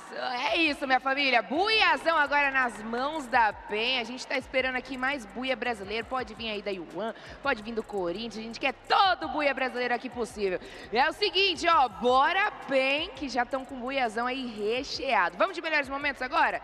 Let's go to highlights. Yep, let's go to highlight. I think today we have a huge difference from our previous game. Like, unlike power stage or knockout stage, today, definitely Brazil dominate them all. This is the Brazilian atmosphere. Yeah, the energy is so high. Thank you so much for watching our interview. And now let's head back to our caster and see the highlights. A team that has no FFWS Global Finals experience has wowed everyone. That is a huge number of elimination plus the booyah, and the way they did it is not that easy as well. Even Bermuda United has been outplayed. Twisted Mile has been outplayed.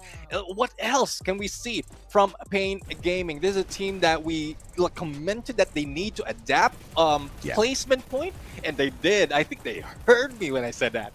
Oh yeah, dude, there's so many things to talk about here, right? And yes, Pain Gaming, they literally broke records here. They just showed us something so phenomenal that the fans were hungry for, that we have been hungry for, and they have gifted me exactly what I've been begging for the whole day, Neptune. One game where we will not be able to know exactly who's going to be champion. Believe it or not, survivors, 9 teams out of 12 have an opportunity to walk away with $300,000 and the trophy. Yes, 9 teams out of 12. That is how close the competition is right now at the top. And Pain Gaming just joined the party as part of that 9. WAG, what they have achieved in this match was obviously overshadowed by what Pain Gaming just did. But we talked about how WAG needed a back-to-back booyah to be in contention for it. They didn't get the booyah, but they got close enough. 20 points is massive. But of course, let's bring the conversation back to the team that delivered pain to every single squad they came across. And Motovea, the one that was delivering a majority of it. 8 eliminations. This guy was Mr. Terminator. 5,985 damage. Talk about a little bit of hurt laid out there on the battlefield. Pain really is something that Motivia is bringing. He's not only putting in damage, but he's also finishing up all those knockdowns. AC80, he is the one on the far end that usually starts off the engagement at this point, and this is one of the teams that has a double 8-1-2-4. So I guess with the setup overall, they're really going in for that aggression, but not so much of a rush. So we know in the characters that they can disable, but they don't want to rush in that quickly because they know how to get a good position in the battlefield.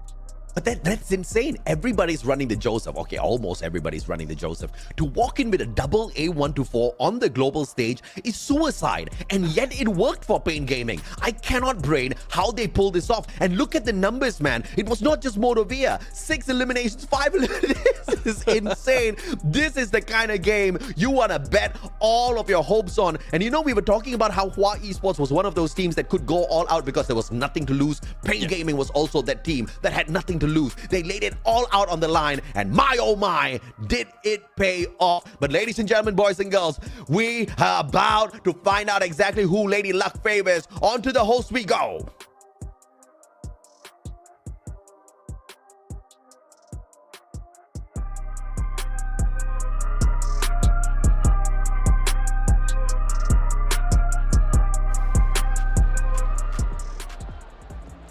Eu curti demais, curti muito, o Raja. E assim, vou curtir mais ainda, sabe o quê?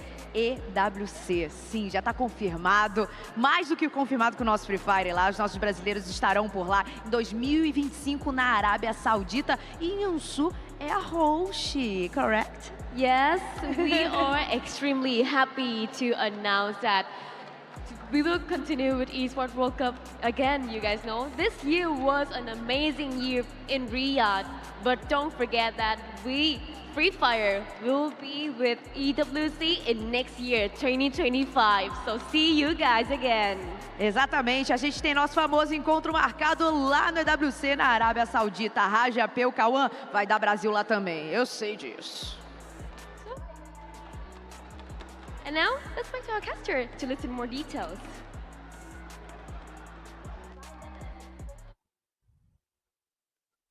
Oh my goodness. Riyadh, it's hot. But dude, it's already hot here in Rio de Janeiro, in Brazil. It's hot. 9 teams stand a chance to walk away with $300,000. 9 teams get to call themselves potentially the champion by the end of this next round. But of course, a little bit more highlight onto the team that delivered Pain. Pain Gaming, 8 eliminations out of Motovia, 5,985 damage from the same guy. And of course, Gus with the 11 massive assists. I cannot get over this monstrous round. Yeah, I love how Pain is coming in hot in this game, and that triple threat that we've seen the key players most of the time, it is just Bermuda United that is showing them, that is showing us. So what else can Pain bring into the battle? We'll have to find out. But as Eliminators leader from that match, 4 out of them will be in here, well, with Clinton also with 5 elimination, but that is how Pain Gaming wants to play it. Hopefully it doesn't get to their head and they get too aggressive, too cheeky, and lose out in getting good position as well. Oh yeah, no doubt at all. This is gonna be, it has become the greatest Free Fire World Series global event ever. This is how close we are, ladies and gentlemen, boys and girls. This is how close we are. Even from that 9th spot, Corinthians stands a good chance. Many things need to go their way. 29 points required for Corinthians over RRQ to call themselves champion. That's how close it is. But if you look a little bit higher, you look at E1, you look at Pain Gaming, you look at how close those points are. This is exactly what I prayed for. This is exactly what I hoped for. And my oh my, are these teams delivering, Neptune? Everyone will be crunching their teeth survivability, elimination, everyone will be counting the numbers. Everyone will be at the edge of their seat to end this match, to end this map number 6, to end this day. Because at this moment, we still don't know. We still have no idea who will be grabbing that number 1 spot compared to the other competition. I mean, we have a glimpse of how it is, but the other teams are not showing up as expected. FLUXO, 17 points away from being technically back-to-back champions. Buriram, 6 points away from being your 3-time world champions. And of course, Wasana, your first-time world champion. This is still hashtag do it for Wasana as far as Buriram is concerned, okay? But so many teams are close to this dream that Free Fire has made possible. So many teams are close to this $300,000 US life-changing amount of money for anyone that picks it up. So many teams are close to that dream, and 2 teams from 2 regions who have never touched it before.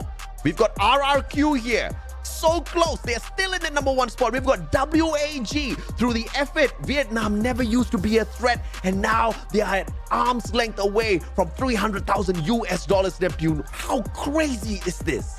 I mean, it's really mind-blowing. It's really phenomenal how everyone has managed to stay afloat, didn't fall down that easily, try to fight back. Despite of how it started, I mean, some of the teams really lose out on the gameplay in the early parts, Bermuda, but it didn't show so much of a trend that only one team is dominating. It just spreads out, and that is how, like, I don't know if it's the stage, if it's the environment, if it's the crowd, that I don't know what's throwing them off, but yeah, it looks like it. It is that and a lot more. But ladies and gentlemen, boys and girls, time for that map selector. Let's see who Lady Luck blesses.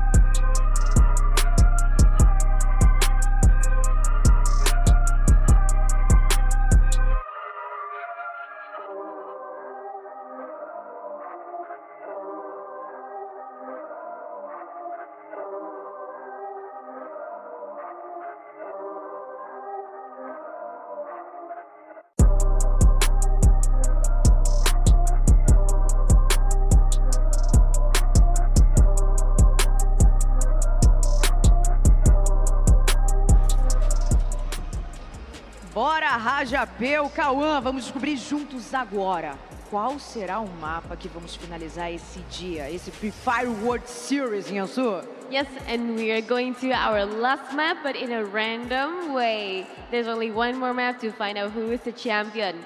Let's go.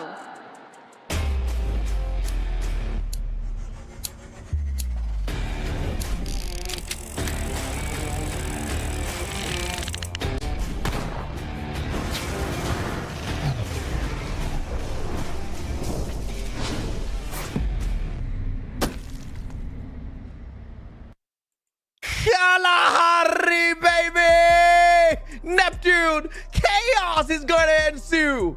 Yeah, definitely. I mean, a lot of changes in gameplay. This is where Twisted Mind has surprised everyone in grabbing that Booyah for this day, and a lot of teams has fallen as well. This is where RRQ didn't get any points, and if that happens again, they might miss out on the champion. This is where E1 Sports grabs 17 points. That is the second best game that they have. A lot of changes, a lot of things might be happening for this map, and I'm still at loss who's going to be the champion.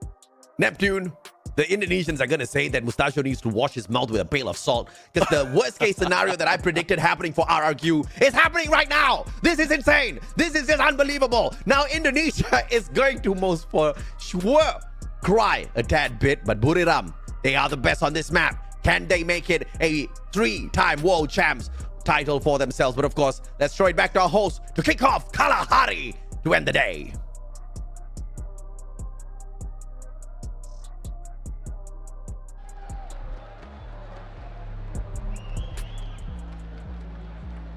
Vamos, Arena Carioca, para nossa última queda dessa tarde. E eu quero decolar com vocês. Vocês têm que utilizar o último gargalo de vocês agora comigo, porque eu sou brasileiro. É alto e faz barulho para decolar, Arena Carioca. Amazing! Our final map will be Kalahari, and yes, this will be the final map to determine who will be the champion, whose dream will be crushed under the champions. Let's find it out, everybody. Go back to the caster, but before that, let's take off, Camilota! E bora decolar, porque os jogadores já estão posicionados. Então, aguenta, coração! Pega sua pipoca, porque a decolagem foi autorizada!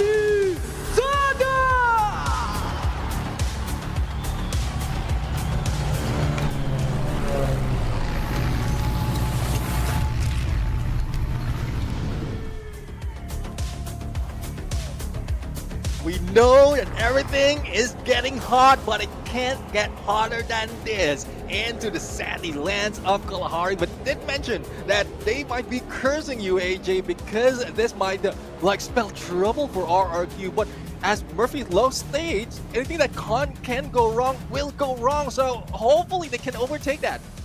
Dude, hopefully that's not the case for Brazil because everything has been going right so far. If everything that can go wrong does go wrong for them, they will cry. And of course, many of their fans will cry right in front of them. But based on how they've been performing today, it has been a phenomenal stand-up display of Brazilian love and aggression. Love at the starting part of our global finals, where they allowed Southeast Asia to enjoy the scenery, enjoy the points. But on the grand finals, they say, hell no, baby. It is for us. And this is exactly what we love, right? Mammoth, WAG, this should just be enough room for them to continue looting up, but it looks like X-Bor has already been tagged up a little bit here.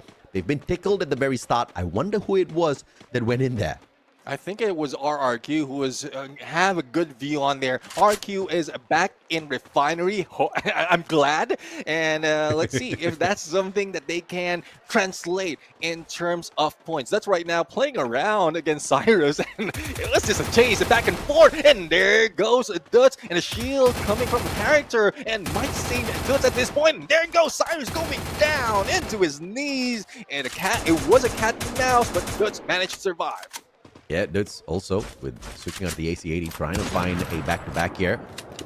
And the rest of the RRQ players spotting out E1 at the same time. E1 Sports got so close earlier in terms of overtaking RRQ, but they faltered as well. This is the worst map here for RRQ. But if they actually make a good comeback on Kalahari after so many months of not performing here just to win the trophy and to bring pride to Indonesia, it will obviously be talk-worthy. We will not let anyone forget that historic moment if they pull it off. But at the same time, bro, anybody that does it at this stage, we will not stop talking about it because this has been the craziest, the most phenomenal global finals we've ever seen. This is a global finals that everyone will be looking back on how gritting it is in terms of closeness in terms of points, the battle that is not being won by the expected team, as well as those unexpected, has moved up tremendously. And that's pointing out Pain Gaming. And that's something that we aren't really seeing, especially from those teams coming from Southeast Asia. I guess they might have dominated the knockout stage, but with that number of days playing against them, even the Brazilians are finding ways to counter, and that's one thing that we need to work on. Let's see if or not things can be a little bit different here. FLUXO with the connections onto Krillin. And it seems like the glue wall is holding up fine for the man. MT7. FLUXO cannot drop the ball here. WAG cannot lose their opportunity. Attack all around up against Buriram United Esports as well. Things could go really sour for these two big squads. Yeah, we'll have to find out if that is something that they can fight against. Buriram United surprisingly are being passive at this point. And there is a reason, because they want to take advantage of all those eliminations. But on the other side, WAG is now in the fight against FLUXO. Puts in, tries to go for the grenade. Couldn't, being chased by GU. And the rest of WAG is nowhere in sight. Export a little bit too late with that Riptide Rhythm. And MT7 is already out. So a 3v3 might be happening right now. But a dynamic duo of GU and Buddhasine from far need onto Cyrus, brings him down. Yeah, Bob's fantastic grenade lobbed on in to take Cyrus out. Allen! Exposed and shut down by Butcherson as he flanks around. Export did manage to put the hurt onto MT7 first, taking him out of the equation, instantly damaging the hopes of the team of FLUXO to get super aggressive, but yet the Riflers did get the job done towards the very end. WAG, they survive for the time being with their supreme sniper. Let's see how well they pull those revives back in. Falcons hunting down on E1. If E1 goes down right here, right now, and comes the hope for their championship. And at the moment that the gunfight dies down, Pain Gaming might be waiting and rushing in to take down whoever wins this battle. Launchpad right now. And there goes the mistake that could have cost them this game. Hidden XP and Pow is still alive, and Pain Gaming, because of that engagement, will still be waiting, but we'll have to find out who wins that battle of Pain as well as Falcons if it does happen. Pain Gaming literally just saved their brothers A1 from complete destruction. Now Buriram up against attack all around. Google will be able to get a trade back on to get high. Jump God showing up, but Jonah with the backstab. Jump God straight down. Moshi, the man, the sniper who can get it done up close and personal as well. Poon got right behind the glue wall, and Jonah says, not today, brother. Takes him out of the equation, but Limit with the final second revival keeps attack all around still in here. Yeah, and he is the savior for the team, and let's see where they will end up in a bit. Pain Gaming just waited for that perfect opportunity, but they didn't find it, as Team Falcons is already rotating towards them. On the other side, Cougar will be revived. Bigatron Delta is also putting in some revivals, and a lot of teams are on this area, which is making it difficult for anyone to get away. Peter goes in for a rush, but they don't know that Corinthians will be coming in from Rich. Yeah, at this point of time, it looks like everybody is just trying to save their Brazilian brothers E1 spots from getting annihilated so that they can take the trophy back. That's what it looks like, but they have no idea who they're shooting at. This is insanity. RRQ just flew over E1 spots and now joined this party as well. Falcons going on straight for Pain Gaming. Peter with the knockdown first. Hack with the knock from afar. One more bleeding out on the ground. Maal finds Italo. RRQ chipping on into this fight where they don't need to, but they want to. Guns right now trying to get away, and Corinthians ended their brothers after getting the Booyah, being elated on the 12 with 0 on the elimination points. There goes the dream for Pain Gaming, despite of all the effort that they put in. But the fight is not yet over. The dream is not yet over for the other teams who want to grab that number 1. Pain Gaming, after all that effort that they brought out earlier on Nextera, ended prematurely. How unfortunate. They want to take that same aggressive fight yet again, and RRQ as quickly as they drop by to say hello, they were out of that fight, out of that chaos.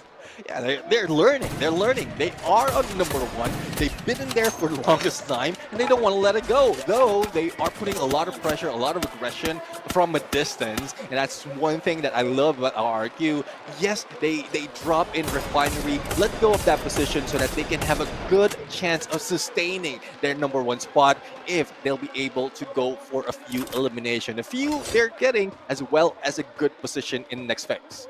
Corinthians needs a massive game But Corinthians could also be the Grinch that robbed Christmas. They could just storm the front and rob RRQ of their trophy if they take a full-on engagement. And this battle seems to continue, but Attack All Around has hit that full recovery already. Buriram actually earning 4 points off of them earlier on. But as you can see, the Thai teams are not easy to shut down. Yeah, I mean, not easy indeed. And, well, Limit X7 will be that guy that can spot them. Jonah being able to take him down. Powerful doesn't work for Limit X7. On the other side, we have Corinthians going against Hawaii Sports, and despite of Mal going down, it is them bringing hell onto Hawaii Sports. A team that is really hot in the early parts of the day is now dwindling down and unable to get a few points. Oh, if you get away from Hawaii Sports, the battle is not over just yet because Falcons just joined the party. And the shots from afar. And Corinthians are still focusing on Hawaii Sports from across the waters. But they have no idea the impending doom. Bigatron Delta on the way in as well. E1 Sports, on the other hand, coming across WAG. WAG needs a massive round. Vietnam could still bring the trophy back home. Imagine WAG and Brim United is still alive. They are the ones in the running to chase against E1 as well as RRQ. And still, E1 is alive, but only a few members surviving. If they will be taken down, that is a huge chance that WAG will be able to break their own record. They're not out just yet. Bounty is on them as well as Brim United. But the next phase of the circle will dictate how it will flow depending on the shift in the circle. Oh, and Buriram doesn't need to travel all that too much, but guess what? RRQ smack dab in the next safe zone. WAG up against Attack All Around. This should be easy points, and if they rotate on out, looking for the next circle, E1 Sports about to be in a lot of trouble. Vitin has done really well out there at command post to pull in that recovery.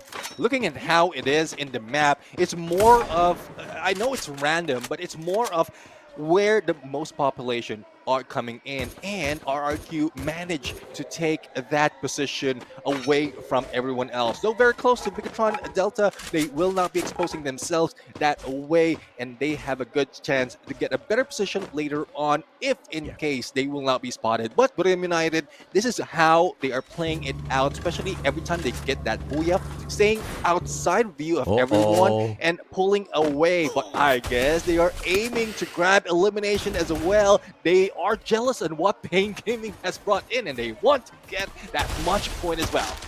Obey. Oh, Riptide Rhythm! Good glue wall erected once again, but get high! Could not back away from that fight.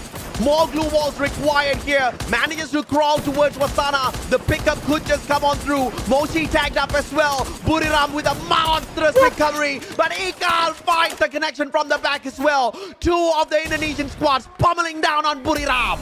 Brim United right now trying to survive, and there goes a takedown against Get High. Ikal will be able to secure that, and Brim United nowhere to go. This might be it. VRU will be denied, and Corinthians will be rushing in. Wasana is still alive, off half health, and will he survive outside? There goes Wasana being taken out, but Jonah is still alive and kicking, but the chase is not yet over for Corinthians. 6 elimination already to their side, and they have the edge. They have the edge to be able to put down BTR. The enemy of my enemy is my freaking best friend. Corinthians flying on in to save Buriram and stopping the aggression of Bigatron Delta. RRQ just stopped halfway through. They said, okay, this is just not worth the fight, and they stayed out of that engagement. But the bigger question now is, how will Jonah find that full team recovery? This is circle number 4. He cannot take that risky maneuver outside to tank the blue. That's just way too much of damage. He cannot sustain. Yeah, that's something that he needs to think of, or if he can play it out, which is a little bit risky to survive as a solo player. But that might be it. If they put in so much already in terms of numbers, then they have a good chance. But 5 points. 5 points for Brim United. That is one less the number of points to be able to take out RRQ in #1 spot, and RRQ is not yet eliminated from this fight. So it looks like RRQ, if they maintain being silent and then take advantage of all the engagement, that is a good chance for them to be the champions. The plan is working out for RRQ. Just shut up, stay quiet, find the circle, and win the trophy, baby! Indonesia could just pull this off, but WAG just flew into their death. That launch pad worked against them. FLUXO and E1 both showing up on the elimination feed. It's attack all around to bow out first. And it looks like WAG's X-Ball did not take that launch pad. He still survives for the time being. Bigatron Delta, they bow out. WAG still stands a chance. He still has a chance unless X-Board doesn't have any heal on him, and that is one thing that they need to work on. FLUXO slowly going in onto the compound of RRQ. X-Board managed to take down one of the players of E1 and then flies in, but that is a different team. That is the wrong team to target. FLUXO right now will need to move in. This is a fourth phase going to fifth. It would hurt and they don't want to stay behind, and WAG might spell the end of their battle. They have no way to go into the next phase without any contention. Falcons needs a massive round here. X-Boss still alive, but this is just a mission impossible for the man. Riptide Rhythm finds X-Boss as well. Defense is down, and WAG is eliminated. Valiant effort indeed for Vietnam. This is the furthest they have come on the global stage, and I could not be more proud of the region and WAG for what they've achieved thus far. But that is the end of the road. RRQ, on the other hand, trying to end Y Esports, but perhaps Y Esports has got one last hurrah in them to end the hopes of RRQ. And we'll see if this is something that Y Sports will be able to win. Death right now. Rebel rush onto the 10. Poppy will not survive, and Razor will go in for the Philippine touch against. Oh, there goes a takedown against a Death, despite of them fighting back for the knockout. Corinthians on the rooftop challenging Team Falcons. 6 teams remain, and Dutch in their trouble because of blue. RRQ's out! FLUXO stands a chance! Insanity! And now, here comes the rest of the barricade. It is Falcons hopping on in. Buriram, Jonah still alive. If Jonah pulls in the phenomenal victory towards the end, Buriram could still stand a chance. This is all-out chaos. Twisted Mind still looking for that booyah as well. They could pull this off, but now, Twisted Mind's up against FLUXO. Could this be an early engagement that we all need? We'll have to find out on Twisted Mind if FLUXO will be stopped at this point. Twisted Mind has a good chance to grab it against everyone else, but they are staying silent. Similar to what we've seen them do in the previous Kalahari, and Team Falcons right now is in a fight against Corinthians, the rivalry from the first map of this day, even before. But as we see, Nightboy will be going down to the hands of Team Falcons, and Twisted Mind has been spotted by FLUXO. Now here comes the rush. Yeah, here comes the barrage of grenades as well. Twisted Mind's not going to push on in just yet, and very smart maneuver coming through from Twisted Mind, maneuvering around that Riptide Rhythm, and they do not take damage from all of their drop defenses. And now as they disengage from that fight, FLUXO about to finish off Jonah in Jiu with a bullet to the head, and FLUXO with a 10-point and off of Buriram. 10 points already for FLUXO, and 6 ways to go. Will be able to get the #1 spot. M79 in gameplay, dwindling down the numbers of Team Falcons, and it is a 1v2 that side. But Twisted Mind is still a threat for FLUXO right now, unless FLUXO will be able to die one or kill one of the player from Twisted Mind. Diamond and Nameless might not be seeing that just yet, especially with the duo going in for Rush and the Gassy connection. Now it's all in the hands of Team Falcons. What can they do? How much can they damage Team FLUXO to enable Team Twisted Minds to walk away with that victory? 12 eliminations already for FLUXO, and they've done enough. And they've cut the distance between themselves as well as Twisted Minds. Here comes the barrage of grenades once again, but those glue walls stand strong. FGL just stacked them up a little bit, but Twisted Minds says, "Hasta la vista, baby. We do not want to fight you just yet." And there goes one player from now. FLUXO one out, and there goes a respawn against Alpine, and Twisted Mind against FLUXO. 3v2, and there's no slow down. 2v2 right now. FLUXO is still alive, and it pops in the middle of the blue. Nameless, and there goes Partisan, who will try to win this game on the healing, and Nameless goes down. FLUXO for the booyah. FLUXO may just have done the phenomenal back-to-back world championship. championship score. My God, but was it enough? Was it enough points? We were dying for them to wake up all competition long. They kept us waiting long enough until the grand final stage. They wanted to do it, and they wanted to do it right here. They wanted to do it, and this might be it. I mean, FLUXO grabbing 3 Booyahs, that alone is something else. That alone can give them that championship, but that will depend on the number that they have brought in. That will depend on how much RRQ has also put in, as well as Bermuda United. But we've seen how Bermuda United has failed to grab that much point. A lot of tension between all of these teams and the score for that championship.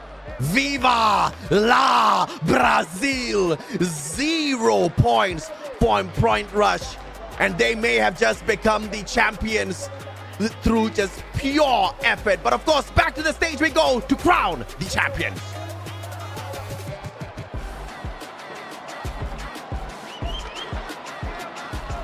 Arena Carioca, pela segunda vez consecutiva, estamos fazendo história aqui na Arena Carioca do Rio de Janeiro. Grita junto comigo, FLUXO, equipe campeã do Free Fire World Series. Parabéns! Oh my gosh, cannot believe it! The champion is FLUXO!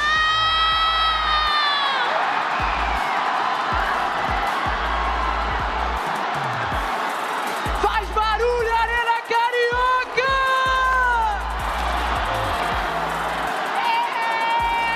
Sou brasileiro, com muito orgulho, com muito amor. Grita!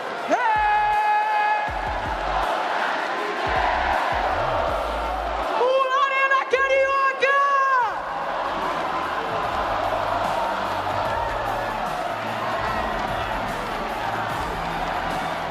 É FLUXO, mais uma vez, é histórico. FLUXO, venham pra cá, todos vocês, por favor, venham pra cá. Eu sei que tá todo mundo muito emocionado, a flor da pele, mas chegou para um dos momentos mais históricos. Vamos levantar essa taça, FLUXO. Vem pro meio do palco fazer barulho com a Arena Carioca. É, Carol Bombichel, eu imagino que você esteja emocionada, mas mais uma vez, equipe brasileira levantando essa taça em casa, meu amor. Essa taça vai continuar no Brasil. É Brasil, Marcão! Arena Carioca, nesse momento, o Brasil é o Free Fire e o Free Fire é do FLUXO! Por favor, podem se posicionar. Fiquem à vontade na contagem, tá bom? Vão lá pra frente, o espaço é de vocês, o troféu é de vocês. E Arena Carioca, vamos contar juntos, hein? Vamos contar juntos. Por favor, vamos para um dos momentos mais históricos do Free Fire. Um dos momentos mais históricos do esporte eletrônico. Vem pra cá, meninos. Vamos contar juntos. Arena Carioca, vamos contar. Por favor, podem se posicionar, porque pode subir. Porque em 3, 2, 1, FLUXO, equipe campeã do Free Fire World Series. Parabéns!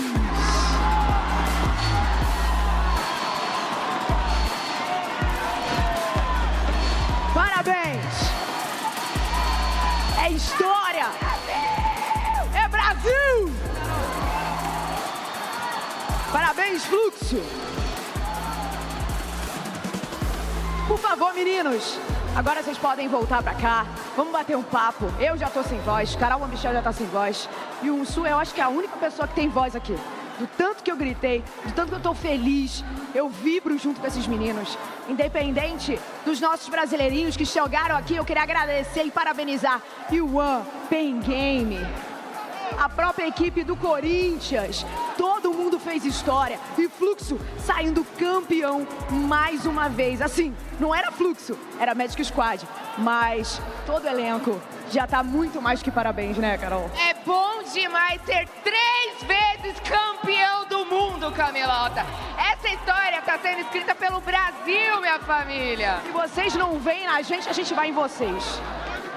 Oh, meu Deus do céu. Uti, vem cá, se posiciona aqui. Cara, fala o que você quiser. É o seu momento. Eu não consigo nem falar direito. A gente espera esse dia aqui o ano todo. E mais uma vez, a gente conseguiu ganhar, graças a Deus. Que dia maravilhoso, eu não tenho nem reação. Que loucura é essa? Muito obrigado a todo mundo.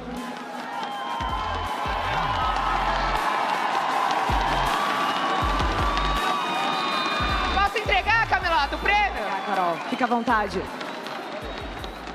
Seguinte, somos 3 vezes campeões do mundo agora.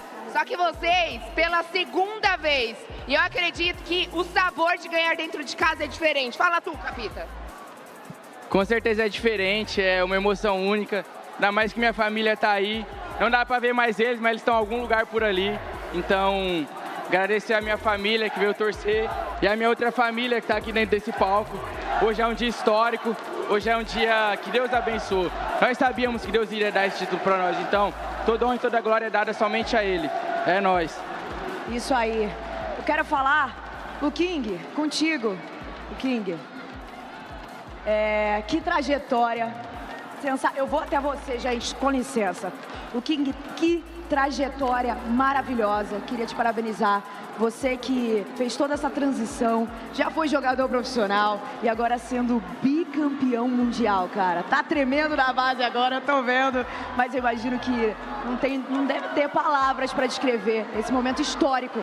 Você tá fazendo história no nosso Free Fire e no nosso esporte eletrônico. Parabéns. Eu acho que é uma coisa muito grandiosa. Eu acho que quem tá aí fora tinha que ter pelo menos um sentimento desse. É o que eu desejo a vocês nesse momento. Porque o sentimento que a gente tá passando aqui é indescritível. Eu tô tremendo até agora. Bicampeão do mundo, isso é para poucos. Muitos acreditaram, muitos falaram. Quem podia parar time X, Y e Z. Uma coisa que eu tenho para dizer que eu falei para eles ontem, eu falei, eu não quero saber se é 10 pontos, 20 pontos. A gente vai buscar até a última queda. E só tenho que agradecer a Deus por ele ter concedido outro campeonato desse enorme, gigantesco como é o Mundial. Graças a ele, sem ele a gente não teria conseguido. E ao meu time, a galera que desacredita, pode desacreditar que a gente vai continuar ganhando muito. Porque aquele que tá lá em cima é maior do que qualquer coisa. Meu Deus, olha só. Nobru, vem cá. 2019, eu tava aqui no palco contigo. Cara, isso é história, tá? Isso aqui é a história do nosso Free Fire. Isso aqui é demais. Você estava jogando como jogador profissional, te entrevistei, você foi MVP, foi campeão mundial e agora o seu time é bicampeão mundial, meu Bru. O que você tem para dizer sobre isso? Parabéns por toda a sua jornada. Você é o Free Fire. Todo mundo ama e conhece o Nobru. Você é incrível. Parabéns. Meu, é inacreditável. Só tenho a agradecer mesmo toda a torcida que não desistiu por um segundo, o pessoal de casa que estava assistindo. E assim, acho que não teria uma melhor forma da gente ser campeão. Para quem lembra, em 2019, todo mundo que olhava a tabela parecia uma parada impossível. E foi da mesma forma que a gente tratou para essa última queda. Então, tipo, mano, o FLUXO estava em 7º colocado. E de 7º, com esse bui, a gente pular pro primeiro. Eu acho que assim, Deus tem seus propósitos. Era para ser nosso, vai continuar no Brasil. E esquece, a história se repetindo de novo. Segue o FLUXO, vambora.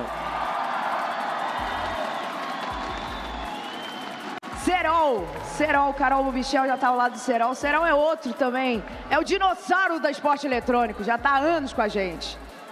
Serol, mesma coisa, mesmo sentimento. Agora, FLUXO junto com o Bru. Quero saber o seu maior sentimento de ver aqui prodígios do nosso Free Fire. Você que acompanhou esses meninos também crescendo aí, acompanhando eles no competitivo. Você pôde com certeza passar sua visão de jogo, sua visão como jogador também. Quero saber qual é o seu maior sentimento nesse momento. Assim, eu sou do Rio de Janeiro, né? Minha cidade. Estivemos aqui em 2019, fomos campeões mundial junto. A gente montou nosso time, conseguimos hoje aqui ganhar novamente. é um momento muito feliz. Eu não sei nem como explicar, eu tô meio emotivo que você pai agora, né? Amelie, Carol, um beijo. Lindas. Amo vocês. Eu queria só declarar esse título à minha filha que vai nascer, tá ligado? E, pô, obrigado à rapaziada que pôde me dar esse prazer, mano. Isso aí vai ficar pra mim, tipo, marcado na história e muito obrigado, mano. Muito obrigado mesmo. Tamo junto. Perfect. Camilota, in this moment right now, I just would like to translate to all the other regions that are watching here us. So the main feeling here is for sure happiness. Nobru and Serol, they have made history here in Free Fire World Series, and they are two-time champions, but this time in the other side with the FLUXO team. They are very emotional. Serol would like to dedicate this victory to his family and his not yet born child. And I would like just to congratulate them, and Yosu, please, it's your turn. Yes, thank you, everybody. I feel like this journey of FLUXO is very emotional, not for everyone, but for me especially, because I don't know, but I feel really happy really happy for them. So you know that the Brazil play style in Free Fire is kind of different from every region, right? And they were rated not that much, even though they were the champion of previous Free Fire World Series Global Finals 2023, right? But now here they are standing on the stage, proving themselves as another team, as FLUXO, that they made it. So I just want them to make them their announce to the world. Perfeito. Aí eu só gostaria que vocês fizessem o anúncio oficial de vocês para o mundo. Ela está dando todos os parabéns. E nesse momento, todas as regiões do mundo inteiro estão assistindo vocês. Então, por favor, falem para todas as regiões do mundo. Qual o sentimento de vocês nesse momento? Assim, como eu disse, é um momento muito feliz, tá ligado? Ganhar é sempre importante, o apoio que vocês deram. A gente mostrou que no Brasil é diferente, cara. A gente grita, a gente vibra, a gente trabalha com emoção. Pra gente, a gente teve a infeliz queda, na quinta queda ali, que foi um momento que foi um choque pra gente. A gente começa a sentir aquele sentimento de que não dá mais, mas a gente sempre acredita, a gente começa a fazer cálculo, a gente começa a planejar o que dá pra fazer. E os moleques jogaram muito, pô. Eles fizeram o que foram necessário. Tiveram que rusharam. É um time conhecido como o papão do endgame, né? Sempre aparece no final do jogo fazendo história. E nessa última queda, eles simplesmente rusharam em todo mundo. Fizeram o que dava. E foi o necessário para ser campeão. Então, hoje a gente está aqui sendo campeão. Eu queria agradecer o Nobru, porque a gente começou do zero. A gente, tem uma história muito maneira. Quem puder ver depois, pesquisa a nossa história. Que é uma história, é uma superação, tá ligado? A gente veio do nada, a gente veio de baixo, como muita gente sonha em crescer na vida. E crescemos, fundamos o FLUXO. E hoje a gente está aqui podendo ser campeão do mundo, espalhando a nossa marca para o mundo inteiro e podendo fazer vocês que são fãs do FLUXO serem felizes como a gente está agora. É um dia inesquecível na minha vida e muito obrigado, gente. Serol. First of all, I would like to thank you, Nobru, because both of us, we came from the scratches and we have made history here in Free Fire. And we are very happy with this moment because this team here, they have done everything they could, and they understand the game, they understand the mechanism of the game, and there is no way they couldn't be champions today because they represent Free Fire here in Brazil, and right now they represent Free Fire outside of the world. So we are very happy and very thankful for this moment. That message is so powerful. I mean, they got the champion from the beginning, not that they tried to take it, you know? Yeah. Wow, really impressive. Congratulations. Especially because Nobru and Serol, they are friends since the very beginning of the game, so they are very thankful for this right now. I understand. Camilota, Baby Gold. Oh, meu Deus. Só queria retificar aqui, Baby Gold. Exatamente. Greatest of all time. Serol, Nobru, muito obrigada pela entrevista. Agora eu queria falar com o time, todo o time do FLUXO, pra cá, por favor, na frente. Pega o cheque, que é de vocês. É tudo de vocês. Vem pra cá. Vem Butizinho. Vem Bobs, vem Luking, vem Renan. MT7, vem aqui na frente, eu queria falar com você em específico. Cara, você é pela primeira vez campeão mundial. Que orgulho! E a sua trajetória é de dar orgulho real, porque você foi adicionado num time que já era meio que se dizia completo. Já era um time muito coeso, que todo mundo conhecia, sabia do poder, e você veio com tudo, MT7. Você foi um dos destaques na nossa fase classificatória aqui do nosso Mundial. E eu queria te dar o espaço para agradecer e também botar todos os seus sentimentos para fora, que eu imagino que deve estar sendo um momento único na sua vida. Mano, só agradecer, principalmente nossa família. Queria agradecer a torcida, queria agradecer todo mundo que, mano, pode ter certeza que motivaram muito nós. Ali quando aconteceu, acho que na quinta queda, de nós afundar, nós olhou para vocês e foi isso que deu motivação. Olhamos para nossa família e, mano, motivou muito nós e nós falou, mano, vai ter que ser nessa última queda. E só agradecer também, igual quando nós ganhamos a WB, agradecer ao FLUXO, de estar desde os 14 anos. Aqui eu vou agradecer de novo, sempre vou continuar agradecendo. Da base pro Mundial, esqueça tudo e é isso. Na minha casa, esqueça tudo. É isso, Carol. Segue o fluxo! I'm very happy to winning here in my hometown. And now let's follow the flow. Perfect! É isso, gente. Olha só, o Fluxo já tá aqui se posicionando para fazer as fotos. Estão muito famosos, bicampeões mundiais. Parabéns, Fluxo, mais uma vez. E queria deixar um agradecimento também a todo mundo que fez essa transmissão acontecer. Posso passar para nossa bancada? Ô, Raja, um beijo pra você, Peu, Cauã.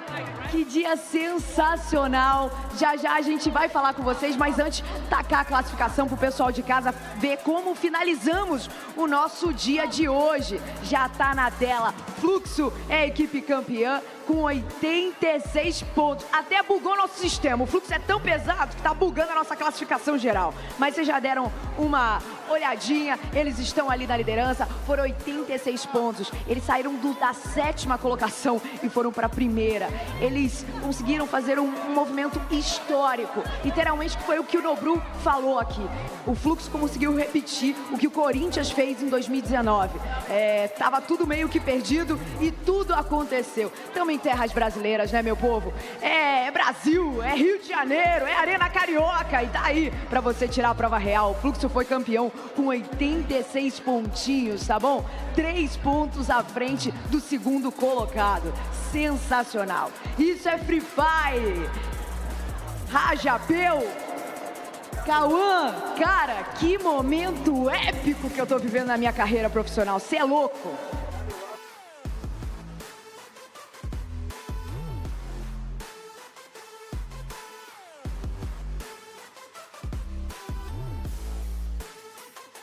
FLUXO has done it. Brazil has done it once again. And this is something that we didn't expect, though the Booyah has been grabbed twice before that final match. But it seems like before it ended, they are very, very close to lose it. But no, they didn't give up.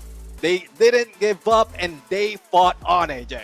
Oh yeah, absolutely, man. I mean, it was close for so many of the squads out there, but it was FLUXO, the ones that were not misstepping any one of their maneuvers circle after circle. We saw the mistake from the launch pad out of Buriram. FLUXO, on the other hand, no mistakes whatsoever. Even with Twisted Minds on their left-hand side, they made sure to check each and every single nook and cranny, eliminate squad after squad, player after player, and to score the biggest booyah of the day to secure the trophy for themselves. And RRQ were just 3 points behind them. Buriram were just 8 points behind them. But what's even greater is RRQ and Buriram had the most number of head start points from Point Rush.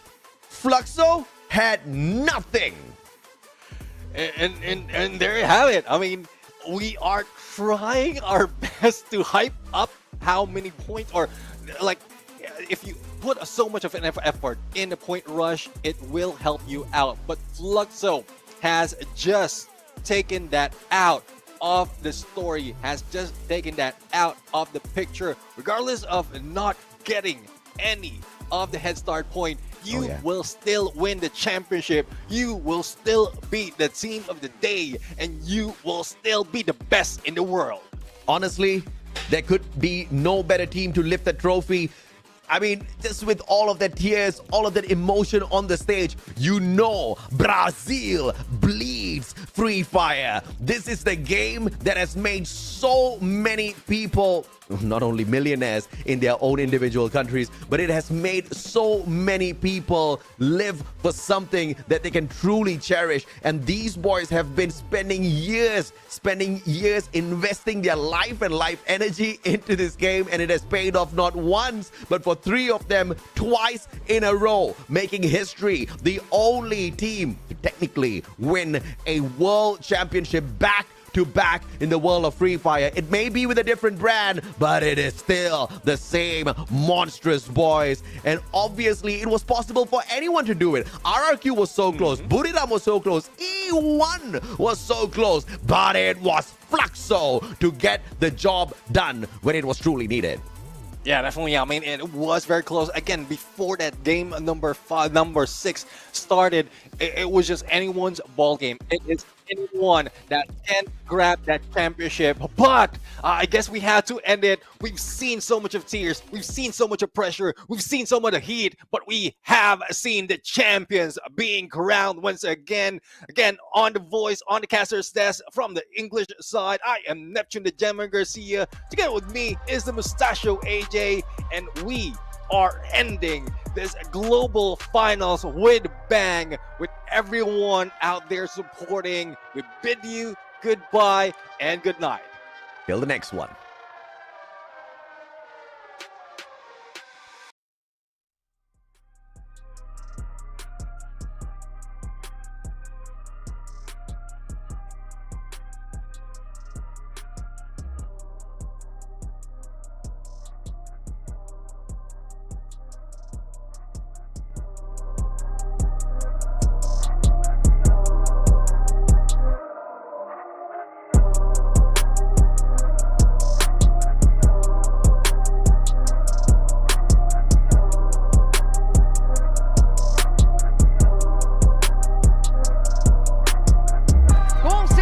Agora é Brasil. É Brasil demais. Carol Bombichel e Yansu, thank you so much. Thank you everyone for accompanying me such a long way until now, from the knockout stage, former stage, and here the grand final. It's my honor to have a chance to work with everyone on the stage, and I love every moment with you guys. And really nice ending for all of you. FLUXO is the champion of the global finals this year. Congratulations. Thank you, Yusu. You are awesome, and you are almost Brazilian now. Yes. Please. This is your home from now on, okay? Thank you so much. I appreciate that. I will come back anytime I want. Yes. Yes. And get açaí! Açaí. Família, estou muito feliz por esse momento. É do Brasil. No ano passado, em Bangkok, lá na Tailândia, eu falei uma frase e eu quero repetir ela. Desde 2019, só que agora não está tão distante. Desde 2023, caramba! Segue o fluxo, segue o Brasil, porque nós somos campeões mundiais. Estou muito feliz. Um beijo, eu sou apaixonada por esse jogo. Esse jogo me deu uma perspectiva de vida e eu estou muito feliz. Camilota, prazer imenso trabalhar contigo. O prazer é todo meu, minha grua. Vamos ali na frente finalizar com chave de ouro. Eu e toda a torcida da Arena Carioca, junto com o Fluxo, fazendo muito barulho. Grita, Arena Carioca, cadê a torcida? Levanta esse troféu! Vai! Ó, quero ver geral comemorando com a gente. Passei daquela forma. É a hora que a gente vai levantar, fechou? Vambora, família.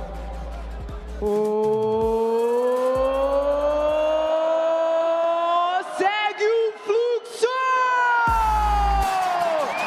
Equipe campeã do Free Fire World Series, eu e você. Famoso encontro marcado no ano que vem. Um beijo e até